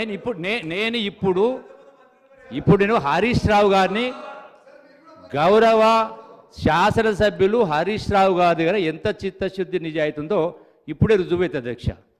మళ్ళీ నేను మాట్లాడిన తర్వాత నిజంగా రాజీనామా చేస్తారా ఒప్పుకుంటారో తెలియాలి అధ్యక్ష. ఎక్కడ అవినీతి జరగలేదని మాట్లాడినారు మా సభ్యులు అందరూ గౌరవ ముఖ్యమంత్రి మాట్లాడారు. అవినీతి జరిగింది కనుక ఆత్మసాక్షిగా చెప్పాలి అధ్యక్ష. మొత్తం 1,80,000 కోట్ల రూపాయల టెండర్ పిలిచిన అధ్యక్ష. ఇరిగేషన్ ప్రాజెక్టులో 1,80,000 కోట్ల రూపాయల టెండర్ పిలిచారు. దానికి ఆనాడు వారే ఇరిగేషన్ శాఖ మంత్రులు. నేను స్పష్టంగా చదువుతా అధ్యక్ష, ఒకసారి వినండి అధ్యక్ష. ఇదే ప్రాజెక్టులో 4,000 అంటే మొత్తం 300 టెండర్స్ ఉన్నాయి అధ్యక్ష. ఈ 300 టెండర్లో కూడా ప్రతి టెండర్లో కూడా అంటే ఆన్లైన్ అంటే జనరల్గా ఎక్కడేదో వరకు తెలియదు. ఆన్లైన్ అంటే సీక్రెట్ టెండర్ చేసిన సందర్భంలో ఎట్లా కలబడ్డదా ఈ కాంట్రాక్టర్లకు ప్రతి ఒక్కరు కూడా మొత్తం 300 టెండర్లో అందరూ కూడా 1% లెస్ అంటే ఒకడు 0.1, ఒకడు 0.5, ఒకడు 0.6, మొత్తం కూడా లెస్ దాన్ 1%. మీ ఉదాహరణ చెప్తుంది. ఇక ఈ టెండర్లో ప్యాకేజీలో నెంబర్ 1 సీరియల్ నెంబర్ 4,191,000 కోట్ల టెండర్, దీనిలో 0.1 లెస్ పర్సెంటేజ్. అట్లాగే ఇంకో టెండర్ 4,018 కోట్లు, దీనిలో 0.6 మైనస్. ఇంకొకటి 3,224 కోట్లు, ఇందులో మైనస్ కూడా 0.5 మైనస్. ఇట్లా అంటే ప్రతి ఒకటి అధ్యక్ష నేను లిస్ట్ ఇస్తా ఉన్నా. 300 టెండర్లు, 1,80,000 కోట్ల రూపాయల టెండర్లు. ప్రతి టెండర్ కూడా 5 మంది 10 మంది కాంట్రాక్టర్లు వేస్తే ఎట్లా వీళ్ళకి కలబడ్డదా? ప్రతి ఒక్కరు కూడా ఎట్లా లెస్ చేసిండ్రు? 1% లోపలనే. గతంలో అధ్యక్ష ఇదే ఇరిగేషన్ టెండర్లో కాంపిటేటివ్ టెండర్ పోతే 50%, 60% లెస్ అయిపోయినాయి. ఈ రోజున నేషనల్ హైవే జరుగుతూ ఉంది కల్వకుర్తి టు నంద్యాల వరకు. అది దాంట్లో కాంక్రీట్ ఉంది, సిమెంట్ వర్క్ ఉంది, బీటీ వర్క్ ఉంది. అయినా కూడా 38% లెస్ జరుగుతూ ఉంది. ఇక్కడ టోటల్గా మట్టి పనులు అయినా కూడా ఎందుకు ఈ ప్రకారం జరిగింది? దీని అర్థమైంది, లోగుట్టేంది? లోగుట్టు పెరుమాళకెళ్ళి అన్నట్టుగా ఆ లోగుట్టు హరీష్ రావుకు కేసీఆర్ తెలియదు అధ్యక్ష. చెప్పమని ఆత్మహత్యకి ఇప్పుడు రాజీనామా చేయండి, అబద్ధంగా చెప్పండి, ఇది రుజువు చేయండి. ఇప్పుడు వాస్తవం కాదా ఇది? ఎట్లా తప్పించుకుంటారు? గట్టిగా మాట్లాడిన పాత్రనా నేను రాజీనామా చేస్తాను చిత్తశుద్ధి చేయి మరి. అబద్ధం నిజం కాదా ఇది? ఇది కాదా? ఇది నీకని చేసింది మీరు కాదా? ఏమధ్యక్ష ఇది? 100కు 100% ఆత్మ అనేది ఉంటే, నిజాయితీలు ఉంటే చెప్పు ఈరోజు మరి చేయి, రాజీనామా చేయి మరి. గొప్ప మాట్లాడేది కాదు కదా. మాట అధ్యక్ష నిజాయితీ ఎప్పుడైనా మాటలతోటి నమ్మించలేరు, చేసే ద్వారా. అట్లాగే కృష్ణా రివర్ బోర్డుకు సంబంధించి కూడా కృష్ణా నది జలాలను కూడా కేఆర్ఎంపీకి ఎట్లయితే అప్పగించా అది కూడా శుద్ధబద్ధం, 100% అప్పగించారు. సాక్ష్యాలు ఉన్నాయి, కాగితాలు ఉన్నాయి, అన్ని కూడా. గట్టిగా మాట్లాడితే మాత్రాన అబద్ధాలు నిజాలు కావు, నిజాలు అబద్ధాలు కావు అధ్యక్ష. ఇది వాస్తవం. Accept it. చేయి, ఇప్పుడు రాజధాని చేయి, రుజువు చేయి, కాదని రుజువు చేయి. మొత్తం తెలంగాణలో కాదు, యావత్ 4 కోట్ల ప్రజలు ఉన్నారు. ఎవరినో చెప్తారు ఇది ఎట్లా జరిగింది మరి? నిజం కాదా ఇది? ప్లీజ్ హరీష్ రావు గారు సమయం చెప్పండి, కన్క్లూడ్ చేయండి. సమయం చెప్పండి. 300 టెండర్లు అంటే ఎవరికి వాళ్ళు స్కోర్ చేసుకునే పరిస్థితిలో ఉన్నారు అధ్యక్ష. ఇదే ఇదే ఇదే ఇదే మంత్రి గారు ఆనాడు మా కేబినెట్ లో ఉన్నప్పుడు ఇదే అసెంబ్లీలో కాల్వకుర్తి ప్రాజెక్ట్ ను కాంగ్రెస్ పార్టీ పట్టించుకోలేదు అని ఈ అసెంబ్లీలో చాలా సార్లు మాట్లాడిండు ఆయన. కాంగ్రెస్ పార్టీ నిర్లక్ష్యం చేసిందని మాట్లాడిండు. కుర్చీ మారంగానే సీన్ మారింది అధ్యక్ష. ఏదో లెస్ టెండర్ 1% అంటుండు. మీ ప్రాణహిత చేవెళ్ల ప్రాజెక్ట్ లో అన్ని టెండర్లు 4% ఎక్సెస్. మరి అప్పుడేం జరిగింది అధ్యక్ష? దానికి సమాధానం చెప్పు. Every tender is +4%. అందరూ 4% పైన వేసి 28 ప్యాకేజీలు ఆ రోజు జరిగింది. దానికి సమాధానం చెప్పండి అధ్యక్ష. దాని మీద కావాలంటే రోజు డిస్కషన్ పెట్టండి, ఐ విల్ ఆన్సర్. అధ్యక్ష ఈరోజు ఒక విషయం ఏంటంటే అధ్యక్ష, మనము ఈనాడు అరే ముఖ్యమంత్రి గారు వ్యంగ్యం తగ్గించుకోండి, మీ గౌరవం పెంచుకోండి అధ్యక్ష. అధ్యక్ష ఈరోజు మరి నేనేమంటున్నా అంటే ఆనాడు 0.5% నుంచి 3.5% మొబిలైజేషన్ అడ్వాన్స్ పెంచి మరి టెండర్ కంటే టెండర్ల తర్వాత ఇష్టం ఉన్నట్టు మీరు జీవోలు ఇచ్చి అప్పటి ప్రభుత్వం పెంచితే దాని గురించి కూడా వైట్ పేపర్లో పెట్టి ఉంటే డెఫినెట్గా బాగుండేది ఈరోజు. కానీ మీ పద్ధతి ఎట్లుందంటే మా మీద ఏదో ఆరోపణలు చేసే విధంగా మరి వారు మాట్లాడడం అనేటువంటిది కరెక్ట్ కాదు అధ్యక్ష. నేను ఇంకా ఆ వివరాలకు పోతే చాలా ఇష్యూస్ ఉన్నాయి, నేను వాళ్ళకి పోవట్లేదు. కానీ అధ్యక్ష దాని మీద ఇంకో రోజు డిస్కషన్ పెడితే పెడదాం అధ్యక్ష. అయితే ఈ ప్రాజెక్టు కాస్ట్ పెరిగిందనే దాని మీద పదే మాట్లాడుతున్నారు అధ్యక్ష. ఈ దేశంలో కానీ ఈ రాష్ట్రంలో కానీ ఏ ప్రాజెక్ట్ కాస్ట్లు ఎట్లా పెరుగుతున్నాయి, ఎందుకు పెరుగుతాయి అనేటువంటి విషయాన్ని కూడా ఈరోజు గమనించాల్సిన అవసరం ఉంది అధ్యక్ష. నాగార్జున సాగర్ ప్రాజెక్టు 1954లో 122 కోట్లతో నాగార్జున సాగర్ ప్రాజెక్టు ప్రారంభిస్తే అది పూర్తయినప్పుడు 1183 కోట్లు అయింది అధ్యక్ష. అంటే 9 రెట్లు 9 times Nagarjuna Sagar project cost పెరిగింది. ఎస్ఆర్ఎస్పి 40 కోట్లతో ఎస్ఆర్ఎస్పి ప్రాజెక్ట్ స్టార్ట్ చేస్తే అది పూర్తయ్యేసరికి 4300 కోట్లు అయింది. అంటే 107 రెట్లు పెరిగింది అధ్యక్ష. కాళేశ్వరం డబుల్ అయితే ఇంత లొల్లి పెడుతుండ్రు, మరి ఎస్ఆర్ఎస్పి 107 రెట్లు పెరిగింది. జూరాల 70 కోట్లతో స్టార్ట్ చేస్తే 1815 కోట్లు అయింది, 25 రెట్లు పెరిగింది అధ్యక్ష. పులిచింతల 565 కోట్లతో స్టార్ట్ చేస్తే 1816 కోట్లకు పెరిగింది అధ్యక్ష. సింగూరు 29 కోట్లతో స్టార్ట్ చేస్తే 169 కోట్లకు పెరిగింది అధ్యక్ష. ఇంకో విషయం కూడా ఇక్కడ గమనించాలి అధ్యక్ష, వీళ్ళేదో ఇంత ఖర్చు పెట్టినాను. ఇవాళ సింగూరు డ్యాము 25 టీఎంసీల అధ్యక్ష. 25 టీఎంసీల సింగూరు డ్యాము ఆ రోజు 169 కోట్లకు పూర్తయింది. ఇవాళ ఇదే సింగూరు డ్యామ్ కట్టాలంటే అధ్యక్ష కనీసం 4000 కోట్ల రూపాయలు అవుతాయి. అంటే నేను అనేది ఏంటంటే దయచేసి మీరు గమనించాల్సింది ప్రాజెక్టులు రేట్లు పెరిగినాయి. ఆ రోజు మీరు ఉమ్మడి ఆంధ్రప్రదేశ్లో 1956 నుంచి 2014 దాకా అయిన ఖర్చు 54. నో సార్ అధ్యక్ష, ఇది టోటల్గా మిస్లీడ్ చేయటం అధ్యక్ష, హౌస్ని కానీ రాష్ట్రాన్ని కానీ టోటల్గా. ఎందుకంటే సరే ఆ ఉమ్మడి రాష్ట్రంలో అప్పుడు పిలిచినటువంటి ప్రాజెక్టులన్నీ ఈపీసీ కాంట్రాక్ట్ సిస్టమ్ ద్వారా పిలిచారు. పెరిగినా తగ్గినా రాష్ట్రానికి సంబంధం లేదు అధ్యక్ష. నేను అందుకే చెప్పింది, కేవలం 38,000 కోట్లతో అగ్రిమెంట్ చేసినటువంటి ప్రాణహిత చేవెళ్ల ప్రాజెక్ట్ని మనం రాష్ట్రం వచ్చిన తర్వాత కూడా కంటిన్యూ చేసుకుంటే ఖర్చు పెరగకుండా అదే డబ్బుతో అదే కాంట్రాక్టర్ విధానంతో కట్టి మనకు హ్యాండ్ ఓవర్ చేయాలి. కాంట్రాక్టరు మనకు హ్యాండ్ ఓవర్ చేయాలి. అలా చేపించుకోవడానికి అవకాశం ఉన్నదాన్ని రీడిజైన్ చేసి 1,74,000 కోట్లకి ఎందుకు పెంచారు అధ్యక్ష? రాజీవ్ సాగర్, ఇందిరా సాగర్లో కూడా ఈపీసీ కాంట్రాక్ట్ ఏది, దాంట్లో పెంచుకోవడానికి అవకాశం లేదు. ఈపీసీ కాంట్రాక్ట్ సిస్టంలో ధర పెరిగినా తగ్గినా రాష్ట్ర ప్రభుత్వానికి సంబంధం లేదు. ఆ కాంట్రాక్టర్ అగ్రిమెంట్ ప్రకారం ఆ దాంట్లో కట్టించి ప్రభుత్వానికి హ్యాండ్ ఓవర్ చేయాలి. అలా హ్యాండ్ ఓవర్ చేయించుకోవడానికి అవకాశం ఉన్నటువంటి రాజీవ్ సాగర్ ఇందిరాసాగర్ని కేవలం 1400 కోట్లతో అయ్యేదాన్ని ఎందుకు మీరు రీడిజైన్ చేసి 23,000 కోట్లు పెంచారనే కదా మేము పదే అడిగేది. ఇప్పుడు నువ్వు చెప్పేది కూడా అదే, పెరిగింది తర్వాత పెరుగుతుందంటే పెరగటానికి అవకాశం లేకుండా ఉన్నటువంటి ప్రాజెక్టుల్ని కావాలని మీరే రీడిజైన్ చేసి అడ్డగోలుగా పెంచేసుకొని రాష్ట్ర ఖజానా అంతా దోపిడీ చేసి మళ్ళీ ఇంకా తగుదనమ్మా అని చెప్తారేంటండి. రాష్ట్రం అంతా బ్లేటెంట్గా చూస్తుండే, ఆడ కాళేశ్వరం ఆడ పగిలిపోయింది స్పష్టంగా కనిపిస్తూ ఉండే.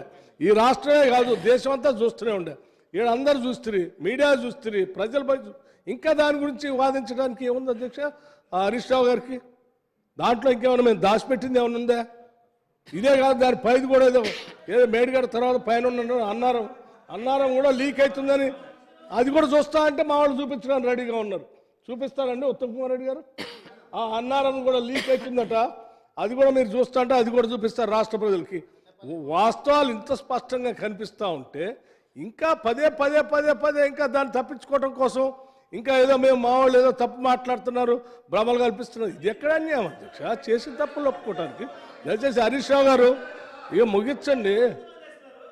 హరీష్ రావు గారు నేను ఒకటే విజ్ఞప్తి చేస్తున్నాను, ఏదో అయిపోయింది, మీరు తప్పులు చేశారు, ఇంజనీర్ లేకుండా మీరే రీడిజైన్ చేశారు, మీరే కుర్చీలు వేసి కట్టించారు, మీరే పైపులు తెచ్చారు, మీరే మోటార్లు తెచ్చారు, మీరే ఇంజన్లు బిగించారు, మొత్తం ఆ కాడికి వచ్చింది కనపడుతుందని ఒప్పుకొని సరిచేయండి అని అడగండి, ముగించండి దయచేసి.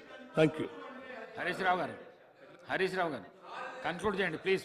అధ్యక్ష గౌరవనీయులు, కన్క్లూడ్ నాకు ఇది ఇంతమంది లేచి చెప్తే నేను ఏం చేయాలి? Sir I will try to conclude sir. Please అధ్యక్ష మేము ఏంటంటే చేసిందే మేము చెప్పుకుంటున్నాం తప్ప చెయ్యంది మేము చెప్తలేము అధ్యక్ష. గౌరవ ముఖ్యమంత్రి గారేమో వారు చెయ్యంది కూడా బయటకు పోయి మేమే చేసినామని చెప్తున్నారు. ఇవాళ మనం ఏం జరుగుతుందో కూడా చూస్తున్నాం. పోలీస్ రిక్రూట్మెంట్ బోర్డులో ఏమైంది అధ్యక్ష? ఎగ్జామ్ పెట్టింది, నోటిఫికేషన్ ఇచ్చింది మేము, రిటర్న్ టెస్ట్ పెట్టింది మేము, ఫిజికల్ టెస్ట్ పెట్టింది మేము, మెయిన్ టెస్ట్ పెట్టింది మేము, రిజల్ట్ ఇచ్చింది మేము, మొత్తం మేమే. సరే అట్లా బోన్లే ఇక okay. I respect you sir, ఆ సబ్జెక్ట్లో బోన్లేండి sir. I respect you sir. అధ్యక్ష సరే అధ్యక్ష, నేను ప్రభుత్వానికి ఒక సూచన అధ్యక్ష, ఇది దయచేసి సరే ఇందాక మిత్రులు శ్రీధర్ బాబు గారు చెప్పిన దాని continuation and I would like to give the suggestion to the government. ఏంటంటే అధ్యక్ష శ్రీధర్ బాబు గారు కూడా అదే అన్నారు, సరే మేము కొంత కష్టపడ్డాము తర్వాత మీరు వచ్చి నీళ్ళు ఇచ్చిండ్రు అని అన్నారు, సంతోషం. అయితే లేలే నెట్టపాడు భీమాలో మేమే స్టార్ట్ చేసినాము, మీరు వచ్చిన తర్వాత కాలువలో కెనాల్లో పూర్తి చేసి నీళ్ళు ఇచ్చిండ్రు అని మీరు అన్నారు. సేమ్ థింగ్ నేను చెప్పదలుచుకున్న ఒక ముఖ్యమైన point, I draw the attention of Uttam Kumar Reddy గారు. అయితే అధ్యక్ష ఇది మన పాలమూరు ఎత్తిపోతల పథకం. దీన్ని ఏంటంటే ఈ పాలమూరు ఎత్తిపోతల పథకంది ఒక చాలా బాధాకరమైనటువంటి ప్రస్థానం. గతంలో ఏమైందంటే అధ్యక్ష, యాక్చువల్గా 2005 సంవత్సరంలోనే రిటైర్డ్ ఇంజనీర్లు 2005 సంవత్సరంలో రిటైర్డ్ ఇంజనీర్లు ఒక డిపిఆర్ తయారు చేసి అప్పటి ముఖ్యమంత్రి వైఎస్ రాజశేఖర రెడ్డి గారికి ఈ పాలమూరు ఎత్తిపోతల పథకం మీద డిపిఆర్ ఇచ్చారు. కానీ దురదృష్టం ఏంటంటే అప్పుడు జీవో వస్తుంది, సర్వేకి జీవో వస్తుంది ఎలక్షన్ల ముందు అన్నారు, అది రాలేదు అధ్యక్ష. తర్వాత మళ్ళీ 2013-2014 ఎన్నికలకు పోవడానికంటే ముందు అప్పుడు కూడా మళ్ళీ రిటైర్డ్ ఇంజనీర్లు ధర్నాలు జలసాధన పోరాట సమితి జరిగితే చివరిలో 2013లో సర్వే కోసం ఒక జీవో ఇచ్చారు అధ్యక్ష. 2013లో సర్వే కోసం జీవో ఇచ్చారు తప్ప కనీసం టెండర్ పిలవలేదు, ఆ సర్వే కూడా స్టార్ట్ కానటువంటి పరిస్థితి అధ్యక్ష. సరే మా ప్రభుత్వం వచ్చిన తర్వాత నేను డీటెయిల్స్ టైం లేదు కనుక డీటెయిల్స్లకు పోతలేను. మా ప్రభుత్వం వచ్చిన తర్వాత మేము పాలమూరు ఎత్తిపోతల పథకాన్ని ప్రారంభించాం. సరే ఆ ప్రారంభించాం, గౌరవ మంత్రి గారు ఖర్చు బాగైంది, నీళ్ళు ఇవ్వలేదు అనేటువంటి మాట చెప్తున్నారు. ఒక్క నిమిషం, పాలమూరు లిఫ్ట్ ఇరిగేషన్ గురించి మాట్లాడింది కదా, ఒక రామ్మోహన్ రెడ్డి గారు 2 నిమిషాలు మాట్లాడతారు. నా తర్వాత మాట్లాడు. ఇప్పుడు I'm not the government sir, I'm not the government, నేను ఆన్సర్ చేయను. వారు గవర్నమెంట్కి చెప్పుకో. అప్పటి నుంచి అడుగుతున్నారు. నిమిషాలు 2 నిమిషాలు అధ్యక్ష, 2 నిమిషాలు అధ్యక్ష. స్పీకర్ సార్ మా కడియం సిఆర్ గారికి ఇవ్వలేగా సార్ మీరు. స్పీకర్ సార్ అయితే అధ్యక్ష ఉన్నాను, నేను మాట్లాడినాక మాట్లాడు అధ్యక్ష. నేను I draw the attention of Uttam Kumar Reddy గారు. సో ఈ పాలమూరు ఎత్తిపోతల పథకంలో అధ్యక్ష మనకు చాలా ఇబ్బందులు వచ్చినాయి. పాలమూరు ఎత్తిపోతల పథకంలో ఏమైందంటే అధ్యక్ష, మరి మనం ఇది స్టార్ట్ చేసిన తర్వాత ఆంధ్రప్రదేశ్ గ్రీన్ ట్రిబ్యునల్కి వెళ్ళి స్టే తెచ్చింది అధ్యక్ష. ఆంధ్రప్రదేశ్ ప్రభుత్వం గ్రీన్ ట్రిబ్యునల్ పై స్టే తెస్తే మనం సుప్రీంకోర్టుకు పోయి సుప్రీంకోర్టు ద్వారా గ్రీన్ ట్రిబ్యునల్ స్టేను వేకేట్ చేపించి మేము త్రాగునీటి కోసం ఈ పని చేసుకుంటున్నామని చెప్పి ప్రభుత్వాన్ని మరి సుప్రీంకోర్టులో బలమైనటువంటి వాదనలు వినిపించి మనం సుప్రీంకోర్టు ఆర్డర్ ద్వారా పనులు మనం కొనసాగించుకున్నాం అధ్యక్ష. అయితే ఆ రోజు మనకు నీటి కేటాయింపులు లేవు గనక మనం దాన్ని మన సాగునీటి ప్రాజెక్టుగా చూపించుకునే అవకాశం లేదు. కానీ మనము ఒకవైపు ట్రిబ్యునల్లో ఆర్గ్యుమెంట్స్ నడుస్తూ ఉన్నాయి. మనము తొందరగా రిజర్వాయర్లు కట్టి పనులు చేసుకుంటే రేపు ఏం జరుగుద్దంటే మనకు రైట్ ఏర్పడుతుంది, ట్రిబ్యునల్లో వాటర్ అలొకేషన్ వచ్చేటువంటి అవకాశం ఉంటుందని చెప్పి మనం దాన్ని ముందుకు తీసుకొని పోయినాం. గౌరవనీయులు ఉత్తమ్ కుమార్ రెడ్డి గారు కూడా 1 టీఎంసీకి తగ్గించారన్నారు. వాస్తవానికి తగ్గించింది ఓన్లీ మోటార్లు పెట్టే విషయంలోనే. టన్నెళ్ళు 2 టీఎంసీలకు తవ్వాం, రిజర్వాయర్లు మొత్తం కూడా అదే విధంగా కట్టాం, పంప్ హౌస్ కూడా 2 టీఎంసీలకు చేశాం. ఓన్లీ మనం ఆయకట్టు వచ్చినప్పుడు మిగతా 1 టీఎంసీకి మోటార్లు పెట్టాలన్నది ప్రభుత్వ ఆలోచన. అయితే నేను గౌరవనీయులైన ఉత్తమ్ కుమార్ రెడ్డి గారు చెప్పాల్సిన విషయం ఏంటంటే మనం ఇందులో మనం ముందుకు అడుగులు వేశాం. ఒకటి 45 టీఎంసీలు మైనర్ ఇరిగేషన్ సేవింగ్స్ చూపించి ఇంకొక 45 టీఎంసీలు గోదావరి నీళ్లను కృష్ణానదికి మళ్లించింది కనుక నాగార్జున సాగర్ పైభాగాన మనకు 45 టీఎంసీలు వాడుకునే అవకాశం బచావత్ ట్రిబ్యునల్ ఇచ్చింది. ఆ 90 టీఎంసీలు నికర జలాలు దీనికి కేటాయించి మనము మన సిడబ్ల్యూసికి కేఆర్ఎంబికి మన డిపిఆర్ పంపించి పర్మిషన్స్ అడిగాం. అయితే వాళ్ళు పర్మిషన్స్ ఇవ్వకపోతే కూడా మనం గట్టిగా కొట్లాడి మీరు అప్పర్ భద్రాకు కర్ణాటకకు ఎట్లిస్తారు మాకు ఎట్లియ్యరన్న తర్వాత వాళ్ళు ఒప్పుకోవడం, ఆ డిపిఆర్ పరిశీలన జరిగింది. ఇప్పటికీ 6 అనుమతులు కూడా వచ్చినాయి. అటవీ అనుమతి, సిఈఏ అనుమతి, అదేవిధంగా సిఎస్ఎంఆర్ఎస్ అనుమతి, గిరిజన మంత్రిత్వ శాఖ అనుమతి, భూగర్భ జల బోర్డు అనుమతి, అదేవిధంగా ఈఏసీ ఎన్విరాన్మెంట్ ఈఏసీ కూడా రికమెండ్ చేసింది. ఈఏసీ రికమెండ్ చేసి ఇప్పుడు అది కేంద్ర ప్రభుత్వం దగ్గర ఉన్నది. ఒకసారి ఈఏసీ రికమెండ్ చేస్తే జనరల్గా కేంద్ర ప్రభుత్వం ఇచ్చేస్తుంది. ఆ ఈసీ మీరు తొందరగా తెప్పిస్తే ఏమవుతుందంటే మనం కాలువలు తవ్వుకోవచ్చు. సాగునీటి కాలువలు తవ్వుకుంటే రైతాంగానికి ఇటు రంగారెడ్డి జిల్లాకు అటు మహబూబ్ నగర్ జిల్లాకు కూడా మనకు నీళ్ళు వచ్చేటువంటి అవకాశం ఉంటుంది కనుక ఈఏసీ రికమెండ్ చేసి ఉన్నది. ఈఏసీ ఎప్పుడు రికమెండ్ చేసిందంటే 28 జూలై 10/8/2023 నాడు ఈఏసీ రికమెండ్ చేసింది కనుక మీరు దాని మీద దృష్టి పెట్టి ఈసీ తెచ్చేసినట్టయితే మనం పంట కాలువలు తవ్వుకొని రైతాంగానికి నీళ్ళు ఇచ్చే అవకాశం ఉంటుంది. ఎట్లయితే కల్వకుర్తి నెట్టంపాడులో మేము నీళ్ళు ఇచ్చి సాగునీటి సౌకర్యం కల్పించినామో ఇక్కడ కూడా మేజర్ పనులన్నీ అయిపోయినాయి. పంట కాలువలు దవ్వి నీళ్ళు ఇచ్చే పనిని చేయాలని చెప్పి ప్రభుత్వాన్ని కోరుతా ఉన్నాను అధ్యక్ష. ప్లీజ్ అధ్యక్ష, అదేవిధంగా కేంద్ర ప్రభుత్వం మీద అనేక రకాలుగా ఒత్తిడి తెచ్చి మనం సెక్షన్ 3ని సాధించుకున్నాం. సెక్షన్ 3 అనేది మనకు ప్రాజెక్టుల వారీగా నీటి కేటాయింపులు జరుగుతాయి. ఇప్పుడు రాయలసీమకు రేపు పోతిరెడ్డిపాడ నీళ్లు ఆపాలంటే సెక్షన్ 3 ముందు కేంద్ర ప్రభుత్వం మీద ఒత్తిడి తెచ్చి 6 నెలల్లో ట్రిబ్యునల్ యొక్క నీటి కేటాయింపులు జరిగేటట్టుగా మీరు బలమైనటువంటి వాదనలు వినిపిస్తే మనకు కృష్ణాలో బ్రహ్మాండమైనటువంటి వాటా వచ్చే అవకాశం ఉంటుంది. దాని మీద ఎందుకంటే సెక్షన్ 3 రావడానికి మనం కేంద్ర ప్రభుత్వానికి, సుప్రీంకోర్టుకు, కేంద్ర ప్రభుత్వానికి తిరిగి ఫైనల్గా దాన్ని మనం సాధించినాం. అందువల్ల దాంట్లో మీరు బలమైన వాదనలు వినిపిస్తే మనము ఈ 299 కాదు దాదాపు 600 టీఎంసీలకు పైగా తెచ్చుకునేటువంటి అవకాశం ఉంటుంది కనుక దాని మీద దృష్టి పెట్టాలని చెప్పి మీ ద్వారా వారిని కోరుతా ఉన్నా. మేడిగడ్డ విషయంలో కూడా నేనేమంటున్నా అంటే దయచేసి వర్షాకాలం వస్తుంది, వర్షాలు వచ్చే లోపు దాన్ని సేఫ్ జోన్కు తీసుకుపోతే మొత్తం బ్యారేజ్ అయిపోయే అవకాశం ఉంటుంది కనుక దాని మీద యుద్ధ ప్రాతిపదికన నిర్ణయాలు తీసుకొని ముందుకు సాగాలని చెప్పి కూడా వారిని మీ ద్వారా కోరుతున్న అధ్యక్ష. మిగతా విషయాలు యాక్చువల్గా నాకు ఎస్ఎల్బిసి విషయంలో అదేవిధంగా మిగతా గౌరవ సభ్యులు మంత్రులు అడిగారు. నేను ప్రిపేర్డ్, మీ సమయం లేదంటున్నారు కనుక మీ మీద గౌరవం కొద్దీ నేను మీ అవకాశం ఇచ్చినందుకు ధన్యవాదాలు తెలియజేస్తున్నాను. House is urgent for lunch break.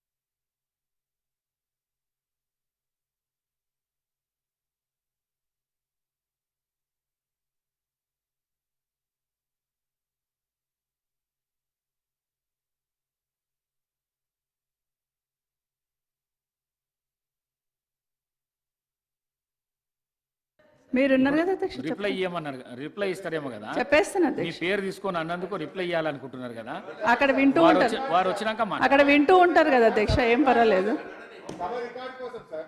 Thank you అధ్యక్ష. ఈరోజు అసెంబ్లీలో ఎన్నికైన తర్వాత మొదటిసారి మాట్లాడే అవకాశం ఇచ్చిన గౌరవ స్పీకర్ గారికి, నన్ను ఇక్కడ ఈ టర్మ్లో అన్న గౌరవ కేసీఆర్ గారికి, అదేవిధంగా నా నియోజకవర్గం మహేష్ నియోజకవర్గం ప్రజలకు కూడా ధన్యవాదాలు. గౌరవ ముఖ్యమంత్రి గారు ఈరోజు మాట్లాడుతూ చేవేళ్ళ ప్రాణాయిత మీద మాట్లాడుతూ నా పేరు తీసుకోవడం జరిగింది అధ్యక్ష. చాలా సంతోషం. మళ్ళొక్కసారి చేవేళ్ళ చెల్లెమ్మ అని కూడా ఇక్కడ మాట్లాడి ఉన్నారు. అరే మంచిగా నేను కూడా రిప్లై ఇస్తున్నా, అరే నేను రిప్లై అదే చెప్తున్నా, మంచి చెప్పిండ్రు థ్యాంక్ యూ అని చెప్తున్నా. చేవేళ్ళ చెల్లెమ్మ అని కూడా చెప్పి మెన్షన్ చేశారు, గౌరవ రాజశేఖర రెడ్డి గారిని గుర్తు చేస్తూ చాలా సంతోషం అధ్యక్ష. ఆ రోజు ప్రాణహిత చేవేళ్ళ ఆ ప్రాజెక్ట్కి ఆ పేరు రావడానికి కూడా ఖచ్చితంగా రాజశేఖర రెడ్డి గారిని కూడా గుర్తు చేసుకుంటాను అధ్యక్ష. ఎందుకంటే చేవేళ్ళ ప్రాంతంలో ఎత్తు మీద ఉంది, 600 మీటర్ల ఎత్తుపైన ఉంటుంది, అక్కడ బోర్లు వేసిన నీళ్లు పడవు. ఈస్ట్ గోదావరి పోతున్నప్పుడల్లా రాజశేఖర రెడ్డి గారితో షేర్ చేసుకునేదాన్ని అధ్యక్ష. ఇక్కడ పచ్చని పొలాలు, కాలువల నీళ్లు, మా దగ్గర ఎండిపోయిన పొలాలు అని మాట్లాడుతున్నప్పుడు ప్రాజెక్ట్ నుండి ఇక్కడ నీళ్లు తీసుకొస్తామన్నప్పుడు మన ప్రాంతంలో వికారాబాద్, పరిగి, చేవేళ్ళ ఈ ప్రాంతంలో నీళ్లు రావాలని అడుగుతున్న సందర్భంలో ఎత్తైన ప్రాంతం అయినా కూడా ఎట్టుగా తీసుకొచ్చే ప్రయత్నం చేద్దామని ఆ రోజు ప్రాణహిత చేవేళ్ళ ప్రాజెక్టు రూపకల్పన చేయడమే కాక మొదటిసారి ఫౌండేషన్ వేసినప్పుడు చేవేళ్ళ సెంటిమెంట్తో రాజశేఖర రెడ్డి గారు అక్కడే వేశారు అధ్యక్ష. చాలా సంతోషపడ్డాను అధ్యక్ష. ఎందుకంటే ఆ ప్రాంతంలో సాగునీరు వస్తే ఆ ప్రాంతం రైతులకు మేలు జరుగుతుంది. ఒకసారి 111 జీవో గుదిబండగా ఉంది, బోర్లు వేసుకొనివ్వరు, చెక్ డ్యామ్లు కట్టుకొనివ్వరు, కనీసం ఈ ప్రాజెక్ట్ ద్వారా వస్తేనన్నా ఆ ప్రాంతం బాగుపడుతుందని సంతోషపడ్డాం అధ్యక్ష. అది వికారాబాద్ కావచ్చు, పరిగి కావచ్చు, చేవేళ్ళ కావచ్చు, సంతోషం అనిపించింది. అక్కడే కాదు అధ్యక్ష, మొదట్లో ఫౌండేషన్ వేసిన దగ్గర కూడా ఆ రోజు నేను కరీంనగర్ ఇన్ఛార్జ్గా అక్కడ కూడా వెళ్ళి అక్కడ కూడా ఉన్నాను అధ్యక్ష. చాలా సంబరం అనిపించింది. తర్వాత తెలంగాణ రాష్ట్రం సాధించిన తర్వాత ఆ ప్రాజెక్ట్లో టేలెంట్ ఉంది ఇవ్వలేమని అప్పుడున్న ప్రభుత్వం క్యాన్సిల్ చేస్తున్న సందర్భంలో మీరు, మీతో పాటు రామ్మోహన్ రెడ్డి గారు, రాజేంద్రనాథ్ ఎమ్మెల్యే గారు అందరం కూడా కలిసి ఆ రోజు ఆ టన్నల్ విజిట్ చేయడం, ఖచ్చితంగా నీళ్ళు ఇవ్వాలని అడిగాం అధ్యక్ష, ఖచ్చితంగా ఇవ్వాల్సిందని. ఆ రోజు పార్టీ సపోర్ట్ కూడా మనం అడిగినాం అధ్యక్ష. ఆ రోజు రామ్మోహన్ రెడ్డి గారు కూడా అసెంబ్లీలో చాలాసార్లు ఇక్కడ ప్రస్తావించినారు. గౌరవ ముఖ్యమంత్రి గారు ఆ రోజు ఇక్కడ కొడంగల్ శాసనసభ్యులుగా వారు కూడా ఇక్కడ ప్రస్తావించున్నారు. కానీ ఆ రోజు క్యాన్సిల్ అయిన తర్వాత పాలమూరు రంగారెడ్డి నుండి ఈ ప్రాంతానికి నీళ్లు దగ్గరలో ఉంటుంది ఇస్తామని చెప్పినప్పుడు రామ్మోహన్ రెడ్డి గారు అసెంబ్లీలో మాట్లాడిన తర్వాత మళ్ళీ ఆ రోజు గౌరవ ముఖ్యమంత్రి కేసీఆర్ గారు, ఆ రోజున్న గౌరవ ముఖ్యమంత్రి గారు రామ్మోహన్ రెడ్డి గారితో కూడా మాట్లాడి అక్కడ నుండి అయితే దగ్గర ఉంటుంది, దగ్గర నుండి తీసుకోవచ్చు, రిజర్వాయర్స్ అక్కడ కట్టవచ్చు అని మాట్లాడుతున్న సందర్భంలో ఆ రోజు ప్రభుత్వం తీసుకున్న నిర్ణయాన్ని అందరు కూడా ఇక్కడున్న అసెంబ్లీలో ఉన్న గౌరవ శాసనసభ్యులు ఆ రోజు రామ్మోహన్ రెడ్డి గారు కావచ్చు, గౌరవ ముఖ్యమంత్రి గారు కూడా ఇక్కడే ఉన్నారు అధ్యక్ష, రేవంత్ రెడ్డి గారు కూడా ఇక్కడే ఉన్నారు అధ్యక్ష. తర్వాత నేను 2018లో అసెంబ్లీలోకి మొదటిసారి వచ్చినప్పుడు నా మొదటి స్పీచ్ కూడా అదే ఉంది అధ్యక్ష. మొదటిగా నేను కేసీఆర్ గారిని, గౌరవ ముఖ్యమంత్రి గారు, ఆ రోజున ముఖ్యమంత్రి గారిని, కాళేశ్వరం కట్టినట్టే పాలమూరు రంగారెడ్డి కూడా చాలా స్పీడ్గా కట్టండి, మా చేవెళ్ళ, మా వికారాబాద్, మా ప్రాంతం అంతా ఎడారిలాగా ఉంటుంది, అదంత స్పీడ్గా చేస్తారు, ఇది కూడా అంతే స్పీడ్గా చెయ్యండి అని ఆ రోజు అడిగిన సందర్భంలో మొదటిగా అదే అడిగాను అధ్యక్ష. ఎందుకంటే చేవెళ్ళ నేను ఎక్కడున్నా ఏ ప్రాంతంలో ప్రాతినిధ్యం వహిస్తున్నా చేవెళ్ళ నియోజకవర్గాన్ని మా కుటుంబం మర్చిపోదు అధ్యక్ష. కాబట్టి ఆ రోజు మిమ్మల్ని చైర్మన్గా పెట్టుకొని ఆ రోజు కూడా మేము చేస్తున్న విషయాన్ని మీకు అందరు కూడా తెలుసు అధ్యక్ష. ఆ రోజు ముఖ్యమంత్రి గారు కేసీఆర్ గారు ఆ రోజు ఒక మాట చెప్పారు అధ్యక్ష, తప్పకుండా పూర్తి చేసుకుంటాం, కొన్ని లీగల్గా హార్డిల్స్ ఉన్నాయి, చేవెళ్ళ, వికారాబాద్, తాండూర్, పరిగి ఆ ప్రాంతానికి నీళ్లు తీసుకురావాలి, తప్పకుండా చేస్తామన్న దాంట్లో భాగంగా ఈరోజు రిజర్వాయర్స్ కంప్లీట్ అయినాయి. గౌరవ ముఖ్యమంత్రి గారికి ఈ సభా వేదిక నుండి మీ ద్వారా విజ్ఞప్తి అధ్యక్ష, రిజర్వాయర్స్ కంప్లీట్ అయి ఉన్నాయి కాబట్టి వీలైనంత తొందరగా కాలువలు తవ్వి ఆ ప్రాంతానికి సాగునీరు అందించమని గౌరవ ముఖ్యమంత్రి గారికి విజ్ఞప్తి చేస్తున్నాను అధ్యక్ష. Thank you madam. Thank you madam.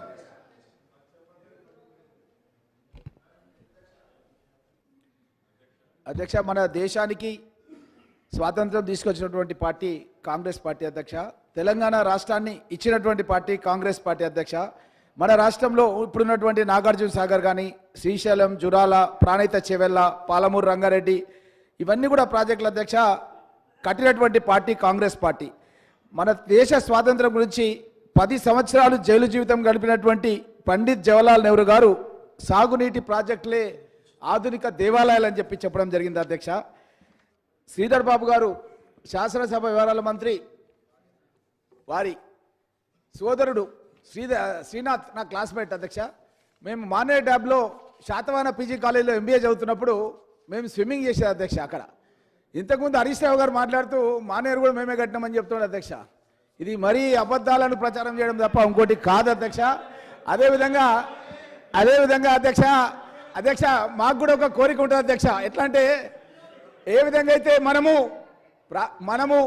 ఏ విధంగా అయితే అధ్యక్ష ఏ విధంగా అయితే మనము బాబాసాహెబ్ బిఆర్ అంబేద్కర్ పేరు మీద ప్రాజెక్టు పెట్టుకున్నాం అధ్యక్ష, ప్రాణహిత చేవెళ్ళ. ఎందుకంటే వెంకటస్వామి గారు ఆ రోజు మన తెలంగాణ రాష్ట్రానికి నీళ్లు రావాలంటే అనగారిన పేద వర్గాల వాళ్లకు, ఎవరైతే సన్నకారు చిన్నకారు రైతులు ఉంటారో వాళ్ళు బోర్లు వేసుకోలేక కష్టాల పడి వాడు బీడు భూములు పెట్టుకున్నటువంటి పరిస్థితి లోపల వాళ్ళను ఓదార్చడానికి అని చెప్పి ఆ రోజు ప్రభుత్వం దృష్టికి తీసుకొచ్చి ఈ యొక్క పేరు పెట్టి ప్రాజెక్టును ప్రారంభిస్తే అధ్యక్ష, మనం ఎందుకు పెట్టుకుంటాం అధ్యక్ష? మనం రాజకీయాలకు ఎందుకు వచ్చినాం అధ్యక్ష?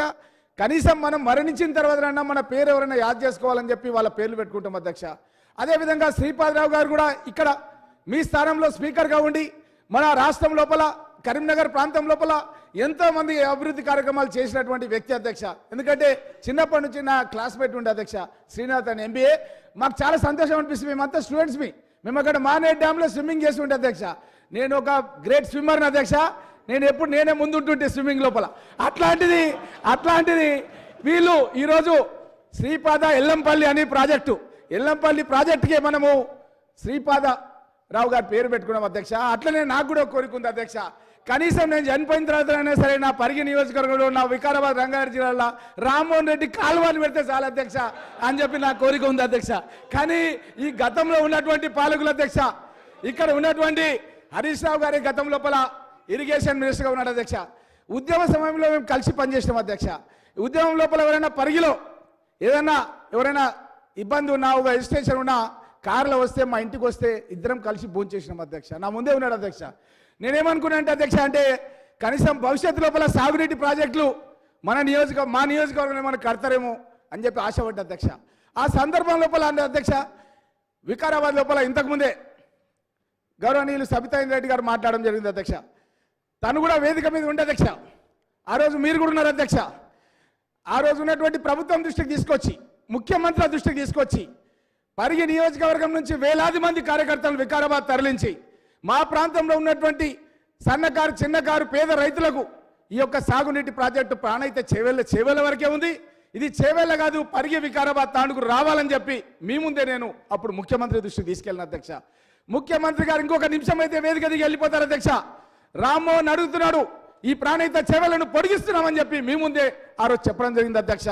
వాళ్ళు ప్రాజెక్టు కట్టకపోతే అధ్యక్ష, మేము సబితా రెడ్డి గారు అందరం కూడా కలిసి అధ్యక్ష ఈ ప్రాణహిత చేవెళ్ల సాధన సమితి అని ఏర్పాటు చేసి మిమ్మల్ని అధ్యక్షులుగా ఎన్నుకున్నాం అధ్యక్ష. మనం ఎన్నో పోరాటాలు చేసినాం అధ్యక్ష. కానీ ఈ యొక్క టీఆర్ఎస్ పార్టీ వాళ్ళు గతంలో అధికారంలో ఉండి కనీసం నడుస్తున్న ప్రాజెక్ట్ అధ్యక్ష చందిప్ప దగ్గర మనం 100 మీటర్ల లోపలికి దిగినాం అధ్యక్ష. జేసీబీలు టిప్పర్లలో కిలోమీటర్ల కొద్ది పని జరుగుతుంటే అదొక అద్భుత ప్రపంచంలా కనిపించింది అధ్యక్ష. ఎంత సంతోషం అంటే అంత సంతోషం అధ్యక్ష. ఎందుకంటే మా దగ్గర గండేడు కుల్కచర్ల అంతా కూడా మెట్ట పంటలు అధ్యక్ష. చాలా మంది పేదవాళ్ళు ఉన్నారు అధ్యక్ష. అక్కడ కనీసం ఈ నీళ్ళు వస్తాయేమో అని చెప్పి కలగన్న అధ్యక్ష. కానీ దాన్ని మనం కష్టపడి వేదిక మీద ముఖ్యమంత్రిలో సైతం ఒప్పించి శాంక్షన్ చేయించుకున్న అధ్యక్ష.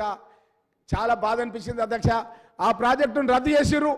మిమ్మల్ని మేము చైర్మన్గా పెట్టుకొని ఎన్నో ఎస్టేషన్ పెడితే మీ మీద నా మీద కేసు పెట్టారు అధ్యక్ష. ఈ రోజు కూడా మనం కోర్టుకు పోతున్నాం అధ్యక్ష. ఈ రోజు కూడా నాంపల్లి లోపల ఎమ్మెల్యే ఎంపీ కోర్టు ఏదైతే ఉందో అక్కడికి మనం ఈ యొక్క సాగునీటి ప్రాజెక్టుల సాధనకు వికారాబాద్ లోపల మనం రిజిస్ట్రేషన్ చేస్తే మన ఇద్దరి మీద కేసులు పెట్టింది అధ్యక్ష. ఆ రోజు ఉన్నటువంటి ఈ యొక్క టీఆర్ఎస్ ప్రభుత్వం, ఆ రోజు ఉన్నటువంటి మంత్రి ఇక్కడ ఉన్నాడు అధ్యక్ష హరీష్ రావు గారు. ఆ రోజు నేను కుల్కచర్ల నుంచి అంతారం ప్రాజెక్టు కట్టాలని చెప్పి పాదయాత్ర చేస్తే వికారాబాద్కి వచ్చి ఎమ్మెల్సీ ఎలక్షన్స్ ఉంటే చెప్పిండు మేము సాగునీటి ప్రాజెక్టులు కడతాం, రామ్మోహన్ రెడ్డి ఎందుకు పాదయాత్ర చేస్తుందని చెప్పి పేపర్లో స్టేట్మెంట్ ఇచ్చిండు అధ్యక్ష. నా దగ్గర ఉంది. ఈ విధంగా మన దగ్గర ప్రాజెక్టులు కట్టకుండా మనం సాధించుకునే ప్రాజెక్టు రద్దు చేసి ఈరోజు శాసనసభలో ఏం చెప్తున్నారు అధ్యక్ష అంటే మొబిలైజేషన్ల పేరిట కాంగ్రెస్ నాయకులు అడ్వాన్సులు తీసుకుంటున్నారు అధ్యక్ష. నా దగ్గర ఉంది అధ్యక్ష. నేను ఆర్టీఐ కింద తీసుకున్నా. మొబిలైజేషన్ కింద ఎవరైతే పనులు చేసారో వాళ్ళ దగ్గర రికవరీ చేశారు అధ్యక్ష. నేను ప్రూవ్ చేస్తా. నేను ప్రూవ్ చేయకపోతే పరిగి ఎమ్మెల్యేకి రాజీనామా చేస్తా. మీరు ప్రూవ్ చేయగలుగుతారా అని చెప్పి హరీష్ రావు గారిని డిమాండ్ చేస్తున్నారు అధ్యక్ష. అదే కాంట్రాక్టర్లకు వీరు పనులు కట్టబెట్టిన అధ్యక్ష. ఎవరైతే ప్రాణహిత చెవెళ్ళ టైం లోపల కాంట్రాక్టర్లకు మొబిలైజేషన్ అడ్వాన్స్ అని హరీష్ రావు చెప్తున్నారో అదే కాంట్రాక్టర్లకు వీరి ప్రభుత్వం లోపల వీళ్ళే పనులు ఇచ్చి వేల కోట్ల రూపాయలు పని చేపించిన మాట వాస్తవమా కాదా అన్న విషయాన్ని హరీష్ రావు గారు చెప్పాలని చెప్పి నేను కోరుతున్నాను అధ్యక్ష. ఈ విధంగా వీళ్ళు ఏం చేస్తున్నారంటే అధ్యక్ష బట్ట కాల్చి మీదేస్తున్నారు అధ్యక్ష. బట్ట కాల్చి మీదేస్తున్నారు. వీళ్ళు ఏమనుకుంటున్నారు అధ్యక్ష అంటే ఈ సభలో ఉన్న వాళ్ళకి ఎవరికి తెలియదు, మేము ఏది మాట్లాడితే చెల్లుబాటు అవుతుంది అంటున్నారు అధ్యక్ష. నా దగ్గర ఆర్టీఐ కింద తీసుకున్న ఇన్ఫర్మేషన్ ఉంది అధ్యక్ష. గతం లోపల ఎవరైతే పనులు చేసిందో వాళ్ళ దగ్గర రికవరీ అయింది. అదే కాంట్రాక్టర్లకు ఇదే ప్రభుత్వం, ఇదే బీఆర్ఎస్ ప్రభుత్వం మళ్ళా కాంట్రాక్ట్ ఎట్లా అప్పచెప్తారు అధ్యక్ష? వాళ్ళకి మొత్తం అప్ టు డేట్ ఉంటుందే కదా అధ్యక్ష అప్పచెప్పేది. మన మీదనేమో కేసులు పెడతారు, మనమేమో కోర్టులకు తిరగాలి, వాళ్ళేమో వాళ్ళ దగ్గర ఉన్నట్టు పాములపర్తి తడకపల్లి ప్రాజెక్టులు పెద్ద ఎత్తున పెంచుకుంటారు అధ్యక్ష. అంతర్జాతీయ స్థాయిలో వాళ్ళ నియోజకవర్గాలు అభివృద్ధి చేసుకుంటారు అధ్యక్ష. కానీ మన ప్రాంతాల అధ్యక్ష పేద వర్గాల వాళ్ళు మన దిక్కు చూస్తున్నారు అధ్యక్ష. ఎందుకు వీళ్ళు అభివృద్ధి చేస్తున్నారు, ఎందుకు వాళ్ళు అభివృద్ధి చేస్తున్నారు? మన దగ్గర లేని అధ్యక్ష ఏంది అధ్యక్ష, వాళ్ళ దగ్గర ఉండేది అధ్యక్ష. నేను ఉస్మానియా యూనివర్సిటీ నుంచి పిహెచ్డి డాక్టరేట్ చదివినటువంటి వ్యక్తిని అధ్యక్ష. ఏ విషయంలో కూడా మనం ఎవరికంటే తక్కువ అధ్యక్ష. కానీ వాళ్ళు ఏం చేస్తున్నారంటే ఓ సిద్దిపేటనో సిరిసిల్లనో గజ్వేల్లో అభివృద్ధి చేసి మనమంతా కూడా వెనుకబడిన వాళ్ళమన్నట్టుగా, మనమేదో అడగలేనట్టుగా, మనమేదో మన ప్రాంతం గురించి పోరాటం చేస్తలేమన్నట్టుగా ఈ విధంగా వీళ్ళు మన పైన కేసులు పెట్టి మన అధోగతి పాలు వంచడం జరిగింది అధ్యక్ష. ప్రాణహిత చేవెళ్ళ ఈ విధంగా చేసిన అధ్యక్ష. ఆ రోజు నేను రాహుల్ గాంధీ గారి నిర్మల్ల పాదయాత్ర ఉంది అధ్యక్ష. రైతులు ఆత్మహత్యలు చేసుకుంటే వాళ్ళని ఓదార్చడానికి మన నాయకుడు రాహుల్ గాంధీ గారు నిర్మల్ వచ్చారు అధ్యక్ష. నేను పాదయాత్రలో నేను సిఎల్పి కార్యదర్శిగా ఉన్నాను అధ్యక్ష. జానారెడ్డి గారు సిఎల్పి నాయకుడిగా ఉన్నాడు అధ్యక్ష. మేమిద్దరం కలిసి తిరుగు ప్రయాణం అవుతున్నాం అధ్యక్ష. అప్పుడున్నటువంటి గౌరవ ముఖ్యమంత్రి కేసీఆర్ గారు ఫోన్ చేసిన అధ్యక్ష నాకు, రామ్మోహన్ నియోజకవర్గంలో పాలమూరు రంగారెడ్డి లిఫ్ట్ ఇరిగేషన్ కడతామన్నారు అధ్యక్ష. సరేలే ఏదో ఒక ప్రాజెక్టు గోదావరి నీళ్ళు వస్తాయనుకుంటే గోదావరి కాదు కృష్ణ ఇస్తా అంటున్నారు. గోదావరి ప్రాజెక్ట్ లోపల మాకు అష్యూర్డ్ వాటర్ ఉన్నాయి అధ్యక్ష. అది వస్తే బాగుంటుంది అనుకున్నా అధ్యక్ష. అది రద్దు చేసిన అధ్యక్ష. దానికి కనీసం విధానం వస్తుందేమో అనుకుంటే 3 హెలికాప్టర్లు పంపిస్తున్నా అని చెప్పిన అధ్యక్ష. 3 హెలికాప్టర్లు నా నియోజకవర్గం లోపల గండేడు లోపల అక్కడ విశ్వభారతి కాలేజీ లోపల ల్యాండ్ చేసిన అధ్యక్ష. ఓ యాట కోసి దావత్ ఇచ్చిన అధ్యక్ష చీఫ్ ఇంజనీర్లకు ఉన్నతాధికారులకు. ఎందుకంటే నా కళ ఒక రైతు బిడ్డగా నా ప్రాంతానికి నీళ్లు రావాలని చెప్పి కలగన్న అధ్యక్ష. కానీ వాళ్ళు ఉట్టిగా సర్వే చేసింది అధ్యక్ష తూతు మంత్రంగా. సాలానగర్ ప్రాజెక్టుకు పోయినరు, ఆ తర్వాత మన అంతరం ప్రాజెక్టుకు పోయినరు. ఇవన్నీ చూసినాక ఏమన్నారు అధ్యక్ష అంటే కొందుర్గు పరిగి లక్ష్మీదేవిపల్లి పక్కనే శంకర్ షాద్నగర్ నియోజకవర్గ ఎమ్మెల్యే చాలా పేద కుటుంబం నుంచి వచ్చి తను కూడా మాట్లాడింది అధ్యక్ష. మా ఇద్దరు నియోజకవర్గాలకు మధ్య అధ్యక్ష కొందుర్గు పరిగి లక్ష్మీదేవిపల్లి ఈ ప్రాజెక్టు కట్టడానికి 20 టీఎంసీలతో కడతామని చెప్పి దానికి డ్రాయింగ్స్ శాంక్షన్ చేసింది అధ్యక్ష. మొత్తం కూడా క్లియరెన్స్ వచ్చేసింది అధ్యక్ష. అది కడతామన్నారు అధ్యక్ష. అది కట్టాలని చెప్పి గౌరవ ముఖ్యమంత్రి ఇప్పుడు రేవంత్ రెడ్డి గారు, ఇరిగేషన్ మినిస్టర్ అప్పుడు పిసిసి ప్రెసిడెంట్ గారు ఉత్తమ్ కుమార్ రెడ్డి గారు తెలంగాణ రాష్ట్ర సాధన గురించి మంత్రి పదవి సైతం చిత్తు కాగితంగా రాసి పడేసినటువంటి కోమటిరెడ్డి వెంకటరెడ్డి గారు ఈ ముగ్గురు ఎంపీలుగా గెలిచి పరిగి నియోజకవర్గానికి వచ్చి ఈ కొందుర్గు పరిగి లక్ష్మీదేవిపల్లి కట్టాలని చెప్పి మీరు ఉద్యమ నాయకుడిగా మీరు ఈ యొక్క కార్యక్రమానికి చైర్మన్ గా మీరు అఖిల పక్షం తరఫున మేము అపాయింట్ చేసుకున్నాం అధ్యక్ష. కట్టాలని చెప్పి మేము పోరాటం చేస్తే ఈ ప్రభుత్వం అసలు పట్టించుకోలేదు అధ్యక్ష. ఆ ప్రాజెక్టు గురించి ఇంతవరకు అధ్యక్ష 43% జనాభా హైదరాబాద్ రంగారెడ్డి జిల్లా ఉంది అధ్యక్ష. గతంలో కూడా మనం హైదరాబాద్ మా అన్న ఎయిర్ ఫోర్స్ లో డ్యూటీ చేస్తే మా అన్న రవీంద్ర రెడ్డికి ఉత్తరం నేను పరిగి హైదరాబాద్ జిల్లాను రాస్తుంటే అధ్యక్ష. మీరు హైదరాబాద్ పార్లమెంట్ కింద ఉండే అధ్యక్ష. మీరు ఇంతకుముందు హైదరాబాద్ పార్లమెంట్ కింద వికారాబాద్ ఉంటే అధ్యక్ష. అట్లాంటి మనం 43% ఈ రోజు తెలంగాణ రాష్ట్రంలో ఉంటే చిన్న చూపు చూస్తుంది అధ్యక్ష ఈ యొక్క బీఆర్ఎస్ ప్రభుత్వం. మన ప్రాంతంలో ఒక్క సాగునీటి ప్రాజెక్ట్ కట్టలేదు అధ్యక్ష. పాలమూరు రంగారెడ్డికి విషయం లోపల రంగారెడ్డి జిల్లా లోపల ఒక గడ్డపార దిగలేదు అధ్యక్ష. ఒక ఎకరకు నీళ్ళు దిగలేదు అధ్యక్ష. ఈ విధంగా తీరని అన్యాయం చేసినటువంటి పార్టీ రంగారెడ్డి జిల్లాకి ఏదైనా ఉందంటే అది కేవలం ఈ యొక్క బీఆర్ఎస్ పార్టీ అధ్యక్ష. ఈ విధంగా మన ప్రాంతానికి అన్యాయం చేయడమే కాకుండా మనల్ని తీసుకుపోయి ఎక్కడున్న జోగులాంబ జోన్లో వేసిరు అధ్యక్ష. ఆ రోజు ముఖ్యమంత్రి కేసీఆర్ గారు మీటింగ్ ఉంటే మన్నడే కూడా దగ్గర గులాం నబీ ఆజాద్ గారిని పిలిచి నేను ఎంపీ ఎలక్షన్ అప్పుడు మీటింగ్ పెడితే మళ్ళీ మన జిల్లాను 6 నెలల తర్వాత తీసుకొచ్చి మళ్ళీ మనను చార్మినార్ జోన్లో కలిపిన అధ్యక్ష. ఈ విధంగా మన ప్రాంతానికి నీళ్లు రాకుండా, నిధులు రాకుండా, నియామకాలు రాకుండా మోసం చేసినటువంటి పార్టీ ఏది ఉందంటే అది కేవలం ఈ యొక్క బీఆర్ఎస్ పార్టీ. గతంలో టీఆర్ఎస్ పార్టీ ఉండేది అధ్యక్ష. కాబట్టి మిమ్మల్ని కోరుతున్నారు అధ్యక్ష, ప్రాంతం వాడు మోసం చేస్తే పొలిమేరల వరకు తరమాలన్నారు అధ్యక్ష. అది ప్రాంతీయతడు మోసం చేస్తే రాష్ట్ర పొలిమేరలకు దాటాలి, కానీ ప్రాంతం వాడే మోసం చేస్తే ప్రాంతంలోనే బొందబెట్టాలని చెప్పినారు అధ్యక్ష.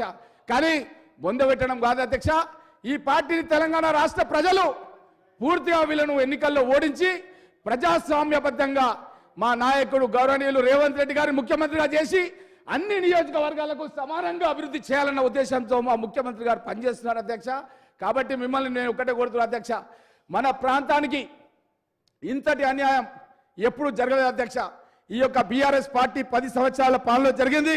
కాబట్టి ఇప్పుడైనా సరే గౌరవ ముఖ్యమంత్రి గారిని, మన ఇరిగేషన్ మినిస్టర్ గారిని కోరుతున్నా అధ్యక్ష, మీరు తప్పకుండా ఇప్పుడు మీరు కేంద్రంతో నిధులు తీసుకొచ్చి ఈ పాలమూరు రంగారెడ్డి కడతామంటారు. అట్లా కాదు అధ్యక్ష, మన రాష్ట్ర బడ్జెట్ నుంచి మీరు నేరుగా కేటాయించాలి. తీరని అన్యాయం మా రంగారెడ్డి జిల్లాకు జరిగింది. పరిగి, వికారాబాద్, తాండూరు, కొడంగల్, చేవెళ్ళ, రాజేంద్ర నగర్ అన్ని ప్రాంతాలకు కూడా ఆ తీరని అన్యాయం జరిగింది. కాబట్టి రాష్ట్ర వాటా నిధులు కూడా కేటాయించాలని చెప్పి నేను మీ దృష్టికి తెలియజేస్తూ సెలవు తీసుకుంటాను అధ్యక్ష.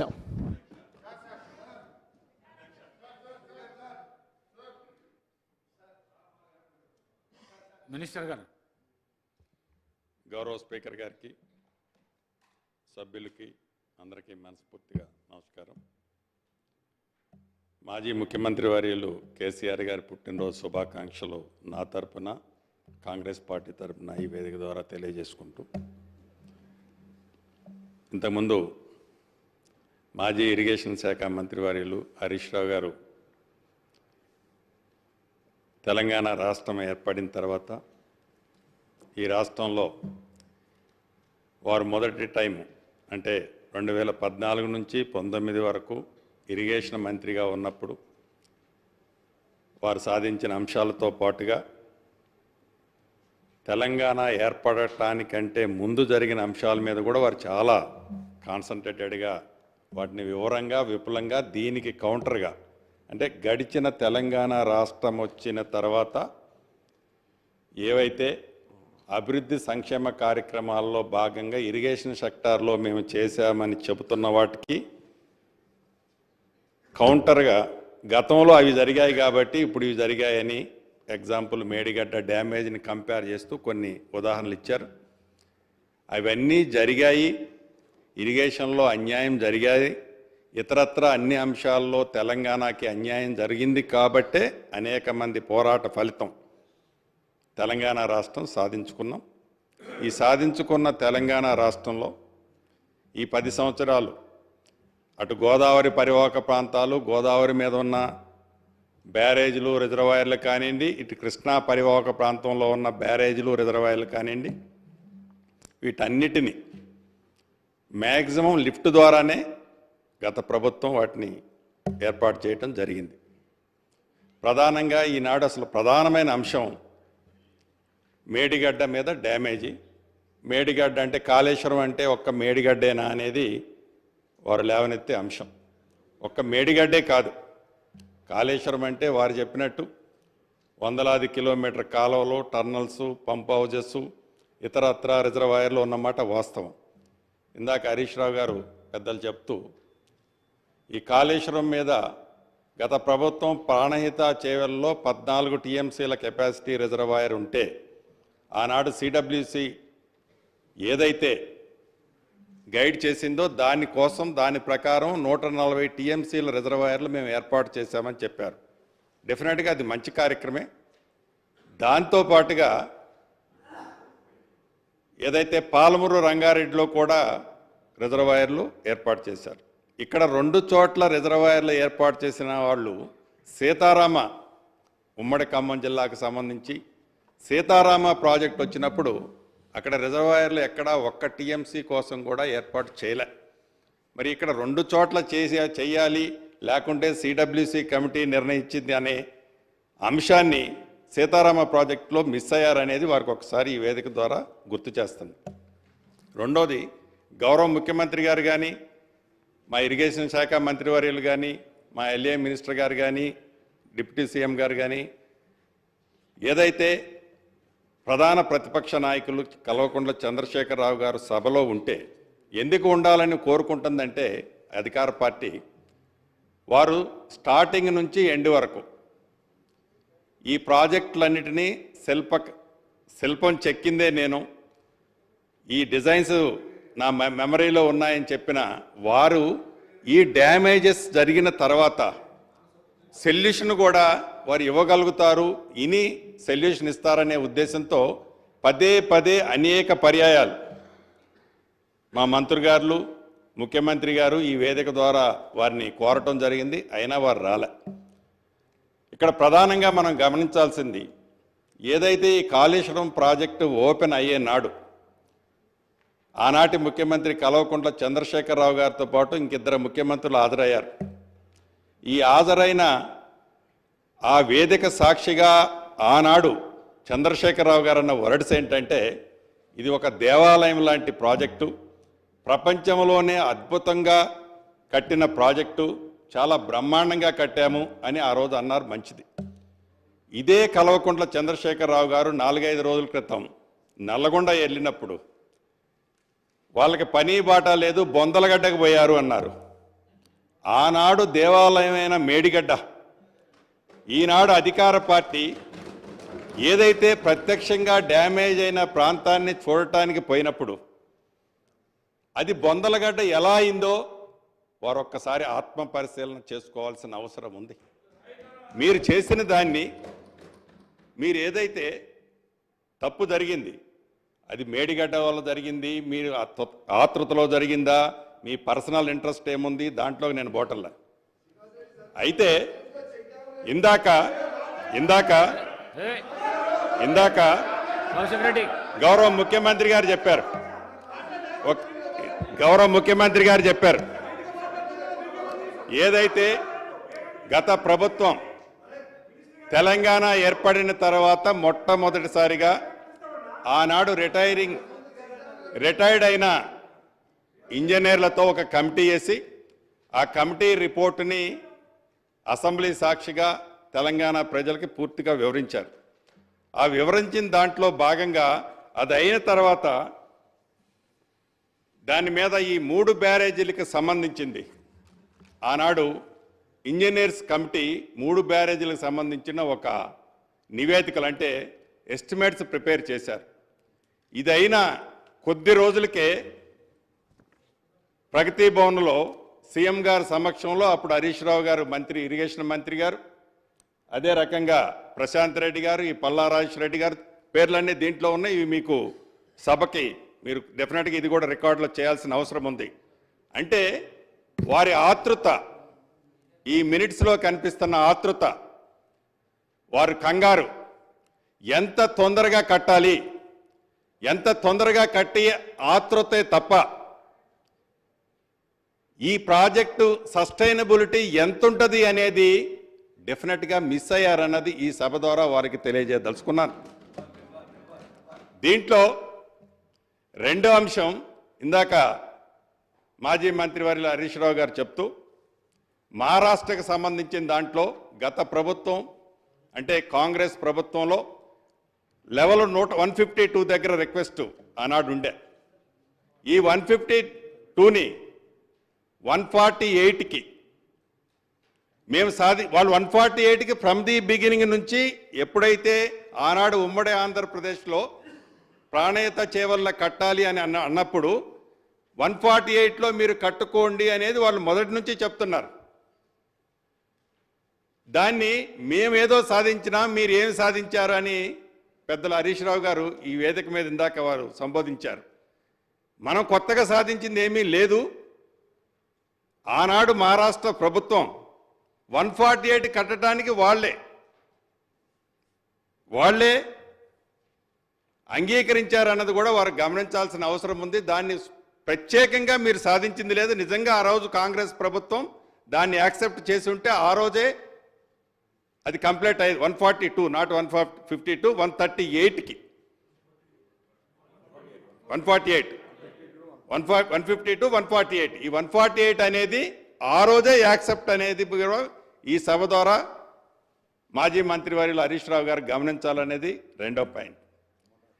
మూడోది, ఏదైతే ఈ కాళేశ్వరం కానివ్వండి, ఈ కాళేశ్వరంలో 3 బ్యారేజీలు పదే పదే మొన్న నల్గొండ సభలో కల్వకుంట్ల చంద్రశేఖరరావు గారు ఈనాటి ఉన్న ప్రభుత్వంలో ఉన్న పెద్దల దద్దమ్మలు, అదే నేను ఉండుంటే నీళ్లు ఇచ్చేవాడిని, గోదావరి నీళ్లు డ్యామేజ్ అయినా కూడా గోదావరి నీళ్లు లిఫ్ట్ చేసి సస్యశ్యామలంగా నీళ్ళు ఇచ్చేవనేది ఆ వేదిక సాక్షిగా వారు చెప్పారు. వారిని ఈ వేదిక ద్వారా త్రూ హరీష్ రావు గారి ద్వారా ఒకటే మీ ద్వారా చెప్తున్నాను. ఇది నవంబర్ నెలలో, అంటే మీరు అధికారంలో ఉన్న 45 రోజులకు ముందే కూలిపోయింది మేడిగడ్డ ప్రాజెక్టు. 45 రోజులకు ముందు కూలిపోయిన తర్వాత ఈ 45 రోజుల్లో ఎన్ని క్యూసెక్స్, ఎన్ని టీఎంసీల వాటర్ని పంపు చేసి మీరు ఇరిగేషన్ కోసం రిజర్వాయర్లో నింపారు అనేది మీరు ఒక్కసారి ఆత్మ పరిశీలన చేసుకోండి. ఆనాడు ఆపద్ధర్మ ముఖ్యమంత్రిగా మీరే ఉన్నారు. కనీసం ఒక్క టీఎంసీ వాటర్నైనా రివర్స్ పంపించి ఈనాడు మీరు నేనున్నట్టయితే సస్యశ్యామలంగా నీరు ఇచ్చేవాడిని, రెండో పంటకు నీళ్ళు ఇచ్చేవాడిని అని చెప్తున్నారు. ఈ 45 రోజుల్లో కొత్త ప్రభుత్వం రాకముందు ఎలక్షన్ నోటిఫికేషన్ వచ్చిన తర్వాత ఆ 45 రోజుల్లో ఆ ప్రాజెక్టు కుంగిపోయి క్రాకులు ఇచ్చిన తర్వాత నీళ్లు ఉన్నాయని చెప్పిన మీరు ఎందుకు నీటిని రిజర్వాయర్లోకి మీరు పంపలేకపోయారు? అంటే కొత్త ప్రభుత్వం వచ్చిన ఈ 60 రోజులు 70 రోజుల్లో ఈ ప్రభుత్వం మీద పదే పదే మీరు విమర్శలు చేసే పరిస్థితి ఈనాడు మీకు లేదు. మీరు కొత్త ప్రభుత్వానికి సూచనలు ఇవ్వగలుగుతారు. 10 సంవత్సరాల క్రితం ఉన్న ఉమ్మడి ఆంధ్రప్రదేశ్లో ఉన్న ఆనాటి కాంగ్రెస్ ప్రభుత్వంలో ఉన్న అంశాలని పదే పదే ఆనాడు ఉమ్మడి ఆంధ్రప్రదేశ్లో తెలంగాణ రాష్ట్రానికి అన్యాయం జరిగిందని కాబట్టి తెలంగాణ రాష్ట్రం వచ్చిన తర్వాత మనందరం కొత్త జీవితాన్ని ప్రారంభించాం. పద్దాక పాత జీవితంలోకి పోయి ఆనాడు కాంగ్రెస్ పార్టీ ఆనాడు ప్రభుత్వం అన్నదానికంటే ఈ కొత్త ప్రభుత్వంలో మమ్మల్ని విమర్శించే పాయింట్ నాటు అని కూడా లేదనేది గౌరవ సభ్యులు మీ ద్వారా గమనించాలనేది నేను తెలియజేసుకుంటున్నా. ఇక ఏదైతే ఈ రిజర్వాయర్లో బ్యారేజీలు ఉన్నాయో, అది మేడిగడ్డ కానీ ఇతరత్ర బ్యారేజీలు ఎస్టిమేట్ మీరు ఒకటి చేశారు. ఎస్టిమేట్ చేసిన తర్వాత ఆ estimate cut off wall upstream కానీ downstream cut off wall కానీ ఆనాడు మీరు cut off wall RCC concrete వాల్తో చేశారు. చేసిన దాన్ని వర్క్ మీరు స్పీడ్ కావాలన్నా మీ ఇన్నర్ ఫీలింగ్ ఏంటో నాకు తెలియదు. యుద్ధ ప్రాతిపదిక మీద ఆ డిజైన్ చేంజ్ చేసి ఆ డిజైన్ చేంజ్ చేయటమే ఈనాడు ఆ ప్రాజెక్టులు పట్టిన అధోగతి అనేది ఈ వేదిక ద్వారా మీ ద్వారా వాళ్ళకి తెలియజేస్తున్నాను. నిజంగా ఆ డయాఫ్రమ్ వాల్ కాంక్రీట్ వాల్తో చేసి ఉంటే, ఆ శాండ్ని పర్ఫెక్ట్గా కాంపాక్ట్ చేసి ఉంటే ఈనాడు ఆ రాఫ్ట్ కుంగేది కాదు, ఆ డ్యాము షింక్ అయ్యేది కాదు.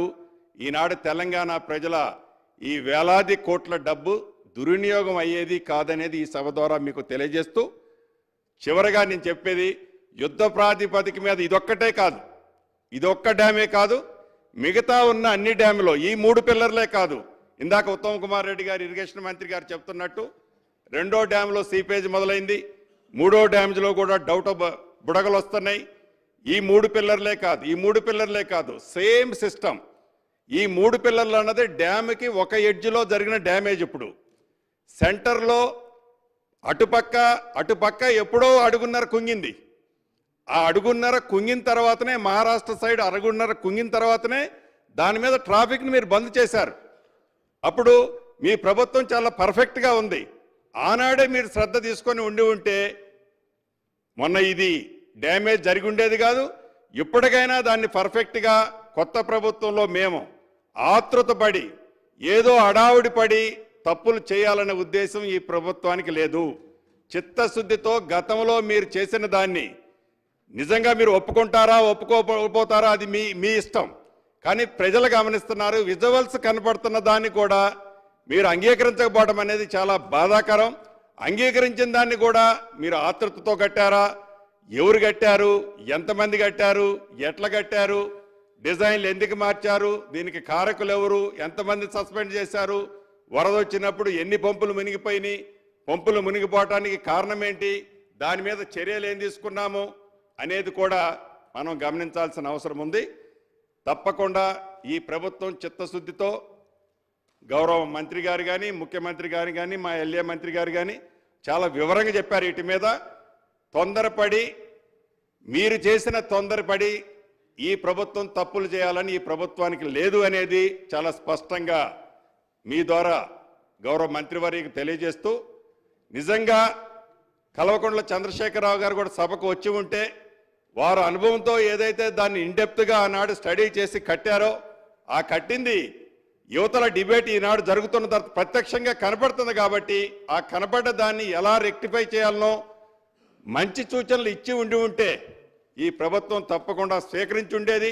అటువంటి పరిస్థితి లేకపోవటం, వారి సభకు రాకపోవటం కూడా నిజంగా దురదృష్టకరం అని మీ ద్వారా ప్రధాన ప్రతిపక్ష సభ్యులకు తెలియజేసుకుంటూ సెలవు తీసుకుంటున్నాను.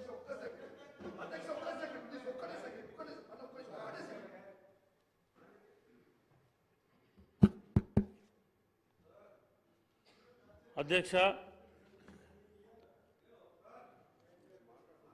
ఈ అసెంబ్లీలో మొదటిసారి మాట్లాడేటువంటి అవకాశం ఇచ్చినటువంటి మీకు ధన్యవాదాలు తెలియజేసుకుంటూ,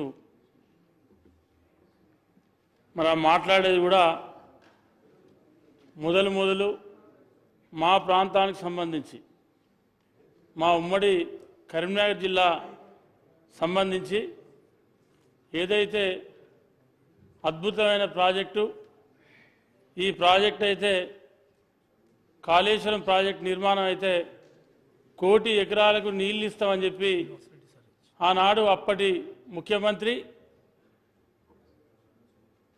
అనేక మార్లు ఎన్నోసార్లు ఈ తెలంగాణ రాష్ట్ర ప్రజానీకానికి చెప్పి, కనీసం మీరు నిన్న మొన్న లెక్కలు చూస్తూ ఉంటే 1,00,000 ఎకరాలకు కూడా నీళ్ళు ఇవ్వనటువంటి దుస్థితి. మరి ఇవాళ దీనికన్నా ముందు స్వాతంత్రం వచ్చిన దగ్గర నుంచి ఇప్పటి వరకు కాంగ్రెస్ పార్టీ ప్రభుత్వాలున్నప్పుడు ఈ రాష్ట్రంలో ఉమ్మడి ఆంధ్రప్రదేశ్లో కానీ తెలంగాణ ప్రాంతంలో కానీ అధ్యక్ష ఎన్నో ప్రాజెక్టులు నిర్మాణమైనాయి.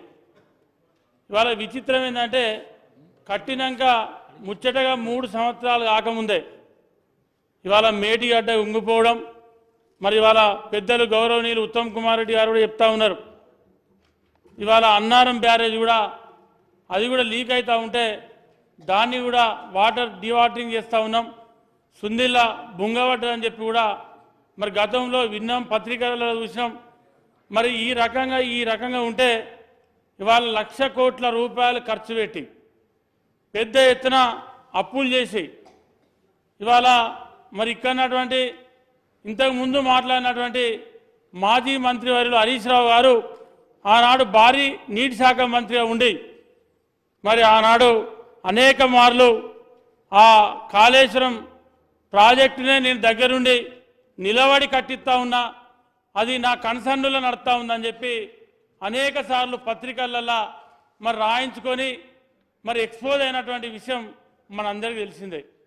ఇవాళ మొన్న మనందరం రేవంత్ రెడ్డి గారు ముఖ్యమంత్రి గారి ఆధ్వర్యంలో మరి ఏదైతే మేడిగడ్డ ఉంగిందని చెప్పి ఆనాడు దానికన్నా ముందు రోజు మరి అన్ని పక్షాలను, అన్ని రాజకీయ పార్టీలను, ఈ శాసనసభలో ఉన్నటువంటి అందరి సభ్యులను అధ్యక్ష ఆ రోజు మరి మీ ఆధ్వర్యంలో అప్పీల్ చేయడం జరిగింది. ఆనాడు వీళ్ళు రాక మరి ఎక్కడో నల్గొండలో మీటింగ్ పెట్టి వాళ్ళకి ఇష్టం వచ్చినట్టు మరి వ్యంగ్యంగా మాట్లాడి మీరు దేనికోసం పోతానో అక్కడ ఏం బీక్టానికి పోతానని చెప్పి ఆనాడు మరి అక్కడటువంటి మాజీ ముఖ్యమంత్రి గారు మరి ఇప్పుడున్నటువంటి ముఖ్యమంత్రి గారి గురించి మాట్లాడడం జరిగింది. అంటే 10 సంవత్సరాలు ఒక ముఖ్యమంత్రిగా పనిచేసి మరి అటువంటి విషయాలు మాట్లాడచ్చు, ఆ భాషను వాడి మాట్లాడచ్చు అధ్యక్ష, ఒక్కసారి మీరు ఆలోచన చేయండి. ఇవాళ ఉమ్మడి కరీంనగర్ జిల్లాకు సంబంధించి మా కరీంనగర్ జిల్లాను మొత్తం నిట్ట నిలువున ముంచి ఇవాళ టీఆర్ఎస్ పార్టీ ఆవిర్భావం నుండి ఇవాళ టీఆర్ఎస్ పార్టీ పుట్టినప్పటి నుండి ఇవాళ బీఆర్ఎస్ పార్టీగా మారే వరకు ఇవాళ వాళ్ళను ఇలా కేసీఆర్ గారిని కేసీఆర్ గారి కుటుంబాన్ని ఆ పార్టీని బతికిచ్చినటువంటి మా ఉమ్మడి కరీంనగర్ జిల్లాను మొత్తం సర్వనాశనంగా ముంచారు. మా జిల్లా కొరిగింది ఏం లేదు. ఇవాళ కాళేశ్వరం ప్రాజెక్టు కడితే ఇవాళ కాళేశ్వరం మంత్రి నియోజకవర్గం ఉంది. మేడిగడ్డ కానీ అన్నారం కానీ సుందిల్ల కానీ కనీసం ఒక్క సుక్క నీళ్ళు కూడా మంత్రి నియోజకవర్గానికి వెళ్ళలేదు. అక్కడి నుంచి వస్తే ఇక్కడనే మా సోదరుడు మక్కాన్ సింగ్ గారు ఉన్నారు. రామగుండం నియోజకవర్గం ఇలా తలాబుకు నీళ్లుంటాయి, సముద్రం లెక్క నీళ్లుంటాయి, కానీ ఒక్క సుక్క నీళ్లు కూడా అక్కడ సాగు భూమికి నీళ్లు రావు. మరి ఆ నీళ్ళు ఎక్కడికి పోయినాయంటే ఆ నుంచి వెళ్ళి అప్పుడు మరి ఎల్లంపల్లి శ్రీపాద ప్రాజెక్టుని కట్టింది ఆనాడు కాంగ్రెస్ ప్రభుత్వం. ఆ ప్రాజెక్టులో నీళ్లు నింపి మరి అక్కడి నుండి నంది మేడాలను తీసుకొచ్చి అక్కడి నుండి లిఫ్టుల ద్వారా ఇవాళ ఎక్కడ తీసుకుపోయారంటే సిద్దిపేట గజ్వేల్ నీళ్ళు తీసుకుపోయాం. కానీ మాకేం ఉరగలేదు. ఇవాళ మా ప్రాంతానికి కరీంనగర్ జిల్లాకు వచ్చినప్పుడు గతంలో ఏదైతే ఆనాడు కాంగ్రెస్ ప్రభుత్వం ఉన్నప్పుడు 1963లో జవహర్లాల్ నెహ్రూ గారు ప్రధానమంత్రి ఉన్నప్పుడు అధ్యక్ష ఆనాడు ఎస్ఆర్ఎస్పి ప్రాజెక్టుకు శంకుస్థాపన చేయడం జరిగింది. మరి ఆనాడు 112 టీఎంసీలతోని ప్రాజెక్టుకు శంకుస్థాపన చేసి పనులు ప్రారంభిస్తే మా ప్రాంతానికి ఉమ్మడి కరీంనగర్ జిల్లాకు 1983లో మరి మా ప్రాంతానికి ఎస్ఆర్ఎస్పి కాలువల ద్వారా నీళ్ళు వచ్చినాయి. ఎస్ఆర్ఎస్పి కాలువల ద్వారా నీళ్ళు వస్తే మరి ఆనాటి నుండి ఈనాటి వరకు మన మధ్యలో తెలుగుదేశం ప్రభుత్వం ఉన్నప్పుడు కాలువ లైనింగ్ జరగడం, డ్రాపులు పూర్తిగా సిమెంటు కాంక్రీట్తో నిర్మాణం జరగడం, మరి కాంగ్రెస్ ప్రభుత్వం ఉన్నప్పుడు ఉమ్మడి కరీంనగర్ జిల్లా అంతా కూడా ఆనాడు మొత్తం కాలువలు తవ్వడం జరిగింది. ఆనాడు ఫేజ్ 1 కానీ ఫేజ్ 2 కానీ ఎస్ఆర్ఎస్పి ప్రాజెక్టు ద్వారా ఆనాడు మా ప్రాంతానికి దాదాపు 9.5 లక్షల ఆయకట్టు ఆనాడు రావడం జరిగింది. మరి అప్పర్ ఏదైతే మిడ్ మానేర్ లోయర్ మానేర్ మీద 4,70,000 ఎకరాల అధ్యక్ష. ఇవాళ అది తప్ప ఇవాళ కనీసం ఇంతకుముందు గతంలో హరీష్ రావు గారు మాట్లాడినప్పుడు చెప్తా ఉన్నారు. అంతకుముందు ఒక గంట క్రితం మేము కరీంనగర్ జిల్లాలో ఉన్నటువంటి ఎస్ఆర్ఎస్పి ప్రాజెక్టుకు ఏదైతే కాలువలు ఉన్నాయో ఆ కాలువలన్నింటినీ చివరి ఆయకట్టుకు నీళ్ళు ఇచ్చామని చెప్పి ఇవాళ మీరు ఎవ్వరు నాతో నచ్చినా మీరు రండి, నేను చూపిస్తా. ఎక్కడ కూడా చివరి ఆయకట్టుకు నీళ్ళు ఇచ్చిన దాఖలాలు లేవు. మా నీళ్లను మా రైతుల పుట్టగొట్టి, మా ప్రాంత రైతుల పుట్టగొట్టి, మా దగ్గర మాయ మాటలు చెప్పి ఎప్పుడు ఎన్నికలు జరిగినా టీఆర్ఎస్ పార్టీకి బీఆర్ఎస్ పార్టీకి ఓట్లు వేయించుకొని కరీంనగర్ జిల్లా రైతుల ఉమ్మడి జిల్లా రైతుల పుట్టగొట్టింది తప్ప మీరు కానీ మాకు ఏ రోజు కూడా మా ప్రాంతానికి మీరు కాళేశ్వరం నీళ్ళు తీసుకొచ్చి మా నీళ్లతోని మా ప్రాంతాన్ని సస్యశ్యామలం చేసింది లేదు. మీరు ఏం చెప్పిండ్రు ఆనాడు ఉద్యమ సమయంలో ఏమున్నది, ఇది ఇప్పుడు నీళ్ళు వస్తలేవు, రేపు తెలంగాణ రాష్ట్రం వస్తే కాలడ్డం పెడితే నీళ్ళు వస్తాయని చెప్పారు కేసీఆర్ గారు. కాలడ్డం పెడితే నీళ్ళు వస్తాయని చెప్పారు. పొలాలు పాకులు పడతాయని చెప్పారు. పొలాలలో చేపలు పట్టొచ్చని చెప్పారు. పొలాలు ఎండిపోవని చెప్పిండ్రు. కానీ మీరు ఏం చేసిండ్రంటే మా ప్రాంత రైతులను మోసం చేశారు. మీరు మా దగ్గర ఏం చేయలేదు. మీరు ఆనాడు కాంగ్రెస్ ప్రభుత్వం కట్టినటువంటి డ్రాప్ కూలిపోతే కూడా కనీసం డ్రాప్ను రిపేర్ చేయలేదు. మీరు ఎక్కడైనా డీపీలు షటర్ పోతే ఒక్క షటర్ నిర్మాణం చేయలేదు. మీరు ఇలా మీకు మా ఉమ్మడి కరీంనగర్ జిల్లా గురించి కానీ తెలంగాణ రాష్ట్ర ప్రజా రైతాంగం గురించి కానీ మాట్లాడేటువంటి హక్కు లేదు. ఎందుకంటే ఇవాళ డబ్బులు ఖర్చు పెట్టిండ్రు కానీ ఎక్కడ కూడా అవి ఉపయోగానికి రాలేదు. ఇవాళ మా ఏదైతే మీరు కాళేశ్వరం ప్రాజెక్టు గురించి మీరు చెప్తా ఉన్నారు, ఆనాడు ఆ కాళేశ్వరం ప్రాజెక్టు పూర్తయితే 1 కోటి ఎకరాలకు నీళ్ళు వస్తాయని చెప్పారు. ఇవాళ 1 కోటి ఎకరాలకు నీళ్ళు వస్తాయని చెప్పి మీరు ఇచ్చిన లెక్కలనే 1,00,000 ఎకరాలు దాటలేవు. ఇవాళ మీరు 4 సంవత్సరాలు 3 సంవత్సరాలు నీళ్లు ఎత్తిపోతే కనీసం మీరు ఏ రోజు కూడా 30 టీఎంసీలు దాటి నీళ్ళు ఎత్తిపోయలేదు. ఇవాళ మా ప్రశాంత్ అనే నా మీదకి వస్తా ఉన్నాడు. నేను మాట్లాడేటన్ని అన్నా నేను మీ హరీష్ రావు గారి లెక్క అబద్ధాలు ఆడేది లేదు, నాకేం అబద్ధాల లెక్కలు రావు. కాబట్టి పేరు తీసుకోకుండా దయచేసి ప్లీజ్. కాబట్టి ఇప్పుడు వారు 2 గంటలు మాట్లాడినారు, 2 గంటలు మాట్లాడినారు. మేము ఏం మాట్లాడినా ఇప్పుడు ఏం మాట్లాడి వారు ఇంతకుముందు ఏం చెప్పారు మా ప్రాంతానికి కన్క్లూడ్ చేయండి. ఇప్పుడు ఉమ్మడి కరీంనగర్ జిల్లాలో 10 నిమిషాలు అవుతుంది నేను మాట్లాడటం. 10 మినిట్స్ అవుతుంది సార్ నేను మాట్లాడాలి. 5 మినిట్స్ అయితే మా ప్రాంతానికి నీళ్ళు వస్తున్నాయి, తేలేందుకు నీళ్ళు ఇస్తున్నామని చెప్పారు. మీరు ఎవరన్నా మీరు హరీష్ రావు గారు వస్తారా, లేకపోతే ఇంకా మీరెవరైనా స్పీకర్ గారు మీరెవరైనా పంపిస్తారా? మీరు రాండి. మా ప్రాంతానికి నీళ్ళు ఎక్కడ కూడా కాళేశ్వరం జిల్లాలో మా పెద్దపల్లి జిల్లాలో 2 లక్షల ఆయకట్టు ఉంటుంది.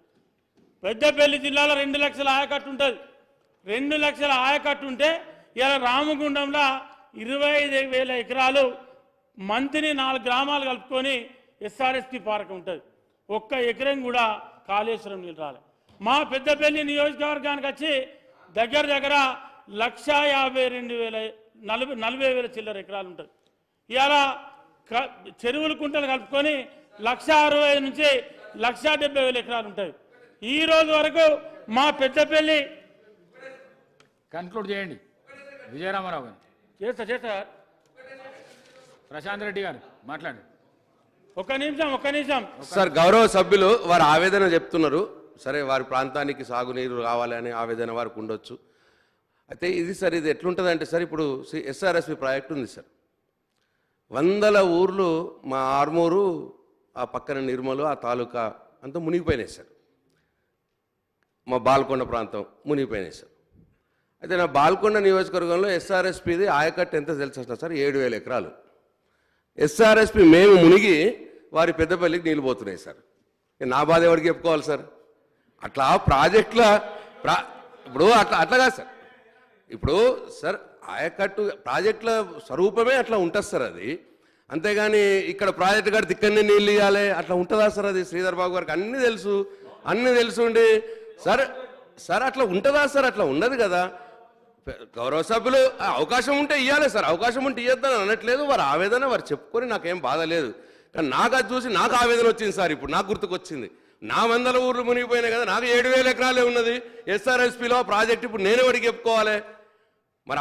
అప్పుడు డిజైన్ చేసింది, బిల్ట్ చేసింది అప్పుడు ప్రభుత్వాలే కదా అధ్యక్ష. ఇప్పుడు ఆ ప్రభుత్వాల మీద ఆక్రోశం వెలిపుచ్చుకోవాలన్నా? అట్లా ఉండదు. నాకు తెలుసు కాబట్టి, ప్రాజెక్టుల స్వరూపం నాకు తెలుసు కాబట్టి కాబట్టి దయచేసి సభ్యులు అర్థం చేసుకోవాలి. Thank you. కన్క్లూడ్ చేయండి ప్లీజ్.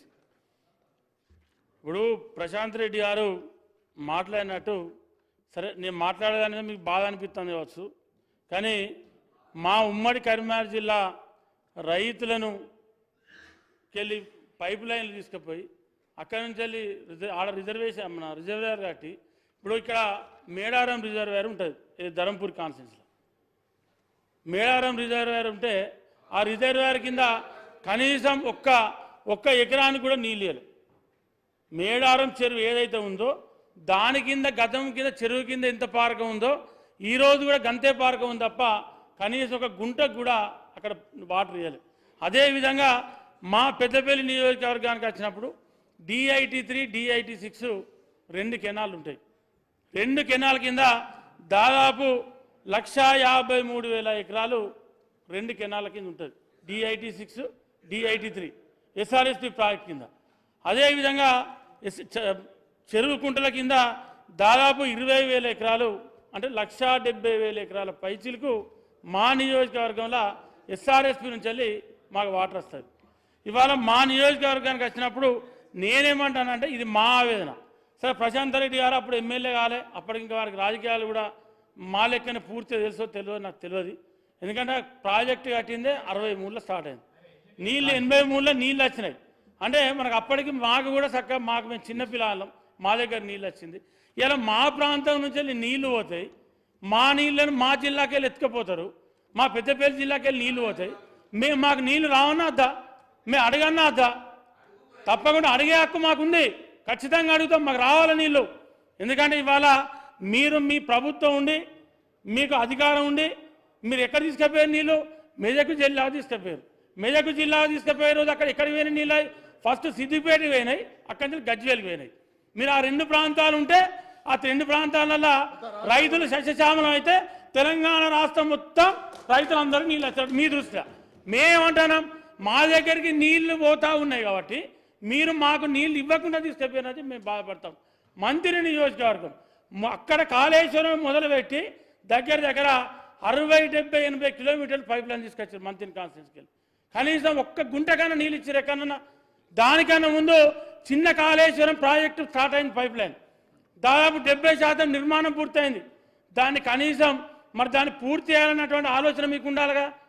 దాన్ని ముట్టుకోకపోతుంది. పెద్దపల్లి నియోజకవర్గాన్ని వదిలేత్తారు, రామగుండం వదిలేత్తారు.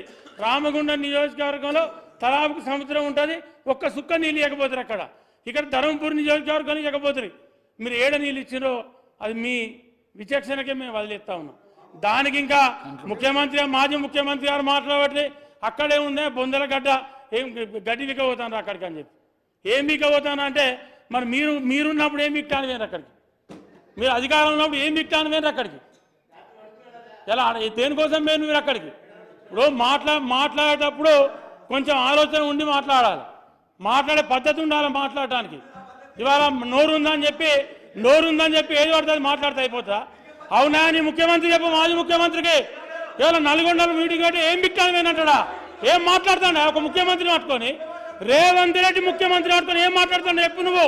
కనీసం ఇంగిత జ్ఞానం ఉండాలి నీకు, నీ ముఖ్యమంత్రికి ఇంగిత జ్ఞానం ఉండాలి. ఫస్ట్ నువ్వు దాన్ని మాట్లాడు మా గురించి మాట్లాడు. నువ్వు ఏం మాట్లాడి నీ ముఖ్యమంత్రి? ఇవాళ ఒక మాజీ ముఖ్యమంత్రి 10 ఏళ్ళు ముఖ్యమంత్రి ఉంటాడు.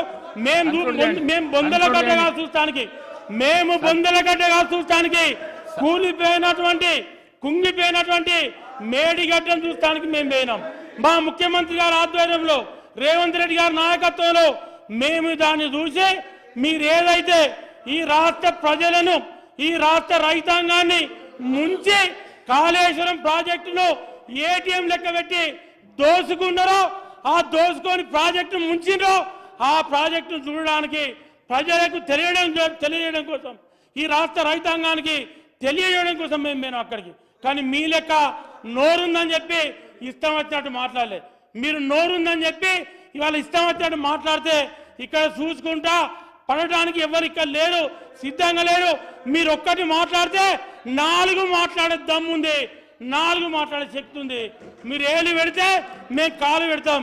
మామూలుగా మీరేం ఏదో వాటిగానే గవర్నమెంట్లో ఉండి పోలీసులను పెట్టి రాత్రిపూట అరెస్ట్ చేసి ముఖ్యమంత్రి లేకపోతే మంత్రులు తవ్వంటి పోతా అంటే ఇళ్ళ ముంగట కావలు పెట్టే నైజాం మాది కాదు.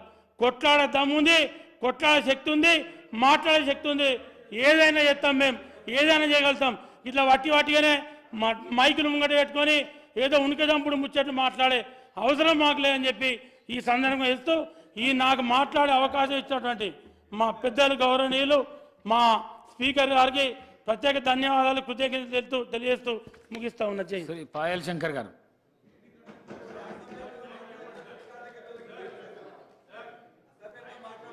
అధ్యక్ష,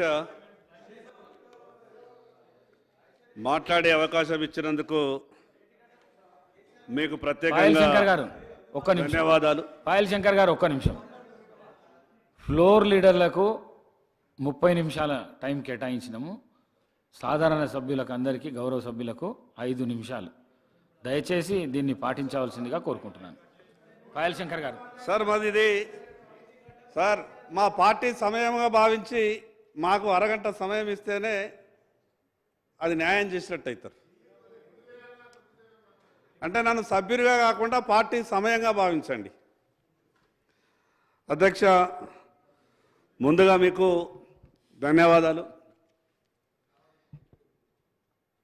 ఈ కాళేశ్వరం ప్రాజెక్టు గురించి చర్చ వచ్చినప్పుడల్లా శాసనసభలో ఈ పెద్ద పెద్ద స్క్రీన్లు ప్రత్యక్షమవుతాయి. నేను ఇంతకుముందు కూడా టీవీలలో చూసినట్టు నాకు గుర్తున్నది. ఇంకొక విషయం ఏంటంటే ఈ పదే ఒక పదం వాడుతున్నారు. ఆ పదానికి ఈ శాసనసభకు ఎందుకు అంత అవినాభావ సంబంధం ఉన్నది అర్థమైతలేదు. ఆ పదం వాడడం తప్పు అని అందరికీ తెలిసినా ఇటు నుంచి కానీ అటు నుంచి కానీ అదే పదాన్ని పదే వాడే ప్రయత్నం చేస్తూ ఈ 2 రాజకీయ పార్టీలు ఆ పదం ద్వారానే ప్రజల దృష్టిని ఆకర్షించాలని ప్రయత్నం చేస్తున్నాయేమో మాకైతే అర్థమైతలేదు. అధ్యక్ష, పొద్దున ఈరోజు నేను 6 గంటలకు మా ఇంటికి ఫోన్ చేసిన ఆదిలాబాద్కు. మా మనవడు ఫోన్ లేపి మాట్లాడితే ఎక్కువసేపు మాట్లాడే ప్రయత్నం చేస్తే నేనేమన్నా ఒక మాట అంటే, నువ్వు తొందరగా ఫోన్ పెట్టేరా బాబు, ఇవాళ అసెంబ్లీలో పెద్ద పెద్ద స్క్రీన్లు పెట్టిండ్రు, బాగా అవన్నీ చూపిస్తారట. నేను కొంచెం చదువుకున్నా, కొత్తగా శాసనసభకు పోయినా కాబట్టి అని అంటే ఏం పెట్టిండ్రు తాతయ్య అని వాడు అడిగిండు. ఏమో పెద్ద పెద్ద స్క్రీన్లు పెట్టిండ్రు అంటే వాడు అన్న మాటలు ఏంటంటే మీకు సినిమాలు కింద చూపిస్తారా శాసనసభలు అన్నాడు. అధ్యక్ష, గతంలో కాళేశ్వరం రిడిజన్ గురించి మాట్లాడినప్పుడు ఈనాటి మాజీ ముఖ్యమంత్రి గారు ఆ రోజు ముఖ్యమంత్రి హోదాలో ఇక్కడ నుండి ఉత్తమ్ కుమార్ రెడ్డి గారు మాట్లాడినటువంటి మాట కూడా, వారిని అన్నటువంటి మాట కూడా నాకు ఇప్పటికీ గుర్తొస్తున్నది. మరి ఎందుకు ఇటువంటి ఈ గొప్ప శాసనసభలో ఆ రకమైనటువంటి పదాలు పదే పదే వస్తున్నప్పుడు ఆ రకమైనటువంటి పదాలు వాడడం వల్ల శాసనసభకు ఉన్నటువంటి గౌరవాన్ని దిగజార్చిన వాళ్ళమైతమేమో అని కొత్తగా వచ్చినటువంటి సభ్యున్ని నాకు అనిపిస్తున్నది. అధ్యక్ష, టిఆర్ఎస్ ప్రభుత్వం ఆలోచన విధానం చూస్తే కూడా గతంలో కాంగ్రెస్ ప్రభుత్వం ఆలోచన విధానాన్ని చూస్తే గతంలో టిఆర్ఎస్ పార్టీ తప్పులు చేసిందని లేదా వాళ్ళు ఏమైనా పాపాలు చేసిందని మీరేదో ఈ రాష్ట్రాన్ని గొప్పగా పరిపాలిస్తారని మీ చేతిలో రాష్ట్రాన్ని పెట్టిండ్రు. మీ చేతిలో రాష్ట్రాన్ని పెట్టిన తర్వాత ఏం జరగాల? రాబో 5 సంవత్సరాలలో ఈ రాష్ట్రంలో ఎంత గొప్ప కార్యక్రమాలు చేస్తారో చర్చ జరగాల. లేదు పాత విషయాలు కూడా రావాలా. ఎందుకంటే టిఆర్ఎస్ పార్టీ చేసినటువంటి తప్పులు ఉన్నాయి. అంత పెద్ద లక్షల కోట్ల రూపాయల అప్పులు తీసుకొచ్చి ఒక్క రూపాయి కూడా పనికి రాకుండా అంత పెద్ద కాళేశ్వరంలో జరిగినటువంటి తప్పు మీద తప్పకుండా చర్చ జరగాల్సిందే. కానీ ఇప్పటి వరకు ఈ కొత్తగా వచ్చినటువంటి ప్రభుత్వం ఏం చేయబోతున్నదన్న విషయాన్ని మాత్రం ఎక్కడా స్పష్టం చేయలేకపోతా ఉన్నది. అధ్యక్ష, మేము అనుకున్నాం ఆంధ్రప్రదేశ్ రాష్ట్రం ఉన్నప్పుడే మా అటువంటి ఆదిలాబాద్కు అన్యాయం జరిగింది, తెలంగాణ రాష్ట్రం వచ్చిన తర్వాత మాకు న్యాయం జరుగుతుందని గొప్పగా ఆశపడ్డాం. మా జిల్లాలో ఏకైక ప్రాజెక్టు సార్ 10 సంవత్సరాలలో మొదలైంది కోటా చెనాక అనే ప్రాజెక్టు. గౌరవ హరీష్ రావు గారికి చాలా తెలుసు ఆ విషయం మీద. ఆ కోటా చెనాక అనే ప్రాజెక్టు 2014-15లో పరిపాలన అనుమతులు ఇచ్చిండ్రు 1300 కోట్ల రూపాయలతోని. ఇది 2023. 14-15లో పరిపాలన అనుమతులు ఇచ్చిన తర్వాత 2017లో ఆదిలాబాద్లో 50,000 ఎకరాలకు సాగునీరు అందిస్తాం.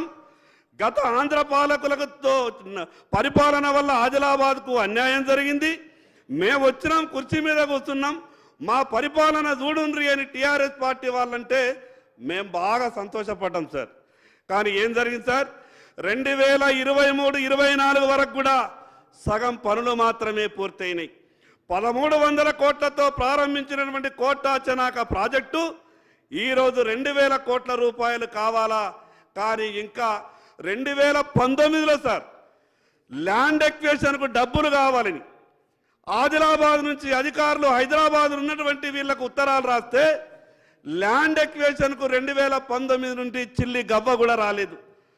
మరి అదే కాళేశ్వరం ప్రాజెక్టులో కాంట్రాక్టర్ల దృష్టి అంతా కూడా కాళేశ్వరం ప్రాజెక్టుకి ఏమైంది, అధికారుల దృష్టి అంతా కూడా కాళేశ్వరం ప్రాజెక్టుకి ఏమైంది.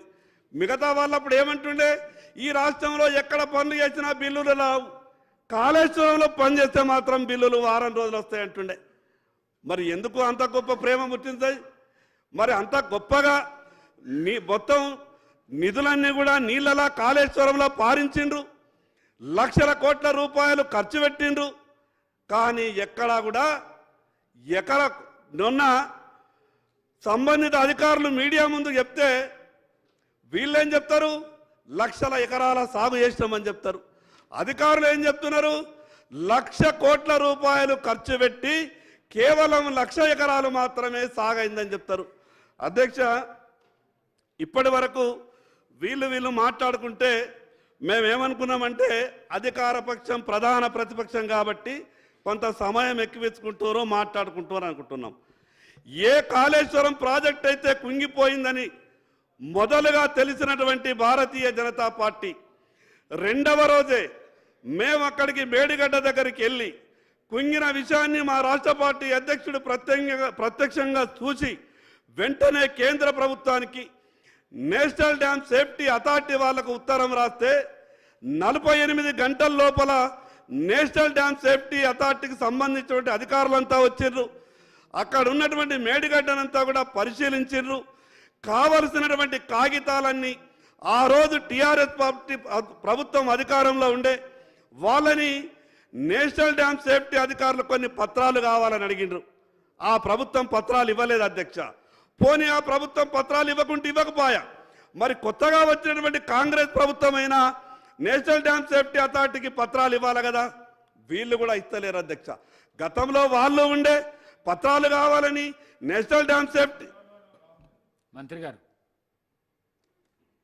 పాయల్ శంకర్ గారు, అధ్యక్ష మీ ద్వారా మాకు తెలియదలుచుకున్నా, నేషనల్ డ్యామ్ సేఫ్టీ అథారిటీ ఇప్పుడు ఏమి డాక్యుమెంట్స్ అడిగినా ఇవ్వడమే కాకుండా మీరు ఈ 3 బ్యారేజ్ విషయంలో పూర్తి ఎంక్వైరీ ఇన్వెస్టిగేషన్ టేకప్ చేయండి.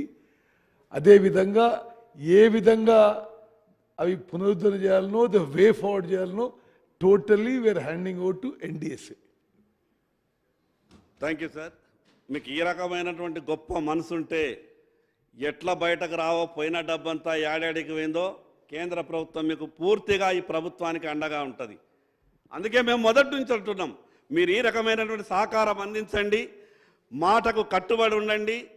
ఏదైతే ఆ రోజు మల్కాజ్గిరి పార్లమెంటు సభ్యులుగా, రాష్ట్ర కాంగ్రెస్ పార్టీ అధ్యక్షులుగా జరిగినటువంటి విషయాల మీద సిబిఐ విచారణ జరగాలని గౌరవ ముఖ్యమంత్రి గారు ఆ రోజు మాట్లాడినటువంటి మాటను ఒక్కసారి గుర్తు చేసుకున్నా.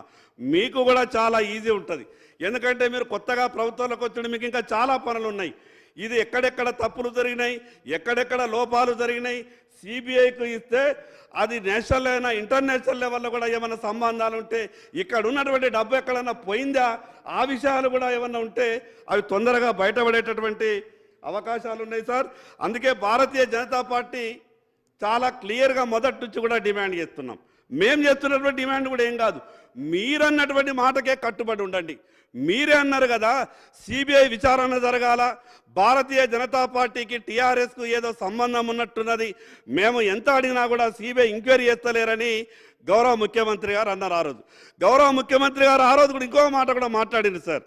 వారు ఏమన్నారంటే, ప్రధానమంత్రి గారిది, అమిత్ షా గారిది నా దగ్గర అన్ని ఆధారాలు ఉన్నాయి, నేను కంప్లైంట్ చేయడానికి సిద్ధంగా ఉన్నా, భారతీయ జనతా పార్టీ నాయకులు వాళ్ళ అపాయింట్మెంట్ ఇప్పగలుగుతారా అని ఒక మాట మాట్లాడినారు.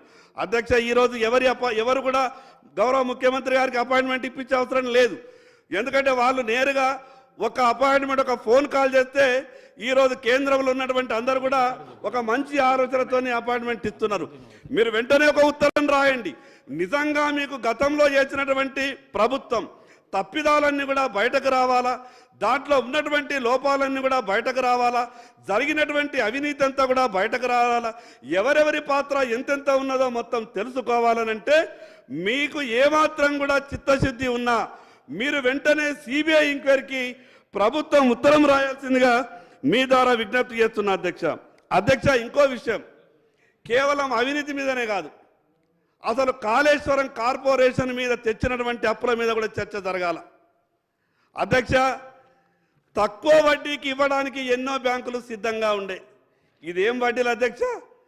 గౌరవ మంత్రి గారు మరి వడ్డీ పర్సెంట్ చూసిండో లేదో తెలియదు, కానీ ఈ వడ్డీ శాతం కూడా మామూలుగా లేదు అధ్యక్ష. ఈ రాష్ట్ర ఆర్థిక పరిస్థితిని చూస్తే రాబో రోజులలో ఎటువంటి పరిస్థితులు ఉంటాయని ఒక భయంగా అనిపిస్తున్నా అధ్యక్ష. అధ్యక్ష, ప్రజలు అధికారం ఇచ్చింది సరి అయిన పద్ధతిలో ప్రభుత్వాన్ని నడపమని, ప్రజలకు న్యాయం చేయమని, కేవలం రాష్ట్రాన్ని అప్పుల పాలు చేయమని ప్రజలు అధికారం ఇవ్వరు అధ్యక్ష. అధ్యక్ష, గత ప్రభుత్వం ఎఫ్ఆర్బిఎం మద్దతు ఇవ్వనటువంటి అనేక సందర్భాల్లో కార్పొరేషన్లను క్రియేట్ చేయడం, దాని ద్వారా బ్యాంకుల నుంచి అప్పులు తీసుకోవడం. అధ్యక్ష, నాకు ఒక విషయం తెలియక అడుగుతున్నా, ప్రభుత్వానికి అప్పు తీసుకునే శక్తి లేదు, కానీ కార్పొరేషన్లు అప్పు తీసుకుంటే గ్యారంటీ ఇచ్చేటటువంటి శక్తి ఉన్నది. ఎంత ఈ చట్టాలలో ఉన్నటువంటి కొన్ని లొసుగులను వాడుకొని ప్రభుత్వ ఖజానా ఖాళీగా ఉన్నదని ఎఫ్ఆర్బిఎం ద్వారా తెలిసినప్పుడు, ఎఫ్ఆర్బిఎం మద్దతు ఇవ్వనప్పుడు, ప్రతి విషయానికి అప్పు కావాలన్నప్పుడల్లా కార్పొరేషన్లను క్రియేట్ చేయడం, బ్యాంకుల దగ్గరికి వెళ్ళి అప్పులు తీసుకురావడం. అంటే కార్పొరేషన్లు కేవలం అప్పుల కొరకే పుడతాయా? వాటి వ్యవహారం ముందు చెయ్యాల. ఒక కార్పొరేషన్ క్రియేట్ అయిన తర్వాత 2 సంవత్సరాలు మినిమంగా లావాదేవీలు వ్యవహారాలు జరపాల. కానీ ఏమీ లేదు అధ్యక్ష. అప్పు తీసుకోవాలనంటే కార్పొరేషన్లను వెంటనే క్రియేట్ చేయాలా, దానికి బ్యాంకుల ద్వారా అప్పులు తీసుకురావాలా. అధ్యక్ష, ఇన్ని అప్పులు, విపరీతమైనటువంటి వడ్డీలు. ఈరోజు రాష్ట్రం 7 లక్షల కోట్ల అప్పులు ఉన్నట్టు దాదాపు చెప్తున్నారు. ఒక 5-10 వేలు అటు ఇటు ఉండొచ్చు. 7 లక్షల కోట్ల అప్పులకు మినిమం 6% వడ్డీ పట్టుకున్నా కూడా ఒక 36-38 వేల కోట్ల వడ్డీ. తర్వాత ఈ రాష్ట్రంలో గొప్పగా డిజైన్ చేసినటువంటి అన్ని ప్రాజెక్టుల కరెంటు బిల్లులు 10-12 వేల కోట్లు వస్తాయని నిపుణులు చెప్తున్నారు. ఈ వడ్డీ ఇంతున్నది. తీసుకున్నటువంటి అప్పులో కొంత ఇన్స్టాల్మెంట్ కూడా కట్టేది అవసరం ఉంటుంది. మరి ఇంత ఎక్కడికి వెళ్ళి చేస్తారు అధ్యక్ష? కొత్తగా వచ్చినటువంటి ప్రభుత్వ హామీలు కూడా విపరీతమైనటువంటి హామీలు ఉన్నాయి. నేను కొత్తగా వచ్చిన ప్రభుత్వం తప్పు పట్టాలనో విమర్శించాలనో ఈ మాటలు మాట్లాడతలేను. కానీ రాష్ట్ర ప్రజలను కాంగ్రెస్ ప్రభుత్వం కూడా వాస్తవాలు చెప్పే ప్రయత్నం చెయ్యండి. ఎక్కువ రోజులు మీరు ఇట్లు విషయాన్ని గుంజుకుంటూ పోలేరు. ఈ రాష్ట్ర ఆర్థిక పరిస్థితి మీద ఎప్పుడో ఒకసారి మీరు చెప్పాల్సిన అవసరం వస్తుంది. రాష్ట్ర రాజకీయాలలో కూడా కొంత మార్పు రావాల్సినటువంటి అవసరం వస్తుంది. అధ్యక్ష, అధికారంలోకి రావడానికి అనేక రాజకీయ పార్టీలు అమలుకు సాధ్యం కానటువంటి హామీలు ఇస్తున్నాయి. ఖచ్చితంగా ఈ సభలో అటువంటి విషయం మీద చర్చ జరగాల. ఒకసారి గెలిస్తే చాలు, తర్వాత సంగతి తర్వాత అనే పరిస్థితులు వస్తున్నాయి. మరి ఈ రకంగా ప్రతి ఒక్కరు కూడా ఇదే వ్యవహారం చేసుకుంటూ పోతే ఈ రాష్ట్రాన్ని కాపాడే వ్యక్తులు ఎవరు? కేవలం 5 సంవత్సరాలు అధికారంలో ఉండడానికి, ఒకసారి గెలవడానికి మా నోటికి వచ్చినట్టు ఏమన్నా మాట్లాడతాం. గత పాలకులు అమలు చేసినరా, మేము అమలు చేయకుంటే ఏమవుతుందనే ధోరణి ఏదైతే ఉన్నదో దాంట్లో ఖచ్చితంగా మార్పు రావాలా. అధ్యక్ష, మార్పు ఇక్కడి నుండే మొదలు కావాలి. ఈ మార్పు ఇక్కడి నుండే మొదలు కావాలా. గతంలో టీఆర్ఎస్ పార్టీ చేసినటువంటి తప్పులను కాంగ్రెస్ పార్టీకి కూడా తెలుసు. మరి ఆ విధమైనటువంటి తప్పులను కాంగ్రెస్ పార్టీ కూడా పదే పదే చేస్తూ పోతే ప్రభుత్వాన్ని నడపడం కష్టమవుతుంది. అధ్యక్ష, ఈ రాష్ట్రం నడుస్తున్నది అన్న, ఒకటే నిమిషం అన్న, ఈ రాష్ట్రం నడుస్తున్నది దేని మీద అధ్యక్ష? ప్రజల ఆరోగ్యం చెడిపోతున్నటువంటి ఆ ఏదైతే మత్తు పానీయాలు అమ్మితే నడిచే పరిస్థితి ఉన్నది. అధ్యక్ష, రేపు రాష్ట్రంలో ఉద్యమం వస్తే రాష్ట్ర ఆర్థిక పరిస్థితి పూరా అతలాకుతలమయ్యే పరిస్థితి ఉన్నది. అదేవిధంగా అధ్యక్ష, ఇంకా దేని మీద నడుస్తున్నది? మిగతా రాష్ట్రాలలో పెట్రోల్ డీజిల్ ధరలన్నీ కూడా తగ్గినాయి. పెట్రోల్ డీజిల్ ధరలని తగ్గాలని, లేదా భవిష్యత్తులో అవి కూడా జిఎస్టీలకు పోతే రాష్ట్రం జీతాలు కాదు కదా, 6 నెలలకు ఒకసారి కూడా జీతాలు ఇచ్చేటటువంటి పరిస్థితి ఉన్నది. అధ్యక్ష, వాస్తవాలు చర్చకు రావాలా. కేవలం రాజకీయ విమర్శలు చేసి ఒక రాజకీయ పార్టీని ఇంకో రాజకీయ పార్టీని తిట్టుకోవడానికే ఇది వేదిక చేసుకొని ఈ ట్రిక్స్తోనే రాజకీయాలు చేస్తూ సభలో ఇటువంటి వ్యవహారం జరిగితే తెలంగాణ రాష్ట్ర ప్రజల భవిష్యత్తు ఎప్పటికీ బాగుపడది. తెలంగాణ రాష్ట్రం వచ్చిన తర్వాత కూడా వాస్తవాలు సభలో చర్చ జరగాల. నేను ఒకటే విషయం ప్రభుత్వానికి విజ్ఞప్తి చేస్తున్న అధ్యక్ష, ప్రభుత్వం చాలా గొప్పగా చెప్పింది కాబట్టి మా అటువంటి ఆదిలాబాద్ జిల్లాకు గౌరవ ఇరిగేషన్ మంత్రి గారు సభలో ఉన్నారు కాబట్టి నాకు ఖచ్చితంగా కొంత నాకు మద్దతు ఇచ్చే విధంగా, నా మాటకు ఊరటనిచ్చే విధంగా జవాబు రావాలని కోరుకుంటున్నా. అధ్యక్ష, ఈ జిల్లాలో ఉన్నటువంటి ఏకైక ప్రాజెక్టు సార్, దాని మీద జిల్లాలో ఉన్నటువంటి ఆ ఏకైక ప్రాజెక్టు చూడడానికి స్మితా సబర్వాల్ గారు 2 సార్లు హెలికాప్టర్ పట్టుకొని వచ్చారు. హెలికాప్టర్ తిరిగినప్పుడల్లా మాకు అనిపిస్తుండే అయిపోతుందేమో, 2 నెలల నిధులు వస్తాయేమో. దాని తర్వాత సోమేష్ కుమార్ గారు హెలికాప్టర్ పట్టుకొని వస్తుండే, ఇంకా ఆశపడుతుండే. చీఫ్ సెక్రటరీ గారు వచ్చారంటే ఇంకేం కావాలా, అయిపోతుందేమో అనుకుంటుండే.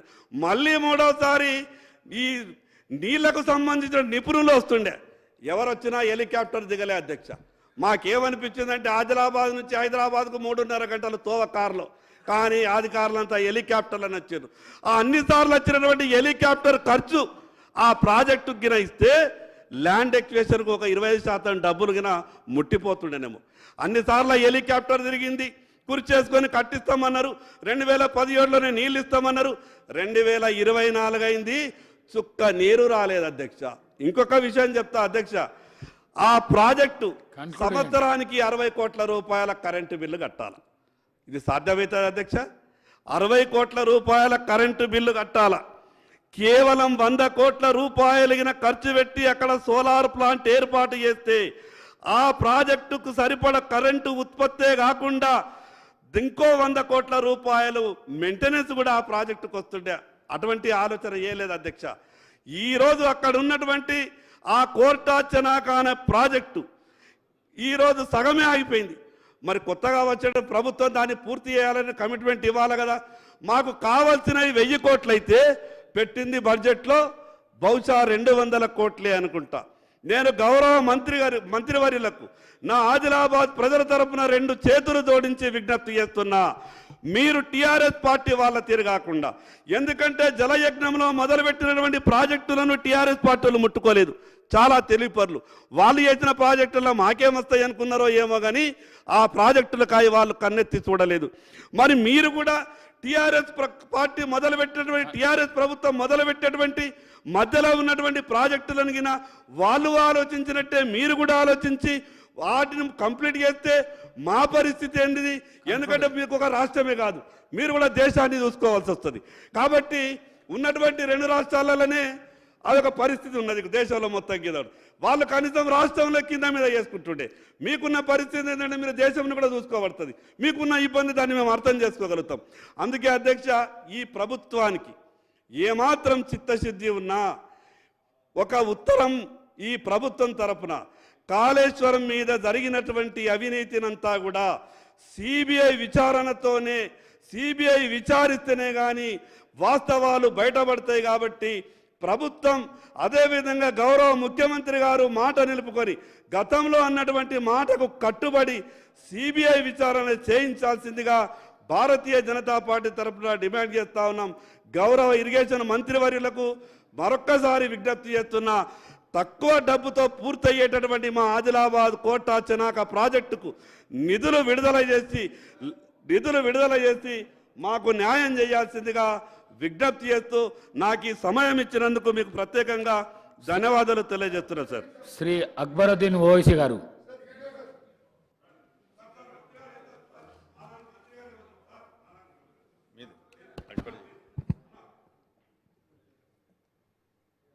మినిస్టర్ గారు.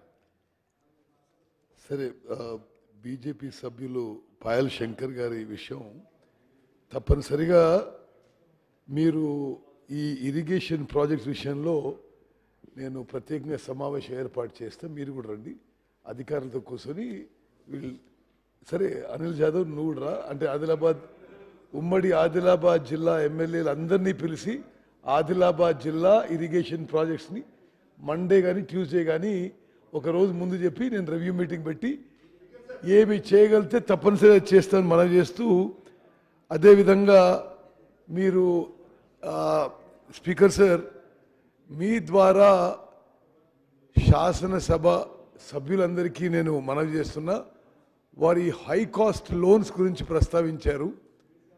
గౌరవ ముఖ్యమంత్రి గారు, నేను కేంద్ర ఆర్థిక శాఖ మంత్రివర్యులు నిర్మలా సీతారామన్ గారిని కలిసి గత ప్రభుత్వం చాలా పెద్ద amount high cost short term loans తీసుకుని రాష్ట్రంపై చాలా పెద్ద ఆర్థిక భారం పెట్టారు. మరి కేంద్ర ప్రభుత్వం మీరు సహాయం చేయండి, ఈ high cost loans, high interest loans swap చేసి మాకు కొంత మరి సాఫ్ట్ లోన్స్, లో ఇంట్రెస్ట్ లోన్స్ ఇవ్వవలసిందిగా ఫార్మల్గా రిక్వెస్ట్ చేసాం కేంద్ర ప్రభుత్వాన్ని. అది ఫాలో అప్ చేస్తున్నాం. Thank you sir. Akbaruddin Owaisi sir. Honorable Speaker, sir. Sir, I take the opportunity to participate in the discussion on the white paper on irrigation, sir.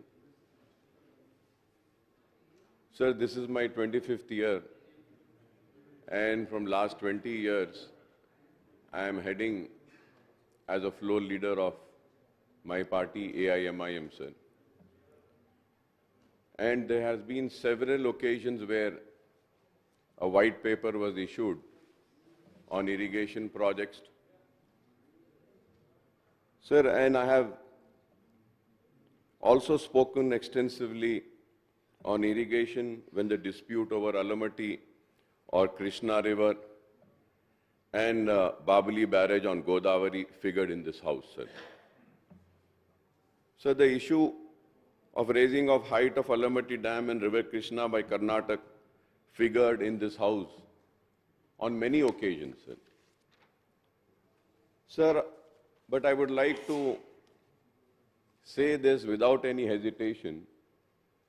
Let it be the Telugu Desam government or the Congress government or after the formation of Telangana, the BRS government. Sir, all of them have somewhere been responsible. Because we have been seeing this, sir, from quite a long time, sir. Sir, when I talk about Alamati, sir, on River Krishna by Karnataka, sir, without any hesitation, I would say that it was due to the failure of the then Chief Minister, Mr. Chandrababu Naidu Saab, that the Karnataka succeeded in raising the height of Alamati Dam, thereby causing harm to the riparian interest of AP and now the Telangana. So the height of Alamati Dam controversy, Naidu Saab got the then Karnataka Chief Minister Saab, H.D. Devegowda, elevated as the Prime Minister of India. Then Prime Minister of India, the then AP Devegowda Saab, he had constituted a committee of 4 Chief Ministers, sir. Then it was chaired by the West Bengal Chief Minister, Mr. Jyoti Basu Saab, to resolve the interstate dispute among Maharashtra, Karnataka and AP over Alamati Dam, sir. Even as the Jyoti Basu committee and 4-member expert committee were looking into the issue, the Karnataka government under the then Chief Minister J.H. Patel illegally continued the construction of the Alamati Dam on a war footing for raising the height of the dam from 519.6 meters to 4.25 meters for impounding higher quantum of water, sir. So during the earlier Congress regime in United AP 2004 and 14, Maharashtra government began work on Babali barrage for impounding more water for upstream of Sriram Sagar before River Godavari water flows into Telangana. Sir, it was in 2004 that the Maharashtra expedited the construction of Babali and 10 other barrages on the Godavari, raising the alarm in Andhra Pradesh. So the Babali issue also snowballed into big political issue, sir, in AP, with the main opposition, TDP and other parties, including, I was also there, sir, then, the AIMIM mounting pressure on the then YSR regime to get the work of Babali and other barrages stopped by the Congress government in Maharashtra. Sir, incidentally, United AP government took the dispute over Alamati Dam and Babali barrage Supreme Court, but could not get any relief. Sir, I'm just going into the history briefly, sir. So, pronouncing the judgment in the original suit 2 of 1997, other writ petitions between the state of AP versus state of Karnataka and others on 25th April 2000, the 5-member bench of Supreme Court headed by Justice S.B. Majumdar dismissed and disposed the original suit and other petitions without giving any relief to Andhra Pradesh. This is the history, sir. Subsequently, sir, the Krishna Water Dispute Tribunal 2, headed by Brijesh Kumar, upheld its award of 2010 for raising the height of Alamati Dam from 519.60 meters to 524.26 meters. So the KWDT2 asked the Government of India to appoint Krishna Water Decision Implementation Board, giving representation to Karnataka, Maharashtra and AP as well as the Government of India. Pronouncing the judgment in the original suit number 1 of 2006, other writ petitions and the contempt petitions between the state of AP versus state of Maharashtra and others on 20th February 2013, a 3-judge bench on Supreme Court headed by Justice R.M. Lodha dismissed and disposed the original suit and other petition without giving any relief to Andhra Pradesh. Sir, when I was going to the CAG reports on performance, audit on Kaleshwaram, in the note of the background of the KLIS, the CAG pointed out that the audit had reviewed the Pranahita, Chevella, Sujala, Saravanti as part of performance audit of Jalayagnam CAG report number 2 of 2012, Andhra Pradesh government, sir. Sir, I may recall that irrigation projects always quoted controversies in the state because of several reasons, sir. Some of the projects were taken up on the assured water, that is the quantum of water for river allocation of the states, and some others were taken up on so-called surplus water. That is the quantum of water not allocated to the state but available for use when the monsoons are normal or there are floods into the rivers. So some of the projects were completed within the stipulated time frame. Some other projects were delayed for years and decades despite the best efforts of the successive governments to complete them. Some projects were taken up without the mandatory clearance from the Central Water Commission, Ministry of Water Resources, Jal Shakti, Ministry for Environment and Forest and other authorities, sir. For some other projects, the clearance were obtained while they were being constructed. Time and cost overrun have been the common feature of the most of the irrigation projects taken up in United Andhra Pradesh and thereafter in Telangana state also, sir. Sir, when the Jalayagnam program was launched in 2004 by the Congress government headed by Dr. Y.S. Rajshekar Reddy, the main opposition TDP mounted a barrage of criticism, sir, and even termed it as the Dhanayagnam scheme for milking the contracts and the contractors. This was said, sir, then. Sir, after the formation of Telangana state, the TRS government redesigned the Pranahita Chevella project as Kaleshwaram lift irrigation scheme, launched several new projects and also expedited the work for the completion of some ongoing projects which were delayed for many years, sir. And this is also a fact, none can deny this. So the Jalayagnam program was taken up in 2004 for construction of reservoirs and lift irrigation schemes on Godavari and Krishna River so as to create 97.46 lakh acres of new ayakat and stabilize the existing ayakat to 22.53 lakh acres. Jalayagnam program was proposed to provide drinking water to 2.22 crore people in 6,310 villages, utilizing 64.14 lakh TMC to generate 2,700 megawatt of hydel power also, sir. The program comprised 86 projects with a cost of 1.86 lakhs crores. A dozen of these projects taken a period of 2004 and 5 with approval cost of 2,139 crores were brought under Jalayagnam to expedite their completion, sir. Also, 74 new projects were sanctioned between 2004 and 5 and 2008 and 9 with an approved cost of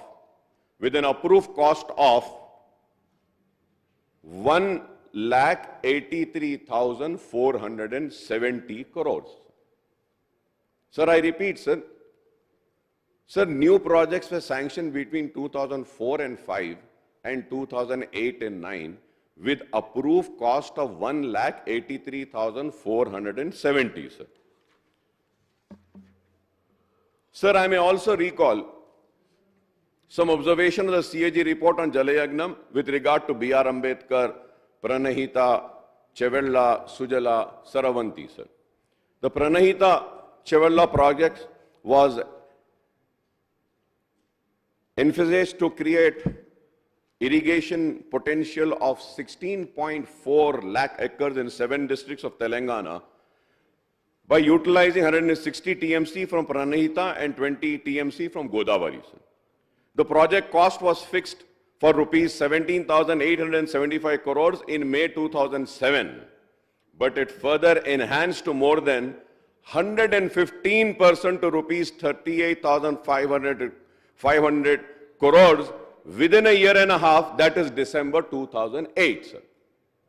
2008, sir.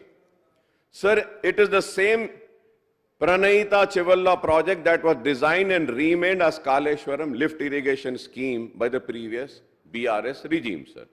And once again, the CAG has exposed the irregularity and lapses in the execution of Kaleshwaram project, sir.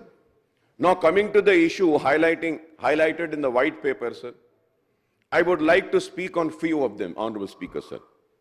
Sir, I may point out that Honorable Irrigation Minister Janab Uttam Kumar Reddy Saab has presented in this House on the projects and issues of Krishna River on 12th of February 2024.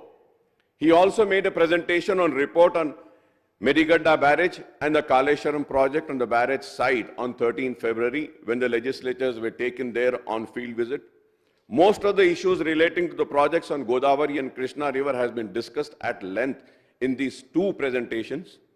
According to the presentation on project and issues of Krishna River, there are 17 existing projects in Telangana and marked by erstwhile AP with water requirement of 298.96 TMC and average utilization from 2014 to 15 to 2022-23 of 197.83 TMC for an ayakat of 15,68,104 crores, sir.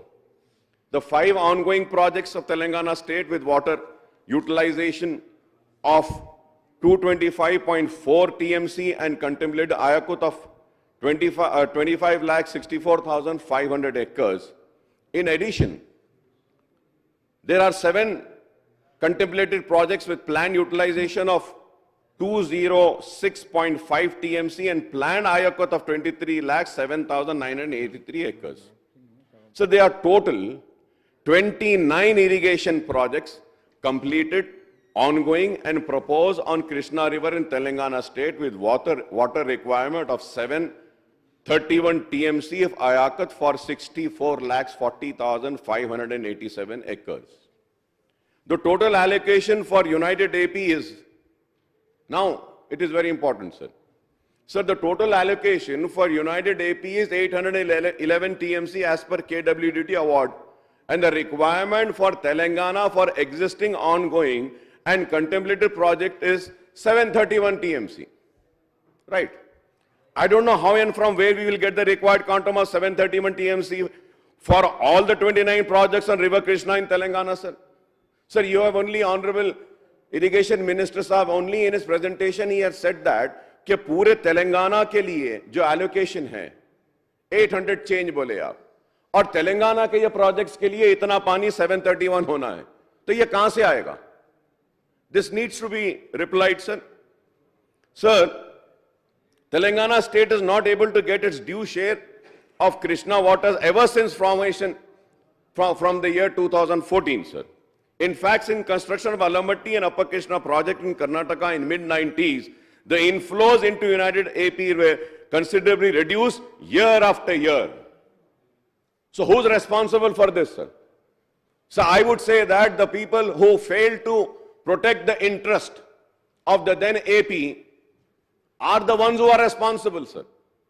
कि हमारा पानी हमको मिल ही नहीं रहा है, चाहे वो उस वक्त के आंध्र प्रदेश की कांग्रेस की हुकूमत हो या उस वक्त आंध्र प्रदेश की तेलुगु देशम की हुकूमत हो, ये लोग उस वक्त नाकाम होने की वजह से आज तेलंगाना को पानी के लिए तरसना पड़ रहा है, पानी नहीं मिल रहा है, और यही एक वजह थी जिसके लिए कि तेलंगाना की आवाम ने अलहदा रियासत का मुतालबा किया और तेलंगाना की जिद्दोजहद की और हासिल किया. Sir, in fact, since the construction of Alamatti and Upper Krishna projects in Karnataka in mid-90s, the inflows into United AP were considerably reduced year after year, sir. Now the two riparian states, AP and Telangana, have to share the reduced inflow in Krishna from Karnataka state. I would like the Irrigation Minister, Sahab, Mr. Uttam Kumar Reddy Sahab, to clarify on this crucial issue, sir, when he replies. So the Irrigation Minister Sahab has referred to the irrigation potential created and expenditure incurred on irrigation in Telangana since 1951 till now, sir. 1951 I was seeing, sir. As per his statement, the total expenditure incurred on irrigation before formation of Telangana in 2004 was 54,234 crores. Sir, I have my own doubts. Honorable Speaker, sir, I have my own doubts about the authenticity of these figures, and I think it was arrived at nationally on the basis of the same formula that was adopted for calculating the shares of Telangana in the budgetary expenditure of United Andhra Pradesh from 1956-57 to 2013 and 14 in White Paper on State Finances released by Deputy CM Saab in December 2023, sir.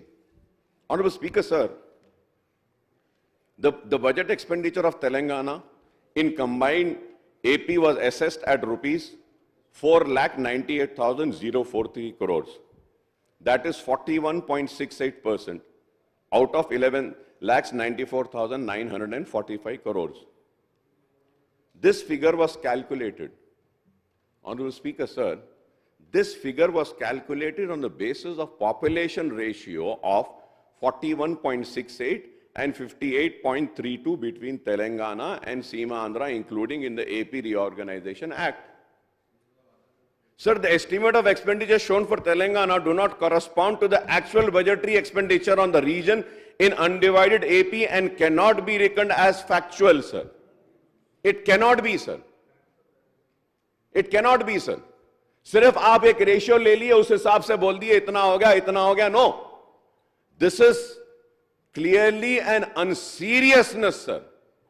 Sir, the officials and the people responsible should have been given the responsibility of taking out the actuals, sir. Actuals, where they have failed, sir.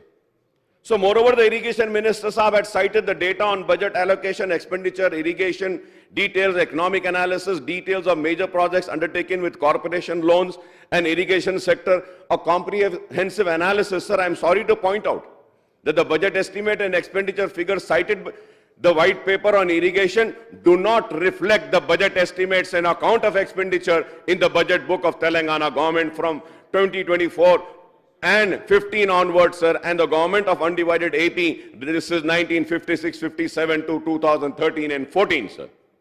So leaving aside what was the budgeted and spent on irrigation in United Andhra Pradesh, sir, including Telangana region up to 2014, the budget estimates for irrigation in Telangana states for 2015 and 2015 to 2023-24 as per white paper is rupees 1,33,791.52 crores and the expenditure is rupees 1,26,833.13 crore, that is 94.80%.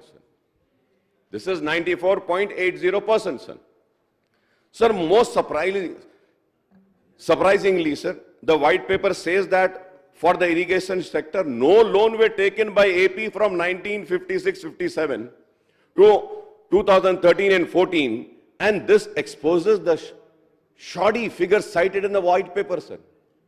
How can they say that no loan were taken by AP from 1956 and 57 and to 2013 and 14, and this exposes the real shoddy figures, sir. And I think this needs to be corrected.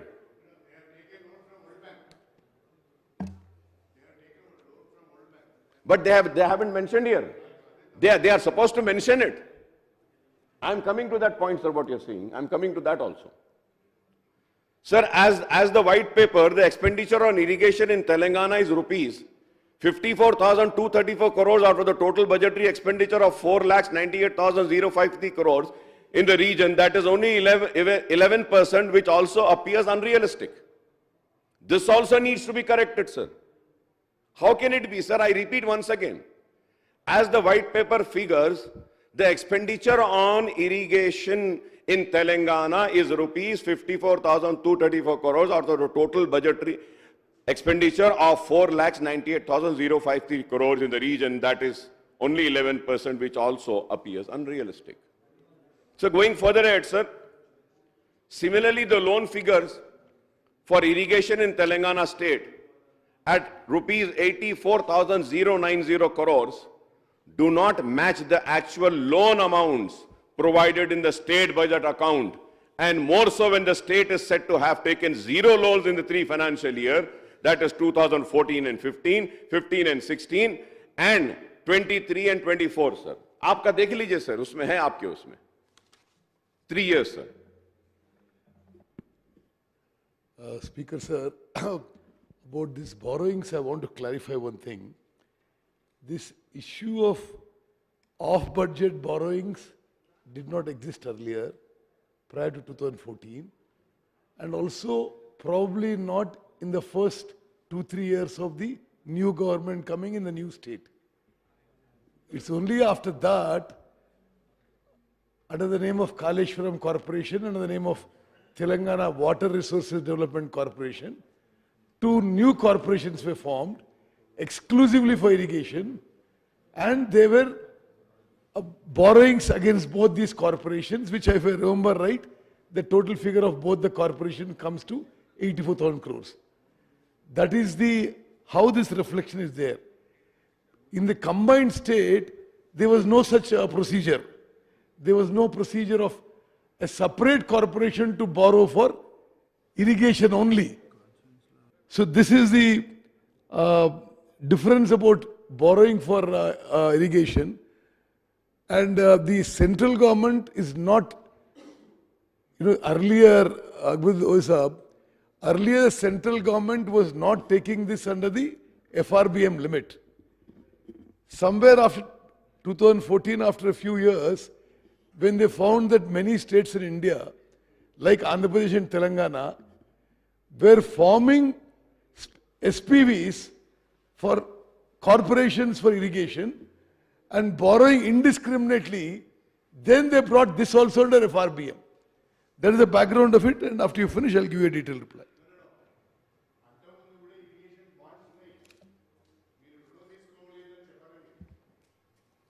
Yes.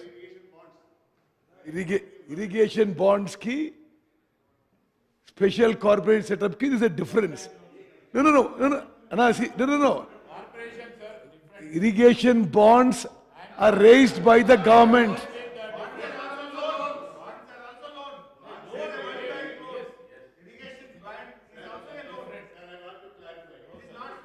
No, 1 minute. See, irrigation bonds may have been floated by the then government for the purpose of irrigation. But I'm telling you, after TRS government came in Telangana, they set up special corporations to borrow for irrigation. That is a fact. I mean, I'm not stating something opinion. Akbar sahab. Akbaruddin sahab. మీకు ఉన్నది, మీకు అవకాశం ఉన్నది. Akbar sahab. Honorable Speaker, sir, I thank the irrigation minister. అధ్యక్ష, గౌరవ నీటిపారుదల శాఖ మంత్రులు 2014కు ముందు నీటిపారుదల ప్రాజెక్టులపైన ఏ రకమైన రుణము అప్పులు తీసుకోలేదనే మాట మాట్లాడారు. అధ్యక్ష, నాకు బాగా గుర్తుంది, 2014కు ముందు కూడా మనం వరల్డ్ బ్యాంక్ నుంచి అప్పు తెచ్చుకున్నాం. మనము ఇరిగేషన్ బాండ్స్ను ఫ్లోట్ చేసినాం. ఆ ఇరిగేషన్ బాండ్స్ ద్వారా వచ్చిన నిధులను, వరల్డ్ బ్యాంక్ నుంచి వచ్చిన అప్పులను కూడా మనము ఇరిగేషన్ ప్రాజెక్ట్స్లో వాడుకున్నాం. ఇరిగేషన్ బాండ్స్ అన్నా అప్పులే, వరల్డ్ బ్యాంక్ నుంచి వచ్చింది కూడా అప్పే. కాబట్టి అప్పే తీసుకోలేదని అనడము ఇది సభను తప్పుదో పట్టించినట్టుగా భావించవలసి వస్తుంది. అక్బర్ సాబ్, ఐఎమ్ సారీ, ఇంత సీనియర్ మెంబర్ మీరు, you're making basic mistakes. Irrigation bonds or World Bank is borrowed by the government of Andhra Pradesh or state government. 1 minute. This is a separate corporation. The corporation borrows and the government gives a guarantee. The structure is different in both. And also,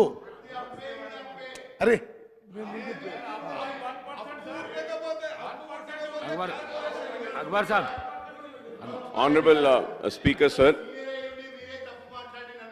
Sir, I thank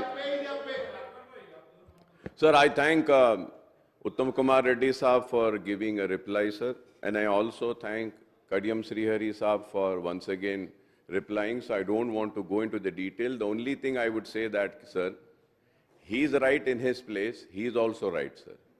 But at the same time, bonds existed then. World Bank loan also existed then. Now, after the formation of Telangana, what Irrigation Minister Saab says that corporations were formed and corporation took the loan, that is also right. This also cannot be denied, that also cannot be denied. Sir, going further ahead, sir. Yeah, it is. No doubt, sir.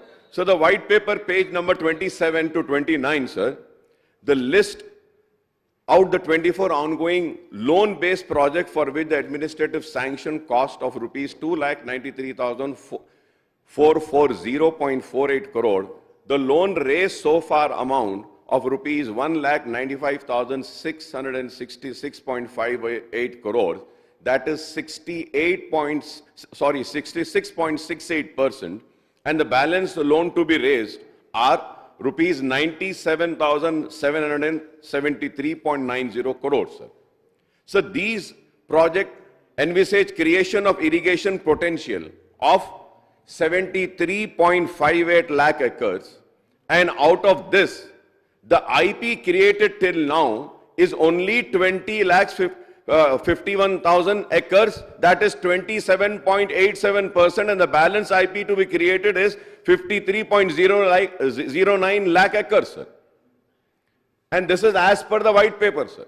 So what I am trying to explain is that, sir, कि हम इतना पैसा खर्च करें, sir, कि the amount that has been spent is almost 67%, but हम जो create करे हैं सर, जो लैंड को हम आयाकुत में लाए हैं, it is only 27%, sir. So this is what I need a clarification from Honorable Minister Saab, sir.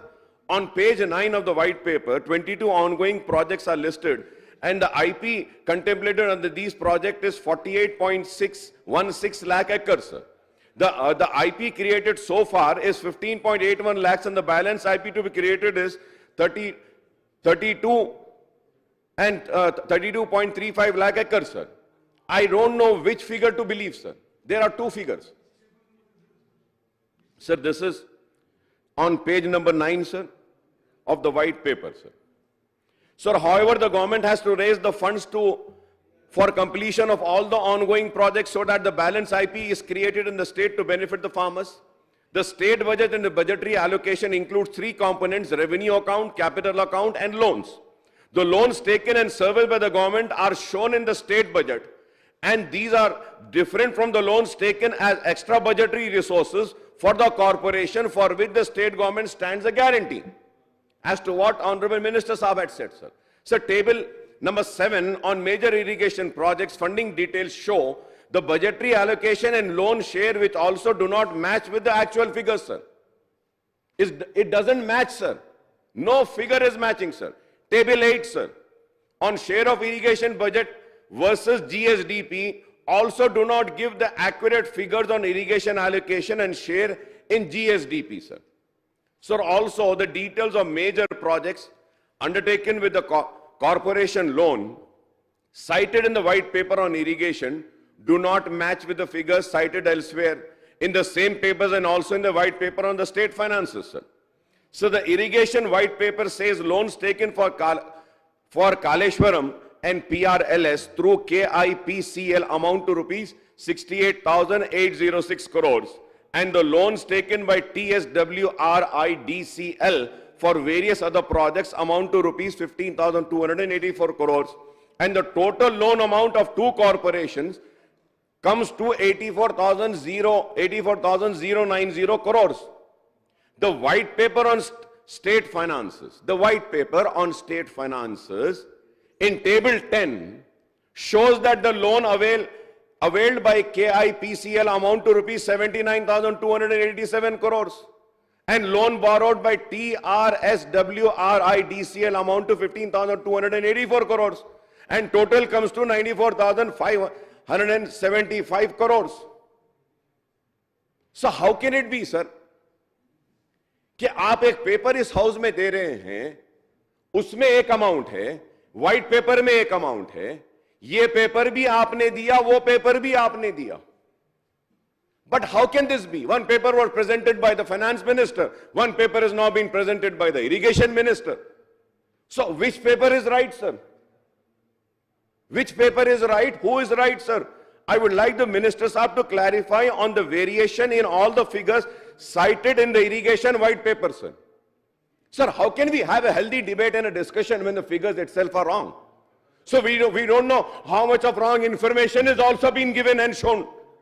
I have gone through a lot of documents, including budget books, CAG reports, and account on my findings are follows, sir. Sir, as per the budgetary data, sir, Sir, if I am wrong, sir, I have this paper, sir. Through you, I can send this to Honorable Minister Saab also, if he wants, sir, when I complete, or if he wants, he can see it, sir.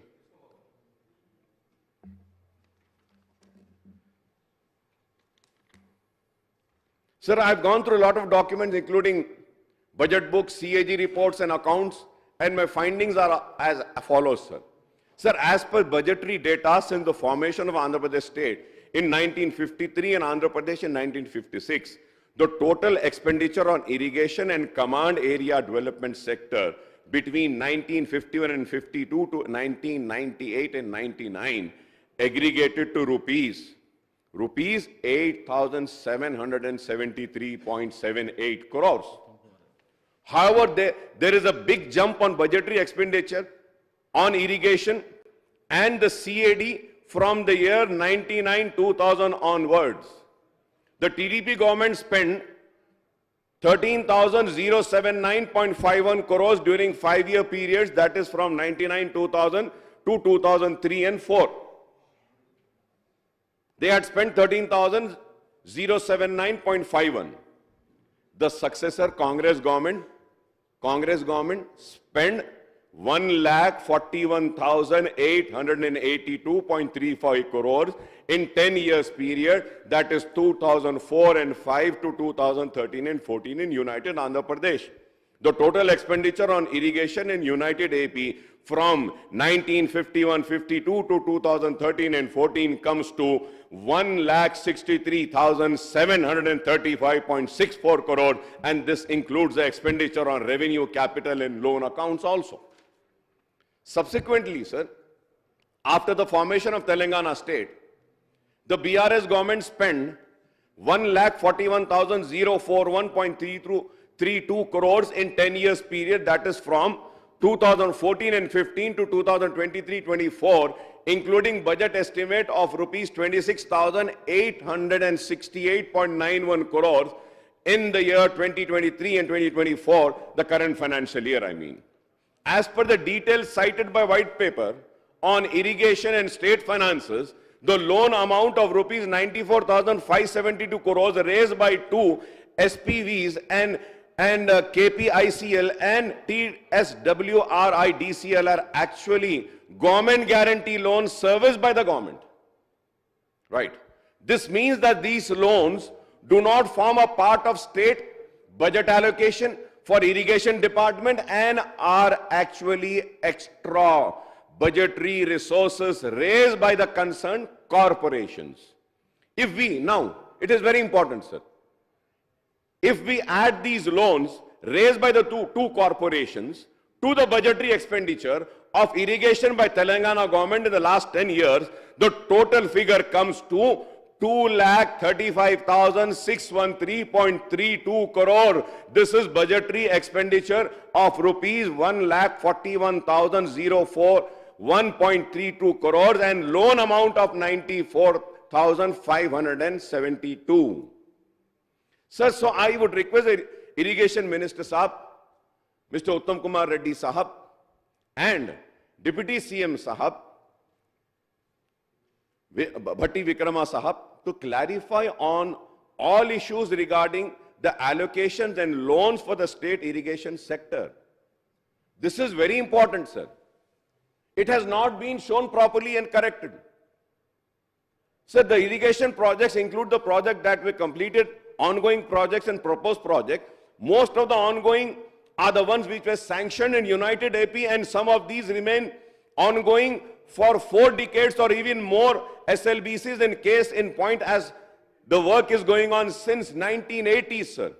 So talking about Krishna Basin projects, the white paper points out that the paper says that the previous Telangana government agreed for allocation of 299 TMC of water and 512 TMC to AP from Krishna without considering the state needs.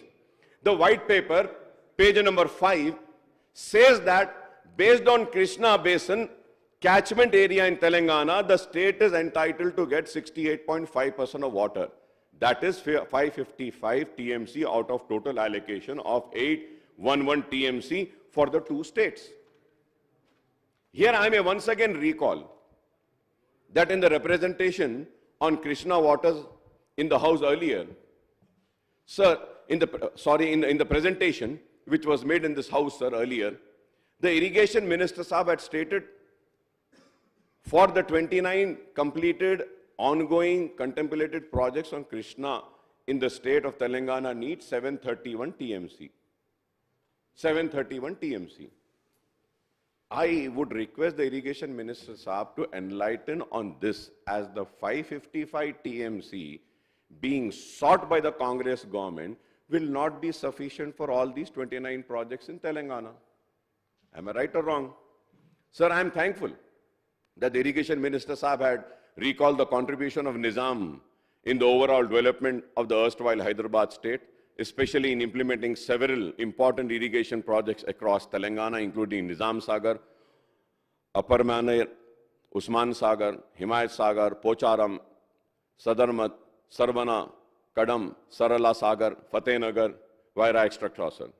I may say that Ali Sagar was also built in Nizamabad district, and it is incidentally the name of the noted engineer Nawab Ali Nawaz Jung in the Nizam era, sir. So the Sadarmat and Ghanpur project constructed in Nizam era were strong enough for the 100 years and provided water to the Ayakat. There are many issues which have been highlighted by the white paper, and I was listening to the elaborate presentation of the Irrigation Minister Saab, Mohtaram Uttam Kumar Reddy Saab, and the debate that followed, in which former Irrigation Minister Harish Rao Saab also spoke. Sir, before I conclude, I would like to raise a few issues and seek answers from the government, sir. Sir, the first, what is the intent of new government with regard to the issue of completion of all ongoing irrigation projects and execution of the contemplated projects in the state, sir? Do we have water availability in Godavari and Krishna and their tributaries for existing, ongoing, contemplated projects, and what the total quantum of water required for these projects in the state in terms of TMC for Godavari and Krishna, sir? This is very important, sir. Sir, the reason why I'm asking this is, sir, हम देखे हैं Andhra Pradesh assembly में, रायलसीमा में भी कई ऐसे projects बनाए हुए हैं, सर. प्रोजेक्ट्स बन के हैं लेकिन सूखे पड़े हैं, पानी आता नहीं, वैसे ही पड़े हुए हैं. तो sir, we need to relook into our projects also. Rayalaseema के वैसा नहीं होना है कि प्रोजेक्ट बन गया, खड़े हुए हैं, पानी तो रहता ही नहीं. तो यहां पर भी होना चाहिए. Sir, this is why I'm requesting this, sir. Sir, all these ongoing and contemplated projects viable in terms of water availability, feasibility and utility, sir. Sir, these water availability, feasibility and utility is very important, sir. I'm sorry to say that, sir. Do not think that I'm criticizing the previous governments, the Congress, TDP or BRS. No, sir. But this is very important, sir. Sir, never there has been a discussion on the availability of the water, never there has been a discussion on the feasibility of the project, and never there has been a discussion on the utility, sir.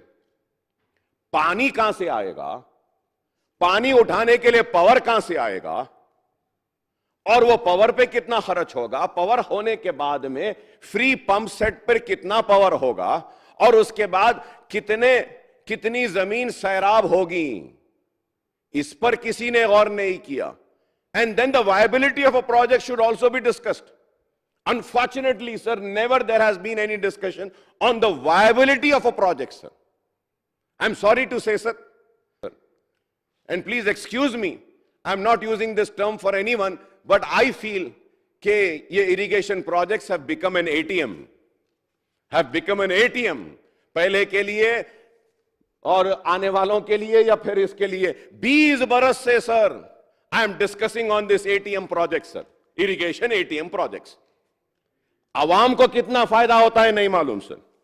Sir, it is estimated, sir, most of the irrigation projects are irrigation project which needs power for the lifting of the water for supply. The CAG report on Kaleshwaram and white paper points out that if all pumps in the project are used, more electricity will be required than the requirement of the entire state for the day, sir. Sir, when I say, sir, Few members might say that कि अकबर साहब आप 20 साल से हैं, आप क्या करें? Sir, I have these proceedings, sir. I have these proceedings of the House, sir.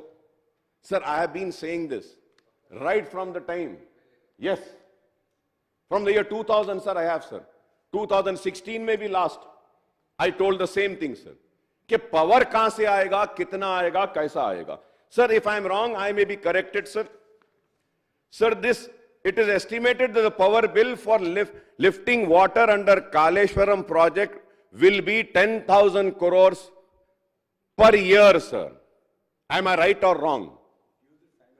Yeah, you have to reply to me, sir. Sir, it is estimated the power bill for lifting water under Kaleshwaram projects would be 10,000, and what will be the quantum of power required for all lift irrigation projects in the state, sir? Honorable Minister Saab should reply, sir, on this. Sir, also, do we have the required installed capacity in the power sector for lifting the water from all the lift irrigation projects simultaneously?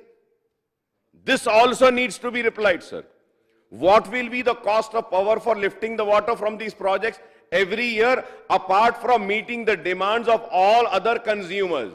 When I say all other consumers, sir, I might be wrong, but again, this was there in the white paper which was presented by the power minister, sir. Sir, 24 hours to agricultural sector, 12,000 crores. 200 units free to consumers, 4,800 crores. For Kaleshwaram project pumps, 10,374 crores. Remaining lift irrigation, 5,000 crores. The total comes to 32,174 crores. Sir, ये कैसा है, sir?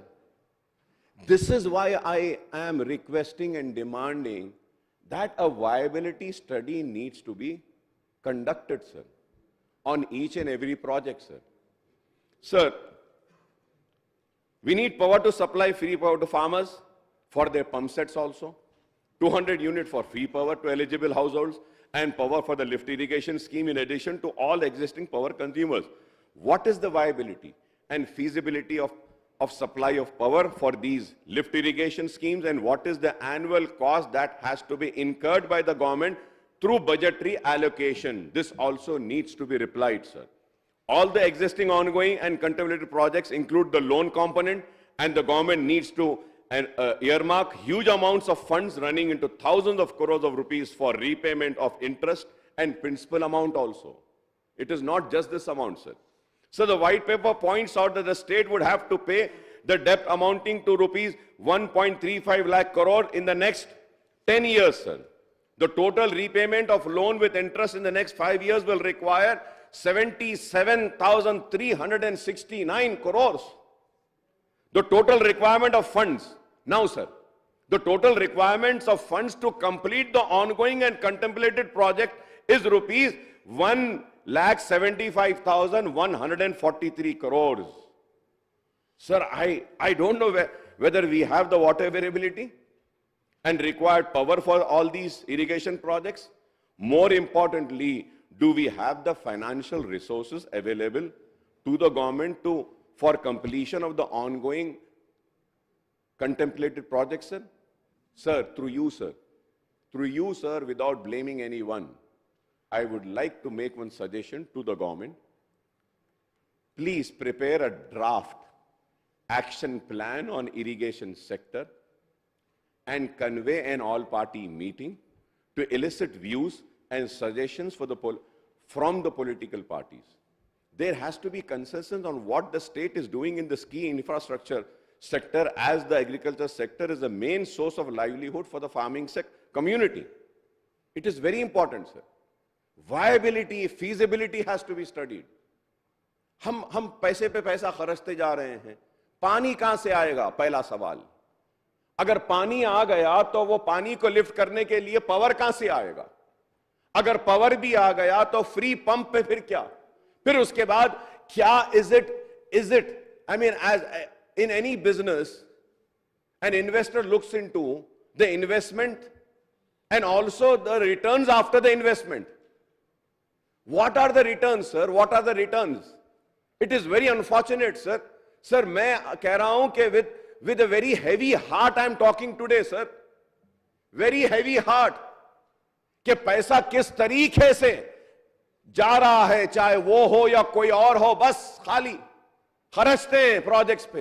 अरे फायदा कितना हो रहा है, किसान को कितनी मदद हो रही है, स्टेट कितना प्रॉस्पर हो रहा है। स्टेट की प्रॉस्पेरिटी को किसी को फिक्र नहीं है, अपनी अपनी प्रॉस्पेरिटी के ऊपर तवज्जो दी जा रही है। एटीएम मशीन की तरह पैसा निकल रहा है और लोग खुशहाल हो रहे हैं। रियासत में हमारी खुशहाली नहीं दिखाई देती है। Sir, I would request the government to take all steps to ensure that Kaleshwaram project is restored to safety before the monsoon, sir. Sir, regarding the financial irregularities and technical flaws and lapses in the Kaleshwaram project, I would say the government is free to order whatever type of inquiry and investigation it wants. Harish Rao Saab also has said, they are free, sir. But, sir, Honorable Speaker, sir, I would like to remind that the irrigation department, engineers, officials are not the ones responsible for whatever has happened, and they should not be made, sir, scapegoats for the financial irregularities and technical flaws in the Kaleshwaram project, sir. ऐसा ही होता है कि बड़े बड़े लोगों के झगड़े में एक गरीब पीछे में आ जाता है। ये बड़ों के झगड़ों में गरीब को ना पीसे, गरीब को ना सजा दें। और आपने जो मुझे मौका दिया है, इसके लिए मैं आपका शुक्रिया अदा करता हूं स्पीकर साहब, और उम्मीद करता हूं कि हुकूमत की जानिब से जो सवालात मैंने उठाए हैं उसका मुझे मौसर जवाब मिलेगा। I thank you very much for giving me this opportunity, sir. Shri Rajgopal Reddy garu. I'll just finish whatever I have. Sir, Minister. Speaker, sir, on the issues raised by Mr. Akbaruddin OAC, the first is, I'd like to, yes, the government will organize an all-party meeting to discuss irrigation projects. We have no issues on that. I'll myself call for it very soon. Second, about the water allocation, what I'd like to submit is existing projects. OAC sahab, existing projects, the already existing hai, unka abhi allocation, I mean, this is what the earlier government also had asked, was for the existing projects is 299 TMC. Ongoing projects means which are under construction and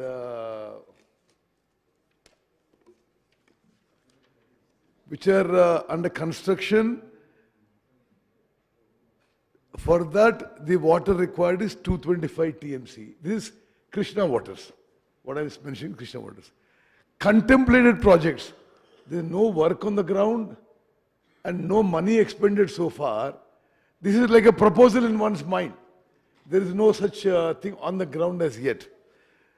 Now, about water allocation, Bachawat award was 811 TMC N block to combined Andhra Pradesh. Okay, so as I was mentioning in my presentation earlier, it is my opinion that the earlier government was mistaken in asking for only 299. That's my, that's what I submitted in the presentation. No, that's my opinion.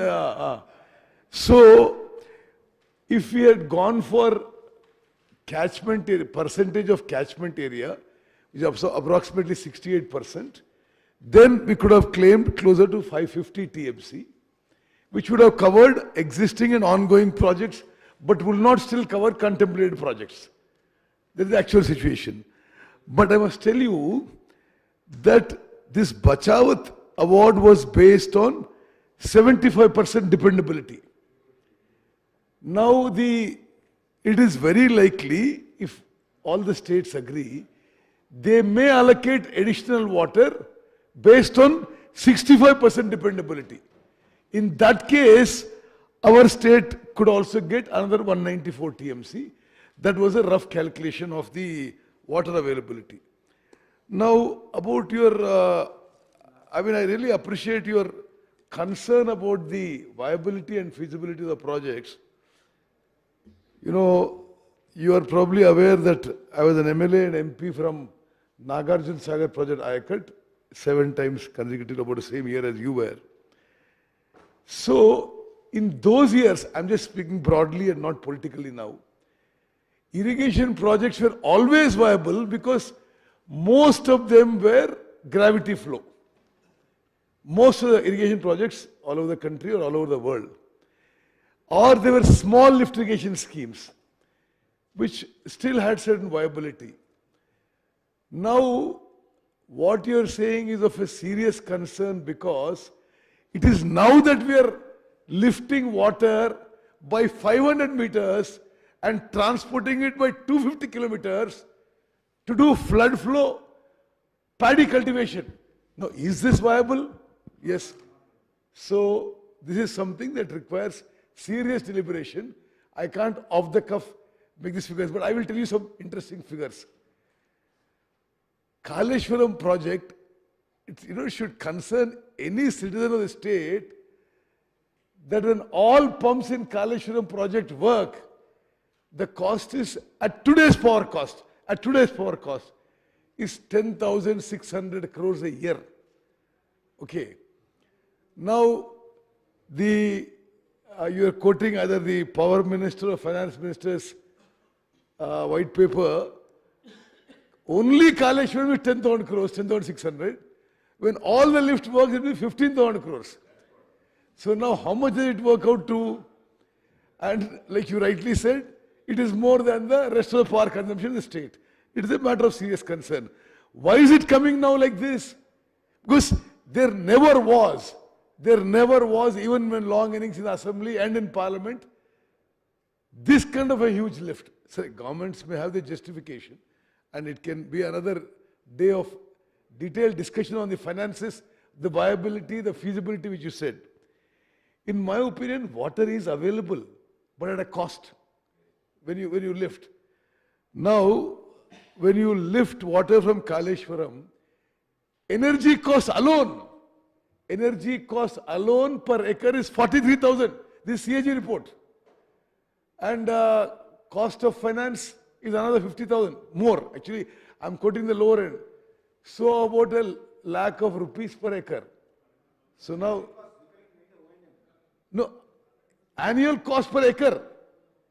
Now, whether it is a viable, feasible, that judgment I leave it to you, because it's a government of the day, it's a policy decision.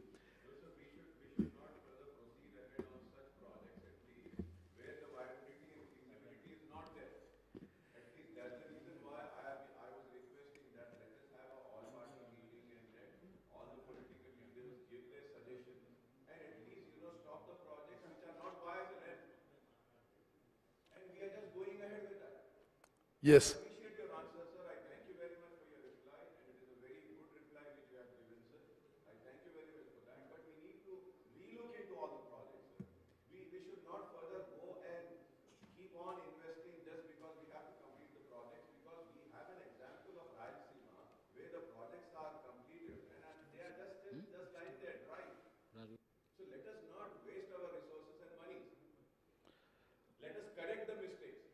I agree with you. Project says, we realize that we don't, have the resources to take up all projects simultaneously and complete them.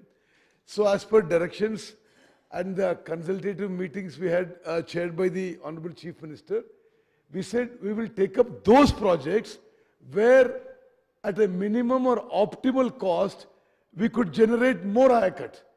If something is going to take a lot of money and a lot of time, that will take second priority. Lesser money and shorter time, we are going to take up, we have prioritized projects and we are going to take it up. And our target for this financial year is 7 lakh acres new Ayakat. Thank you. ధన్యవాదాలు అధ్యక్ష. అధ్యక్ష, నేను మాట్లాడదామనుకున్న చాలా విషయాలు నీటిపారుదల శాఖ మంత్రులు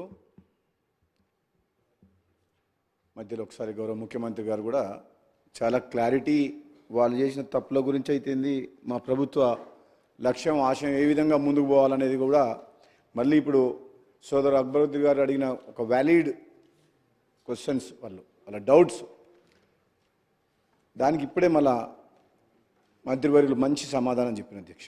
బేసికల్గా వ్యవసాయం అనేది గ్రావిటీ కెనాల్స్ ద్వారా, వర్షాభావ పంటలు, కాలువల ద్వారా, చెరువుల కుంటల ద్వారానే ఒకప్పుడు వ్యవసాయం జరిగేది. ఏదో చిన్న చిన్న లిఫ్ట్లు అనేది సాధ్యమవుతుంది, కానీ ఈ లక్షల కోట్ల రూపాయలు హై రేట్ ఇంట్రెస్ట్లకు తీసుకొచ్చి రుణాల ద్వారా పెద్ద పెద్ద లిఫ్ట్ ఇరిగేషన్ ప్రాజెక్ట్స్ 100 మీటర్లు 100 కిలోమీటర్లు తీసుకొచ్చిన ప్రాజెక్టులు ప్రాక్టికల్గా ఫైనాన్షియల్గా వైబుల్ కావాలి అధ్యక్ష. ఎందుకంటే మనకు వచ్చే రిటర్న్స్ ఏదైతే ఉందో పర్ ఏకర్ చూసుకుంటే, మనం చేసే ఇన్వెస్ట్మెంట్ ఏదైతే ఉంటుందో పర్ ఏకరు, అది కూడా ఈరోజు మన గౌరవ మంత్రివర్యులు ఉత్తమ్ కుమార్ రెడ్డి గారు చాలా క్లియర్గా ఎన్ని లక్షల కోట్లు ఖర్చు పెడితే పర్ ఏకర్ ఎంత కాస్ట్ పడ్డది ఈ ప్రభుత్వంలో, గతంలో మనం ఎన్ని వేల కోట్లు ఖర్చు పెడితే ఎన్ని ఎకరాలకు సాగునీరు అందించినాం, ఈ ప్రభుత్వం వచ్చిన తర్వాత మనము ఎంత అమౌంట్ ఖర్చు పెడితే పర్ ఏకర్ ఎంత కాస్ట్ పడ్డది చాలా క్లియర్గా ఇచ్చింది అధ్యక్ష. నేను మీ ద్వారా గౌరవ ముఖ్యమంత్రి గారికి, మన మంత్రివర్యులు ఉత్తమ్ కుమార్ రెడ్డి గారికి ధన్యవాదాలు, అభినందనలు. తెలంగాణ ప్రజల పక్షాన ఈ ప్రాజెక్ట్స్ మీద తెలంగాణ ప్రజలకు పూర్తి అవగాహన, వాస్తవాలు తెలంగాణ ప్రజల్లో ఈ గత 10 సంవత్సరాల వల్ల గత 10 సంవత్సరాల లోపల ఈ ప్రభుత్వం చెప్పే మాటలకు చేతలకు ఏ విధంగా ఈ రాష్ట్రం అప్లపాలైంది, ఏ విధంగా ఈరోజు ప్రాజెక్టు పేరు మీద దోపిడీ జరిగిందనే విషయం చాలా ఎంత బ్రహ్మాండంగా ఈరోజు గత 10 ఏళ్లలో జరిగిన విషయాలని ఈరోజు మన పవర్ పాయింట్ ప్రజెంటేషన్ బాగా ఇచ్చిన అధ్యక్ష. ఇది చాలా మంచిది, ఈ ప్రజలకు తెలవాల్సిన అవసరం కూడా ఉంది. ఎందుకంటే ముఖ్యమంత్రి గారు మంత్రివర్యులు చెప్పినట్టు కాళేశ్వరం అని చెప్పేది ఒక సినిమా, కాళేశ్వరం అంటే ఏదో అని చెప్పి ప్రజలలో ఒక అపోహలు కలిగించారు. కానీ ఆ లాస్ట్కు కాళేశ్వరం అనే ప్రాజెక్టు అది కేవలం కాంట్రాక్టర్ల కోసం దోపిడీ చేసింది, అది పేరు మీద దోపిడీ చేసింది తప్పితే నిజంగా అది రైతుల కోసం కొట్టిన ప్రాజెక్టు కాదు. 1 ఎకరా సాగునీరు రాలేదని చెప్పి ముఖ్యమంత్రి గారు స్వయాన మా అందరినీ మేడిగడ్డకు తీసుకుపోయి చూసి అక్కడ అధికారులు ప్రజెంటేషన్ ఇచ్చి తను మాట్లాడి మీడియా ద్వారా తెలంగాణ ప్రజలకు కూడా చెప్పారు అధ్యక్ష. అది ముమ్మాటికి నిజం అధ్యక్ష. కానీ ఇప్పుడు కూడా కనీసం వాళ్ళు చేసిన తప్పులు ఈ ప్రభుత్వం ఆల్రెడీ మన ఉత్తమ్ కుమార్ రెడ్డి గారు గత ఈ సమావేశంలో క్లారిటీ ఇచ్చిన అధ్యక్ష. బడ్జెట్లో నియరింగ్ కంప్లీషన్ ఏదైతే డబ్బులు ఖర్చు పెడితే మేము వెంటనే దాని రిజల్ట్స్ వచ్చి రైతులకు లాభం చేకూరుతుందో, పంట నీళ్ళు ఇస్తామో వాటి మీదనే ఖర్చు పెడతాము, మిగతా వాటిని ఒక ప్రణాళికబద్ధంగా ముందుకు తీసుకుపోయి మిగతా ప్రాజెక్టులు కూడా కంప్లీట్ చేస్తామని చెప్పి ఏదైతే ఆలోచన చేసిండ్రో అది చాలా మంచి ఆలోచన అధ్యక్ష.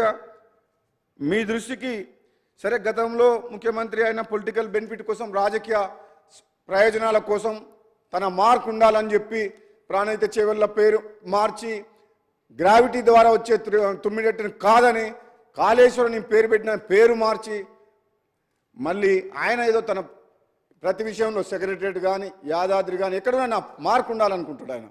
కానీ డబ్బు వృధా అవుతుంది, కష్టాల్లో ఉన్న పేదోళ్ళు ఉన్నారు, చాలా రకాల ఇబ్బందులు ఉన్నాయి, ఈ ప్రజాధనం ఇంత దుర్వినియోగం చేయకూడదన్న ఆలోచన కంటే ఎక్కువ ఇంతసేపు తన గురించి మాట్లాడమే ఆయనకు ఎప్పుడు ఎక్కువ ఆనందం. ఈ పత్రికలు, పేపర్ల అడ్వర్టైజ్మెంట్లు ఇదే ఎక్కువ అధ్యక్ష. అంటే హంగామా, దాన్ని ఏమంటారు తెలుగులో ఆర్భాటం. అరే ఆర్భాటం అంటే ఎట్లా అంటే మామూలుగా అయితే ఎవరైనా చూస్తే కూడా ఈ తెలంగాణ రాష్ట్రంలో ఏదో అద్భుతాలు జరిగిపోయినాయి అన్నట్టు చూపించిన అధ్యక్ష. అప్పులు చేసినాం అంటే ఎందుకంటే అప్పులు చేసి మేము ఏం చేసినాం ఊరికనే అన్నారు.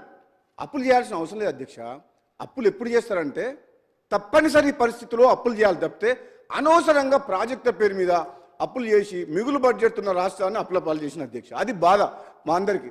గత అసెంబ్లీ సమావేశాల్లో మన హరీష్ రావు గారు ఉన్నారు, నేను అటుపక్క నుంచి మాట్లాడినా కాళేశ్వరం వద్దు అని చెప్పిన సార్ నేను 2018లో. ఈ యాదాద్రి పవర్ ప్లాంట్ కట్టొద్దు అని చెప్పిన సార్ నేను. అప్పు తీసుకొచ్చి కట్టకండి, బయట హైరేజ్కి ఇంట్రెస్ట్ తీసుకొచ్చి మనం అని చెప్పి అయినా వినలేదు అధ్యక్ష. ఇప్పుడు ఈరోజు ఈ కాంగ్రెస్ పార్టీ ప్రభుత్వం వచ్చిన తర్వాత వాళ్ళు ఇంత తొందరపడుతున్నారంటే సమయం ఉంది, 5 ఏళ్ల పాటు ప్రజలు తీర్పిచ్చిండ్రు.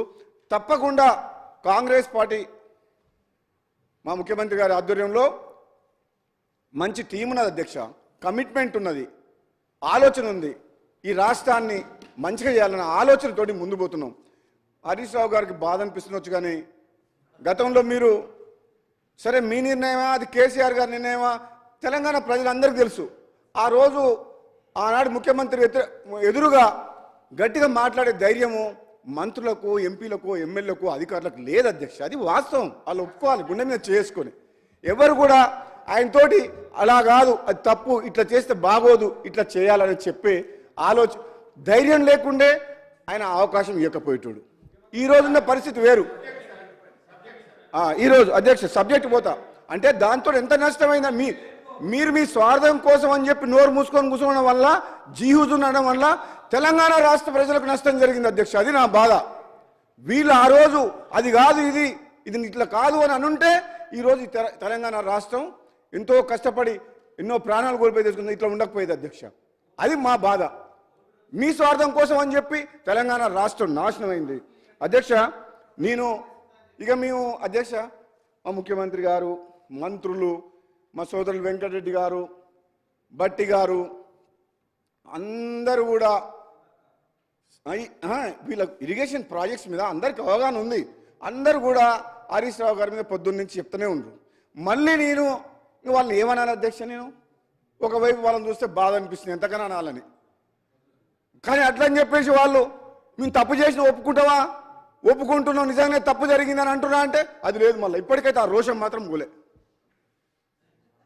చేసిన తప్పులు జాలమని ఇంకా ఉల్టా మమ్మల్నే బదనామం చేస్తామని చెప్పేసి ఏదో ప్రయత్నం చేస్తారు. కానీ చాలా క్లారిటీగా ఉన్నాం అధ్యక్ష. కాంగ్రెస్ పార్టీ ఈరోజు గౌరవ ముఖ్యమంత్రి గారి నాయకత్వంలో ఎంతో క్లారిటీతో పనిచేస్తుంది.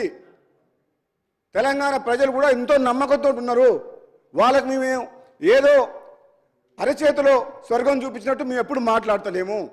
మేము ఎట్లా మాట్లాడుతున్నాం? కాంగ్రెస్ పార్టీ అంటే ఫస్ట్ మా ధర్మం ఏంటంటే ఈరోజు పరిస్థితి ఏంది, రాష్ట్రంలో ఆర్థిక పరిస్థితి ఏంది, కృష్ణా జలాలు ఎట్లయింది, ఈరోజు మన ప్రాజెక్టుల పరిస్థితి ఏంది అని వివరంగా అన్ని ప్రజల్లోకి తీసుకుపోతున్నాం అధ్యక్ష. ఇక లాస్ట్కు మా ప్రాజెక్టు విషయం నల్గొండ జిల్లా అధ్యక్ష. నల్గొండ జిల్లాలోనే పోరుబాట చేసి ఇచ్చారు. మా సోదరులు కూడా చాలాసార్లు మాట్లాడిండ్రు. ఏమని? నల్లగొండ జిల్లాకు మీ ప్రభుత్వం గత 10 ఏళ్లలో చేసినంత అన్యాయము గతంలో ఎప్పుడు జరగలేదు. అది సొరంగ మార్గమే కావచ్చు, ఉదయ సముద్రం ద్వారా బ్రాహ్మణ వెల్ల ప్రాజెక్టు కుర్చేసుకొని కూర్చొని కంప్లీట్ చేస్తా అన్న మా శివనగూడెం రిజర్వాయర్ ఫ్లోరైడ్ పీడిత ప్రాంతమైన మా మున్గోడు దేవరకొండ కావచ్చు. ఏమైంది అధ్యక్ష? 2015లో కొబ్బరికాయ కొట్టేసి కంప్లీట్ చేపిస్తాను. ఆ కుర్చీ డైలాగ్ ఎక్కడ పోయిందో, ఎక్కడ పోయినా కుర్చీ వేసుకొని కూర్చుంటా అన్నాడు. మరి ఇప్పుడు కుర్చీ లేదు, లాస్ట్కి ఇప్పుడు వీల్ చైర్లో కూర్చొని ఉన్నాడు. ఆ కుర్చీ పోయింది. ఎంతమందిని కుర్చీ ఎక్కడవో కుర్చీ వేసుకొని కూర్చుంటా అంటే పబ్లిక్ ఏమనుకున్నారంటే నిజంగానే కుర్చీ వేసుకొని కూర్చొని కంప్లీట్ చేస్తారని చెప్పి పబ్లిక్ నమ్మిండ్రు. కానీ కుర్చీ లేదు, టేబుల్ లేదు, బెంచ్ లేదు, ఏమీ లేదు అధ్యక్ష. ఒక్క పని కూడా కాలేదు. మీకు ఒక్క విషయం చెప్తా అధ్యక్ష, ఎక్కువ సమయం తీసుకొని నేను. అధ్యక్ష, మేము గతంలో నల్లగొండ జిల్లా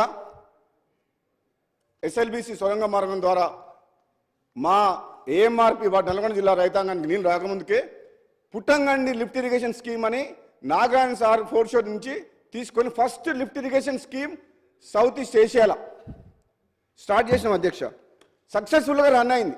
సరే, అది అప్పుడు ఎట్లా సక్సెస్ అవుతుందో లిఫ్ట్ ఇరిగేషన్ ఫస్ట్ అని చెప్పి సొరంగ మార్గం 2005లోనే వైఎస్ రాజశేఖర రెడ్డి గారు అప్పుడు సొరంగ మార్గం ద్వారా వాటర్ తీసుకురావాలని చెప్పి శ్రీశైలం 4 షోర్ నుంచి అని చెప్పి డిసైడ్ చేసి టెండర్లు కూడా పిలిచిండు.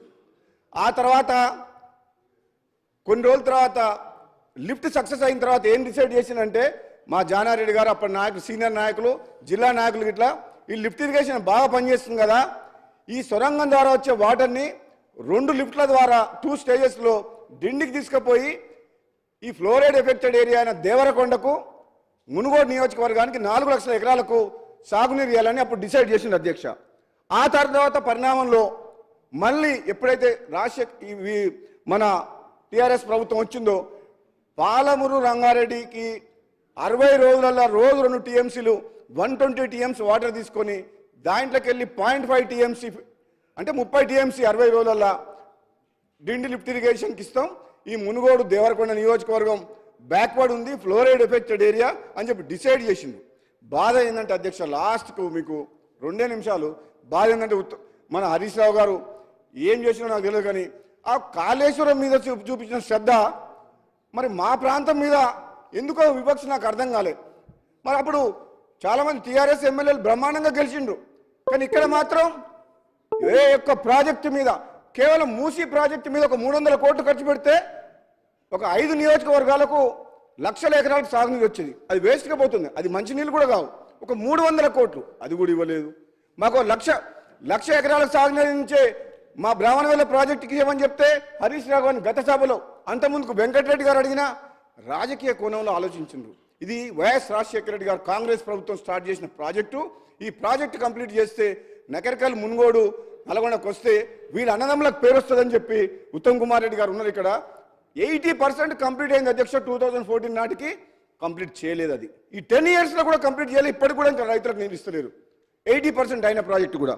ఇక మూడోది, అన్నిటికంటే గొప్ప విషయం, ఈ ప్రాజెక్టులు కాంట్రాక్టర్ల కోసమా రైతుల కోసమా అని ఒక్కసారి ఆలోచన చేస్తే అధ్యక్ష, మా డిండి లిఫ్ట్ ఇరిగేషన్లో 7 ప్యాకేజీల కింద మా మునుగోడు దేవరకొండకు 6,000 కోట్ల రూపాయలు అడ్మినిస్ట్రేటివ్ శాంక్షన్ ఇచ్చి 7 ప్యాకేజీలకి ఇట్లా టెండర్ పిలిచిండ్రు. కాంట్రాక్టర్లు వచ్చిండ్రు. జనరల్గా టెండర్ పిలిచి అగ్రిమెంట్ అయ్యే లోపల 90% ల్యాండ్ ఎక్విజిషన్ అయ్యి ఉంటే R&R కంప్లీట్ చేసి ఉంటే కాంట్రాక్టర్లు పనిచేసుకోగలుగుతారు. ల్యాండ్ ఎక్విజిషన్ లేదు, R&R లేదు. 7 ప్యాకేజీల కింద 6,000 కోట్లకు టెండర్ పిలిచిన అధ్యక్ష. ఏం తొందర కొట్టుకుపోయిందని చెప్పేసి హడావుడిగా రైతులని ఊర్లు కాల్ చెప్పడం. 2013లో పార్లమెంట్లో తెచ్చిన యాక్ట్ కాదని, ల్యాండ్ ఎక్విజిషన్ కాదని జీవో నెంబర్ 123 తీసుకొచ్చి 30 లక్షల రూపాయలకి ఎకరం ఉన్న భూమిని 4 లక్షలకు 5 లక్షలకు రైతుల దగ్గర గుంజుకున్న అధ్యక్ష. పోలీసులను పెట్టి కాంట్రాక్టర్ల కోసం అని చెప్పి రిజర్వాయర్లు కంప్లీట్ చేసిండ్రు. రిజర్వాయర్లు పని నడిపించిండ్రు. ఒక 7-8 ఊర్లు మా శివనగూడెం రిజర్వాయర్ కింద, మా కృష్ణరాంపేట కింద పోని వీళ్ళు త్యాగం చేస్తే, వీళ్ళు కష్టపడితే, వీళ్ళు ఊళ్ళో వదిలిపెట్టి భూములు వదిలిపెట్టి పోతే ఎమ్మటే ప్రాజెక్టులకు నీళ్ళు వచ్చి రైతులకు న్యాయం జరుగుతుందంటే నిజంగా చేసిన పని అధ్యక్ష. ఆ రిజర్వాయర్లకు వాటరు వచ్చేటందుకు హెడ్ వర్క్స్ పాలమూరు రంగారెడ్డి నుంచి, నార్లాపూర్ మెయిన్ సోర్స్ అక్కడి నుంచి తీసుకురావాలన్నా, దాని నెక్స్ట్ రిజర్వాయర్ ఏదుల, దాని తర్వాత వట్టెం, ఈ 3 దగ్గరికి వెళ్ళి తీసుకురావచ్చు. మరి 3 ఆల్టర్నేట్లు ఉన్నప్పుడు ఎక్కడికి వెళ్ళి హెడ్ వర్క్ తీసుకురావాలి వాటర్ అనేది డిసైడ్ చేయలే. అక్కడి నుంచి టెండర్లు పిలిచి ఆ హెడ్ వర్క్స్కు టెండర్లు పిలవలే, మొదలు పెట్టలే. కానీ ఇక్కడ మాత్రం రిజర్వాయర్లు కంప్లీట్ చేసిండ్రు. కాంట్రాక్టర్ల మీద ఒక 4,000 కోట్లు ఖర్చు పెట్టారు ఇప్పటి వరకు అధ్యక్ష. పైసలు ఇంట్రెస్ట్లో తీసుకొచ్చి ఆ ప్రాజెక్టులు కట్టి జనమంతా రోడ్ల మీదకి వచ్చిండ్రు. పోనీ వాళ్ళకు నీళ్ళు లేవు, ప్రాజెక్టులు హెడ్ వర్క్స్ కంప్లీట్ కాలేదు. ఈరోజు నేను బాధతోటి ఆవేదనతో అధ్యక్ష, ఇటువంటి తప్పులు చాలా చేసిండ్రు. పాలమూరు రంగారెడ్డిలో కానీ మల్లన్న సాగర్లో కానీ, అసలు మల్లన్న సాగర్ 50 TMCలు అవసరం లేదు అధ్యక్ష. కొండపోచమ్మ 15 TMC అవసరం లేదు అధ్యక్ష. 3 TMC ఉన్నది కొండపోచమ్మని ఒక రింగ్ బండి కట్టి 15 TMC ఒక గంగాలం లాగా తయారు చేసి అది కట్టిండ్రు. అక్కడి నుంచి ఆయన ఫామ్ హౌస్లకు డైరెక్ట్ కాలువ. కొండపోచమ్మ యాక్చువల్గా మా టెక్నికల్గా చెప్పాలంటే అది సేఫ్టీ కాదు. ఆన్ గ్రౌండ్ ఎటువంటి కొండలు లేకుండా 50 TMC 28 కిలోమీటర్స్ రింగ్ బండ్ లాగా బండ్ ఫామ్ చేసిండ్రు. అది సేఫ్టీ కాదు. ఇవన్నీ విషయాలు తెలిసే చేసిండ్రు అధ్యక్ష. నేను మీ ద్వారా మా మంత్రి గారిని, ముఖ్యమంత్రి గారిని, ఈరోజు తెలంగాణ రాష్ట్రంలో కాంగ్రెస్ పార్టీ వచ్చిన తర్వాత ఉత్తర తెలంగాణ, దక్షిణ తెలంగాణ, ఇది గజ్వేల, సిరిసిల్ల, సిద్దిపేటన అనే వివక్ష లేకుండా తెలంగాణ రాష్ట్రం మొత్తాన్ని అభివృద్ధి చేసుకోవాల్సిన బాధ్యత మన మీద ఉన్నది. కాబట్టి మన ప్రభుత్వం మీద ముఖ్యమంత్రి గారిని, మంత్రి గారిని కూడా అధ్యక్ష నేను మీ ద్వారా ఇస్తున్నా. ఎందుకంటే ఈరోజు ప్రజెంటేషన్లో మాట్లాడినప్పుడు జిల్లా మంత్రి అయినా సరే, మా జిల్లా మంత్రి ఉత్తమ్ కుమార్ రెడ్డి గారు ఎట్లా మర్చిపోయారు, మమ్మల్ని మర్చిపోయారు. SLBC పెట్టినరు, అన్ని పెట్టినరు. కానీ మా డిండి, మునుగోడు, దేవరకొండ మన బాలనాయక్ గారు ఉన్నారు అధ్యక్ష. అక్కడ మొత్తం కంప్లీట్ ప్రపంచంలోనే హైయెస్ట్ ఫ్లోరైడ్ మునుగోడు నియోజకవర్గం. సాగునీరు, తాగునీరు విషయంలో చాలా ప్రయారిటీ ఇవ్వాల్సిన కాన్స్టిట్యున్సీ. ఈ 2 నియోజకవర్గాల్లో ఫ్లోరైడ్ ఉంది, ఎక్కువ ఎఫెక్టెడ్ ఏరియా, బాగా కరువు కూడా ఉంది కాబట్టి ఆ ప్రాజెక్ట్స్ ఆల్రెడీ వాళ్ళు వదిలేసిండ్రు గాలికి. ఆ హెడ్ వర్క్స్ ఏదుల నుంచి అయితేనే కరెక్ట్ అనేది నేను కూడా గత 5 సంవత్సరాలుగా రీసెర్చ్ చేసిన, అధికారులతో ఇంజనీర్లతో రివ్యూ చేసిన ఎమ్మెల్యేగా ఉన్నప్పుడు. గతంలో నేను శాసనసభ్యునిగా ఉన్నప్పుడు చాలాసార్లు మాట్లాడినా వాళ్ళు పట్టించుకోలేదు, కనీసం డిసైడ్ చేయలే, టెండర్లు పిలవలే. కనీసం ఇప్పుడన్నా కాంగ్రెస్ పార్టీ ప్రభుత్వం వచ్చింది కాబట్టి మీ ద్వారా ముఖ్యమంత్రి గారిని, మరి గౌరవ నీటిపారుదల శాఖ మంత్రి తొంగుమారెడ్డి గారిని కూడా వేడుకొని ఈ రిప్రజెంటేషన్ ఇచ్చి, అధ్యక్ష ఒక్క నిమిషం అయిపోయిన తర్వాత ఏం లేదు అధ్యక్ష, ఒక 1890 ఒక 2000 crores ఆ హెడ్ వర్క్స్ దగ్గర ఏదో నుంచి ఒక టన్నలు 16 kilometers కెనాల్ తీసుకొచ్చి అక్కడ ఉలపరకాడ నీళ్ళు వేస్తే, వాగులు వేస్తే అధ్యక్ష, ఈ 7 ప్యాకేజీలు కంప్లీట్ అయిపోతే అధ్యక్ష. ఆన్గోయింగ్ వర్క్స్ ఆల్మోస్ట్ ఇప్పుడు ల్యాండ్ ఎక్స్ప్లోరేషన్ ఇప్పుడు అయింది. అది నా మునుగోడు ఉప ఎన్నిక పుణ్యమా అంట, అప్పుడు R&R పేమెంట్ అయింది. ఆ హరీష్ రావు గారే వచ్చి అప్పుడు ఎట్లనే సరే ఓడగొట్టాలి ఓటు, అప్పటిదాకా రైతులు ఎంత మొత్తుకున్న పోలీసులను పెట్టి చేయించిన గవర్నమెంట్ ఆ ఉప ఎన్నిక రాగానే మొత్తం టకా టకా టకా టకా డబ్బులు మొత్తం ఇచ్చేసింది అధ్యక్ష. అవ మా మంత్రి గారు నవ్వుతురు జగదీశ్వర్ రెడ్డి గారు, ఆయనే ఊర్లలోకి పోయిండు, అన్ని పైసలు R&R ల్యాండ్ అక్విజిషన్ పేమెంట్ ఒక్క రోజులో టకా టకా టకా అకౌంట్లో పడిపోయినా అధ్యక్ష. అన్ని 3.5 ఏళ్ళు ఎమ్మెల్యేగా ఉండి నేను అడిగితే పోలీసులను పెట్టి పనిచేసిన గవర్నమెంటు మరి ధనాధన ఎలక్షన్స్ కోసం అని చెప్పి ఇచ్చేసింది. నా పుణ్యమా అంట, నా రాజీనామా పుణ్యమా అంట, రైతులకు మాత్రం పైసలు వచ్చినాయి అధ్యక్ష. చాలా సంతోషం, చాలా. నా రాజీనామా పదవి త్యాగం ఊరికే 570 కోట్ల రూపాయల నిధులు మా మునుగోడు నియోజకవర్గానికి వచ్చినాయి అధ్యక్ష. గొల్ల కుర్మలకు ఎక్కడ కూడా మన రాష్ట్రంలో 2వ విడత గొర్రెల పంపిణీ చేయలే. మామూలుగా అయితే గొర్రెలు ఇస్తారు కదా, నా రాజీనామా పుణ్యమా అంటే 90 కోట్ల రూపాయలు గొల్ల కుర్మలకు 7,600 మందికి అకౌంట్లలో పడ్డాయి. 100 పడకల ఆసుపత్రి వచ్చింది చౌటుపల్లి మున్సిపాలిటీకి రోడ్లు వచ్చినాయి, ప్రతి ఊర్లో ₹1 కోటి పెట్టి సీసీ రోడ్లు వచ్చినాయి. పోతే పైన నా పదవి 600 కోట్ల రూపాయలు నిధులైతే వచ్చినాయి మా మునుగోడు నియోజకవర్గాన్ని. మా రైతులు మాత్రం చాలా సంతోషంగా ఉండరు.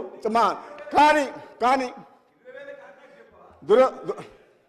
ఇక ఇగో కాంట్రాక్ట్ కోసం పోయినోన్నైతే మళ్ళీ మీ పని పడుతుంది, మళ్ళీ కాంగ్రెస్లోకి ఎట్లా వచ్చినా? ఇప్పుడు అటు పోయినోన్నైతే మళ్ళీ మిమ్మల్ని పని పడుతుంది, కాంగ్రెస్లోకి ఎట్లా వస్తా? ఏదైతేనే అధ్యక్ష, ఏదేమైనా చాలా అధ్యక్ష ఏదేమైనా తెలంగాణ ఇచ్చిన కాంగ్రెస్ పార్టీ, నాది కాంగ్రెస్ పార్టీ రక్తం, కాంగ్రెస్ కుటుంబం. ఈరోజు నేను మళ్ళీ కాంగ్రెస్లోకి వచ్చినందుకు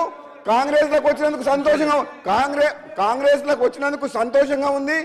అందులో నేను వచ్చిన తర్వాత మళ్ళీ మా పార్టీ అధికారంలోకి వచ్చింది కాబట్టి ఇంకా సంతోషంగా ఉంది.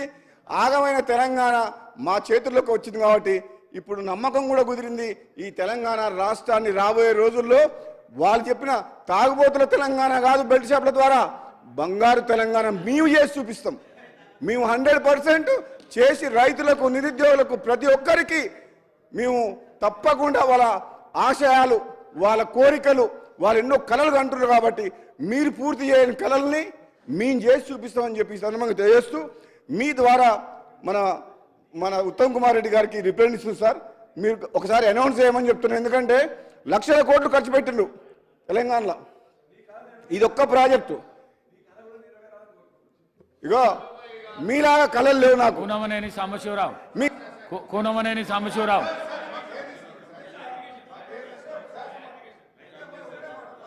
లాస్ట్ అధ్యక్ష, ఒకటే లాస్ట్ మాట చెప్తా.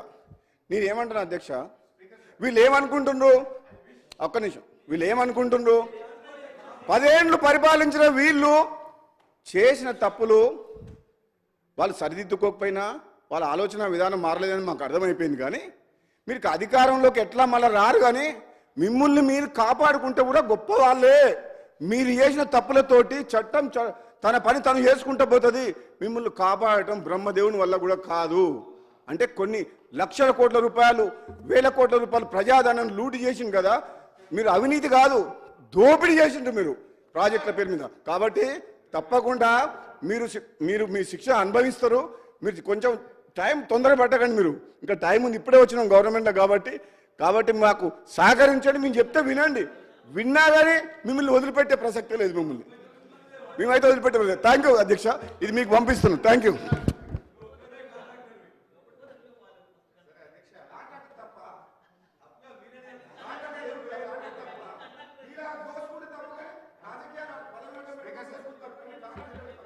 సార్ గౌరవ సభ్యులు కూర్చోండి.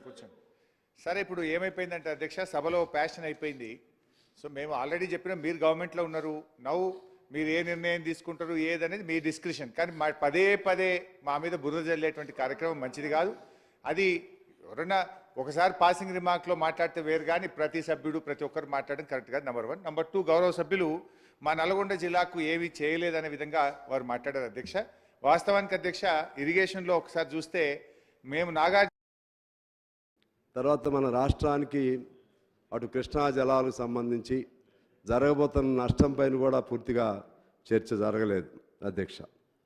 ఈ సందర్భంగా నేను మీ ద్వారా ఒక మౌలికమైనటువంటి ప్రశ్న నేను అడగాలనుకుంటున్నాను. మిత్రులు హరీష్ రావు గారు మాట్లాడుతూ, వాళ్ళ పేరు తీసుకోవట్లేదు, వేరే కాదు, సిఏజీకి సంబంధించి దానిపైన ఆయన మన్మోహన్ సింగ్ గారి దగ్గర నుంచి అనేక మంది సిఏజీకి సంబంధించి చేసినటువంటి వ్యాఖ్యానాలు. సిఏజీ అంటే అది ఒక ఏదో ఆటలో బొమ్మ లాంటి అనే భావన నాకు వచ్చింది. అసలు వాస్తవంగా మేమేమనుకున్నామంటే సిఏజీ అంటే అది రాజ్యాంగ పరమైనటువంటి అత్యున్నతమైనటువంటి సంస్థ. అది ఆ సిఏజీలో వచ్చేటువంటి ఏ రిపోర్ట్స్ అయినా సరే అవి దానికి పూర్తి స్థాయి వ్యాలిడిటీ ఉంటుందని అనుకోవటం జరిగింది. మరి ఇవాళ ప్రధానంగా ఈ కాళేశ్వరం ప్రాజెక్టు పైన వచ్చినటువంటి ఇంకా ఇతర అంశాల మీద కూడా మీరు ఇక్కడ సిఐజీ క్యాగ్కి సంబంధించినటువంటి రిపోర్ట్ ప్రవేశపెట్టారు. దానిలో ప్రధానంగా కాళేశ్వరం పైన వచ్చినటువంటి అనేక అంశాలు చర్చకు వచ్చిన సందర్భంగా మా మిత్రులు ఆ విధంగా అన్నారు. నాకు తెలిసి దానిపైన కూడా ఒక క్లారిటీ కూడా ఉండాలి. ఎందువల్లంటే ప్రతి సందర్భంలో కూడా కేంద్రంలో కానీ రాష్ట్రంలో కానీ ప్రతి అసెంబ్లీల్లో సిఏజీ ఆయా సందర్భాల్లో ప్రతి సంవత్సరం ప్రవేశపెడతా ఉంటారు. అసలు దానిపైన విలువ లేనటువంటి కేవలం అందులో రిపోర్ట్స్ పెట్టి ఆ రిపోర్ట్స్లో లోపాలున్నా లోటుపాట్లున్నా లేకపోతే ఏదైనా వాళ్ళ అబ్జర్వేషన్స్ ఉన్నా రిమార్క్స్ ఉన్నా దానిపైన చర్యలు లేకపోతే ఆ క్యాగ్కి అర్థం కూడా ఉండదు. అందువలన నేను దానికి ఇప్పుడు కూడా విలువైనటువంటి రిపోర్ట్గా నేను భావిస్తూ ఆ క్యాగ్ రిపోర్ట్లో ఉన్నటువంటి అంశాల ప్రాతిపదికన కొన్ని మీ దృష్టికి తీసుకొద్దాం అనుకుంటున్నాను. దానిలో ప్రధానంగా ప్రాజెక్టు కాస్ట్ బెనిఫిట్ ప్రయోజనం 1.1:51 అని మెన్షన్ చేశారు అధ్యక్ష. అంటే 1:51 అంటే కేవలం రూపాయి ఖర్చు పెడితే 51 పైసలు మాత్రం ఇప్పుడు ఉపయోగం జరిగింది. అలాగే ఇంకొద్ది రోజులైతే 75కు తగ్గిపోతుంది.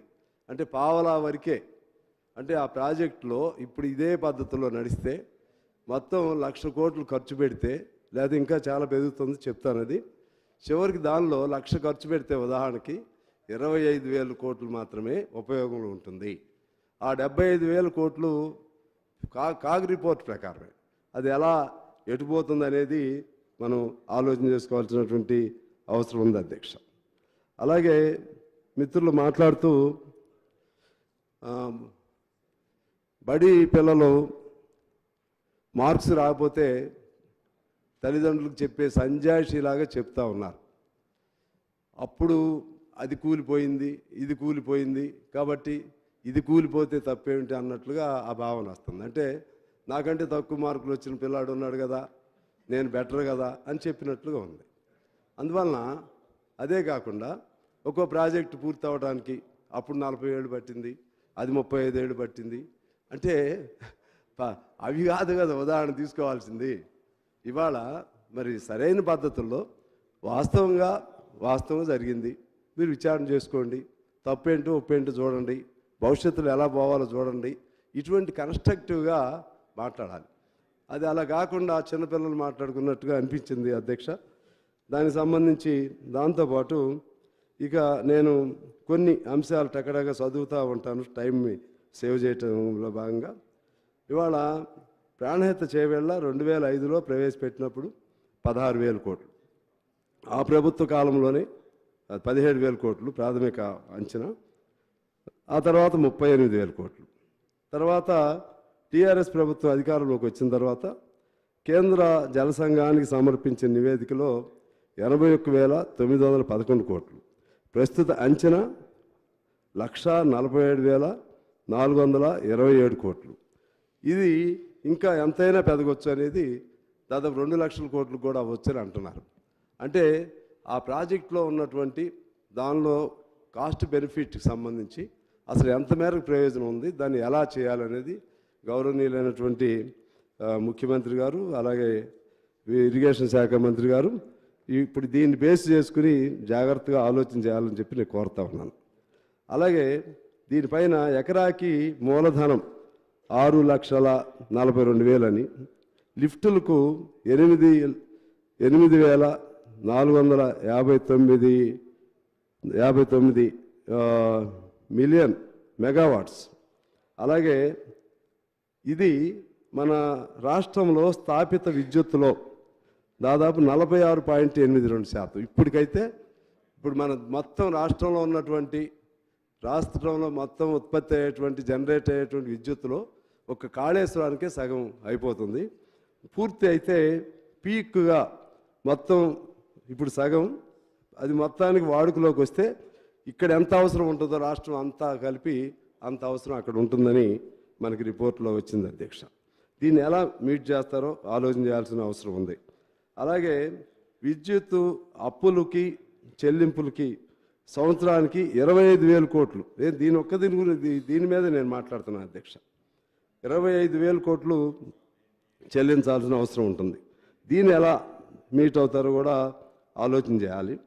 అదే పద్ధతిలో మొత్తంగా 14 ఏళ్లలో తీర్చాల్సింది 1,41,544 కోట్లు ఈ 14 ఏళ్లలో. మళ్ళీ పెరిగే కొందికి అది 2 లక్షల కోట్లు కూడా ఇద్దని అందులోనే రిపోర్ట్లోనే ఉంది అధ్యక్ష.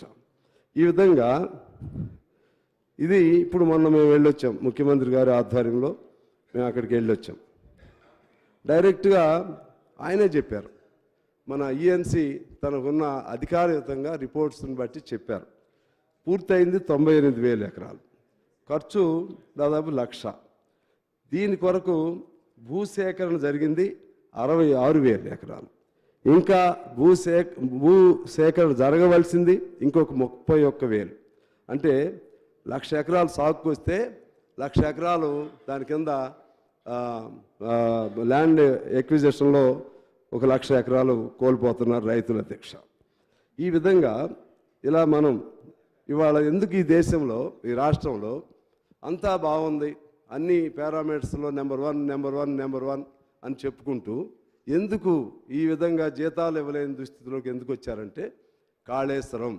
ఆ కాళేశ్వరం అనేది జిందా తెలిస్మాత్నాక అన్ని రోగాలకి అదే సంజీవినిలాగా అన్నిటికీ కాళేశ్వరం అని పేరు పెట్టి ఎక్కడ వచ్చిన డబ్బులన్నీ కూడా అటువే మళ్ళించిన దానికి కూడా కాస్ట్ బెనిఫిట్ కూడా ప్రయోజనం కూడా లేకుండా ఇది అవినీతి అనాలా, దుర్వినియోగం అనాలా, అసమర్థత అనాలా, నిర్వహణ లోపం అనాలా, ఏం చేయాలో వాళ్ళు ఆలోచన చేసుకోవాలి అధ్యక్ష.